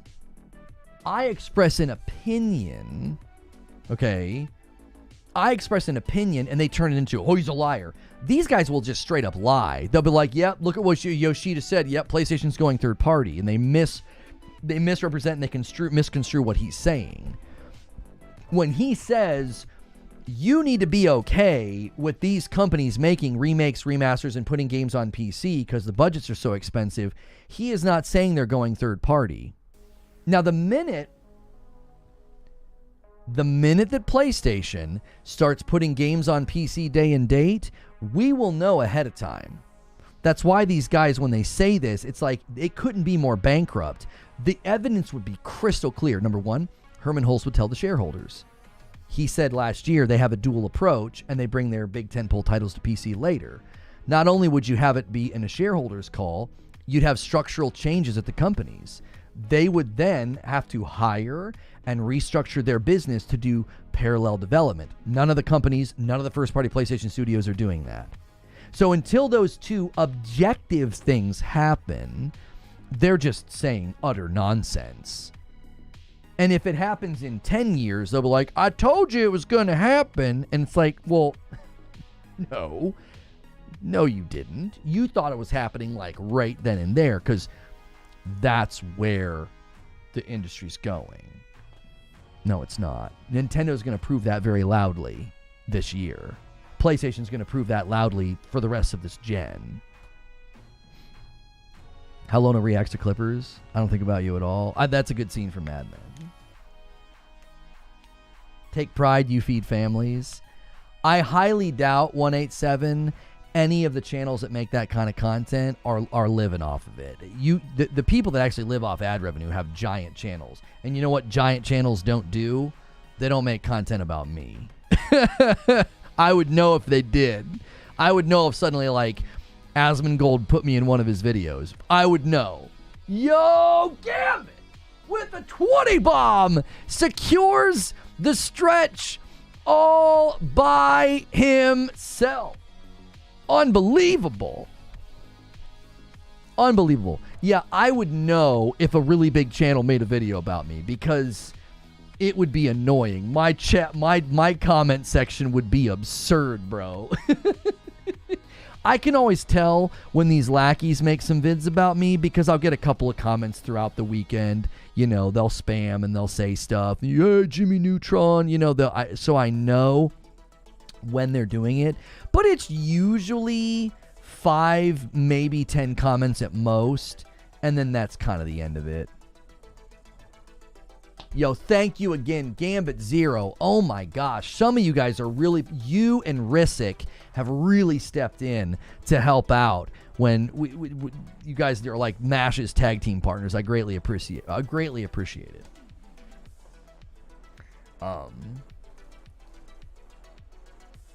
Most people never get many replies to their Twitter videos either. Yeah, it's usually the same people. It's absurd to call you Jimmy Neutron. That's our thing.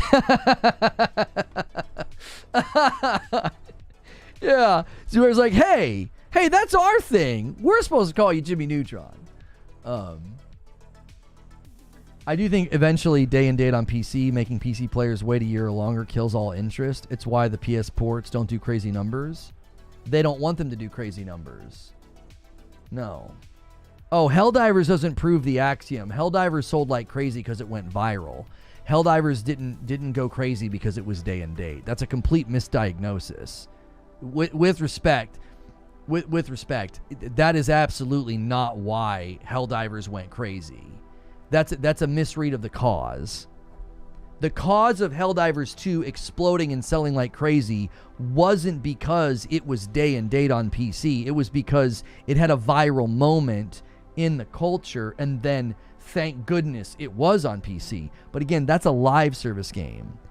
That's not the same as, like, you know, the next big God of War or something, or like Intergalactic from Naughty Dog, or Ghost of Yotei.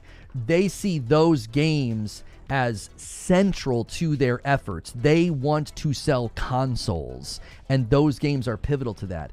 The minute they put those games on PC and they prioritize sales numbers, they have shifted the entire strategy of the brand. I'm not saying that couldn't happen, but I'm saying it will be so tectonic if they do that, as it's been tectonic with Xbox. You know what I mean? It was PC that gave it that moment. I mean, that's neither here nor there. That doesn't change the discussion. PlayStation is centered around the console. Everything, all roads lead here. Everything comes back to the console. Herman Hulst made that very clear when he said we do a dual approach. He's like, we put the games over there later, hoping that they might want to buy a PlayStation for the sequel. If they make a change, that will be the signal of they're changing their entire business. Do you know what I'm saying? Yeah, saying PC gave it that moment is not true. That's not the causality. The causality was the cultural moment. The cultural moment could have likely happened either way because of the Starship Troopers references and the goofy things and the jokes and all the memes on Twitter. Now, obviously, you could say, well, there were more people playing, and because there were more people playing, there were more people making the jokes, and therefore that added to the virality. Yeah, sure. But you're also forgetting that you're saying 60% of the sales is not boosting it. A lot of those sales, you'd have to look, those sales happened before or after it went viral, negating your causality argument. If the sales boosted on Steam after the virality, then that negates the claim that that's the cause. You'd have to go back and look.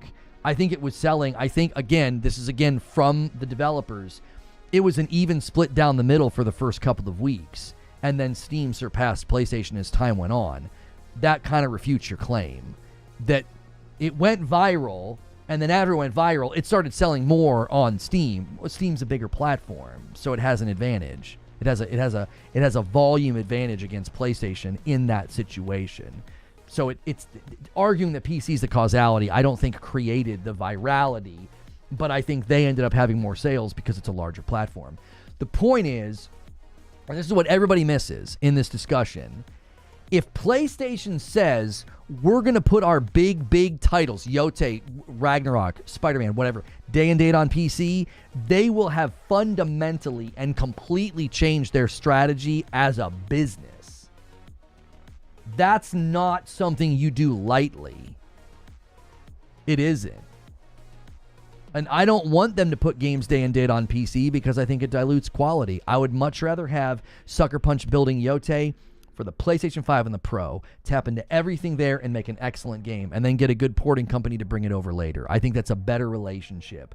I think the multi-plat releases in the market pitted against the first-party market of PlayStation, undeniably, we get way better quality when they build for PlayStation first, and then Nixus crushes it on the port. I think that is the single best value quality. I think we get the most quality out of that. I do. I don't care if games go multi-plat. I'm not like, oh, boo-hoo, my PlayStation. It's like, no, it hurts quality. That's why I'm excited to play Nintendo games that are just made for the Nintendo Switch too. You know what I'm saying? That's why, like, I would love for games to just be made for PC first and then come to consoles later. I'm totally okay with that too. Why? Because you're going to get a better quality product. A great example right now would be Deep Rock Galactic Survivor. I'm setting up Redirect, Hilly. Give me 1 second. Deep Rock Galactic Survivor, if and when it ever comes to console, I'm going to get a much better, more polished game because it hit PC first, and they were able to work out all the kinks. Another great example, Baldur's Gate 3. Baldur's Gate 3, PC first, early access, polish, comes to PlayStation 5, and it was a better product for it.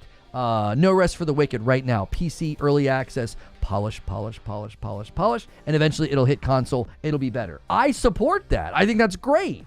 I'm consistent. I don't care what the direction is, whether it's PC first, then console, or console first, then PC, doesn't matter to me. Quality of the game matters. That is primary. And these ideologues are like, if a game is everywhere, that's better. It's better for the consumer. No, it's not. What's better for the consumer is the product being at its absolute best, so that when I buy it, it is pristine. It's preem. That's what matters. Like, more people playing, it's more important. Who said? Who? That's an ideological argument. That's not. I don't think that's a good argument. It's ideological. It's driven by what am I trying to say? It's an irrational ideological argument. It's not reasonable. It's not like they reasoned themselves to that position. It's, well, I want it this way, and because I'm that type of consumer, I better get that. So let me give you guys a link. We need to redirect right now. Oh, I owe you guys some members. Hello? What are you doing, Hilly? I'm waiting for you. You're mid-run. You're mid-rant. You gotta get on this rant. It's driven by philosophy, not reality. Right. I was enjoying it though. I was torn. Yeah, you were torn. Proof is in the pudding. The proof is in the pudding. My experience, which I can only base my life off my experience. My experience is I've played much better games if that's the situation, if it's made for one platform first. I feel like I have gotten much better experiences because of that, and that's what I base my opinion off of. What's up, Lone Wolf? Let me give you guys a link. If you are not a member, become a member right now, right? Click join. If you do decide to click join, please pick Member Plus. That is the one you want to be on. You don't want to be on the $5 membership. There's a link in chat. Don't tell me redirect doesn't work, okay? Don't tell me redirect doesn't work. Use the link in chat so you don't have to rely on redirect, okay? Great week. If you guys can't come with us, man, I'm sorry. Hopefully you get a gifted membership next time. And don't forget that tonight Madam's streaming as well. Madam and I will be live in about 5 hours, all right? If I don't see you in the next couple of pieces of content that I make, I hope you have a great weekend. Let me start the stream. Oh, damn, redirect didn't work. If you guys are watching this, you might have missed this. This is Community Game Day, something we're going to be doing every Friday with Hilly. And every once in a while, Hilly and I might play a game without you guys, though, if something new, like we'll probably do a playthrough of Split Fiction because we loved It Takes Two, and that'll be a great treat for you guys. But this is something that you get access to every week. And don't forget, also tonight, Madam will be continuing her Kingdom Come Deliverance playthrough, and I also will have to play because you guys hit stretch goal. And everybody continue considering upgrading to Member Plus or VIP. We continue to move that line ever so slowly. We're trying to get to 600 people at Member Plus and above. I need about 50 of you to upgrade. It's only $1 more. I'm going to end the previous stream. Thanks for a great day, everybody. All the super chats, all the gifting. You guys are the best. Thank you for Gambit, Zero, and Rissick, and others stepping up big with big member bombs and ensuring that we would hit not just the goal, but the stretch goal. I'm going to end that stream and redirect folks over. And I'm going to change the thumbnail because we are no longer live.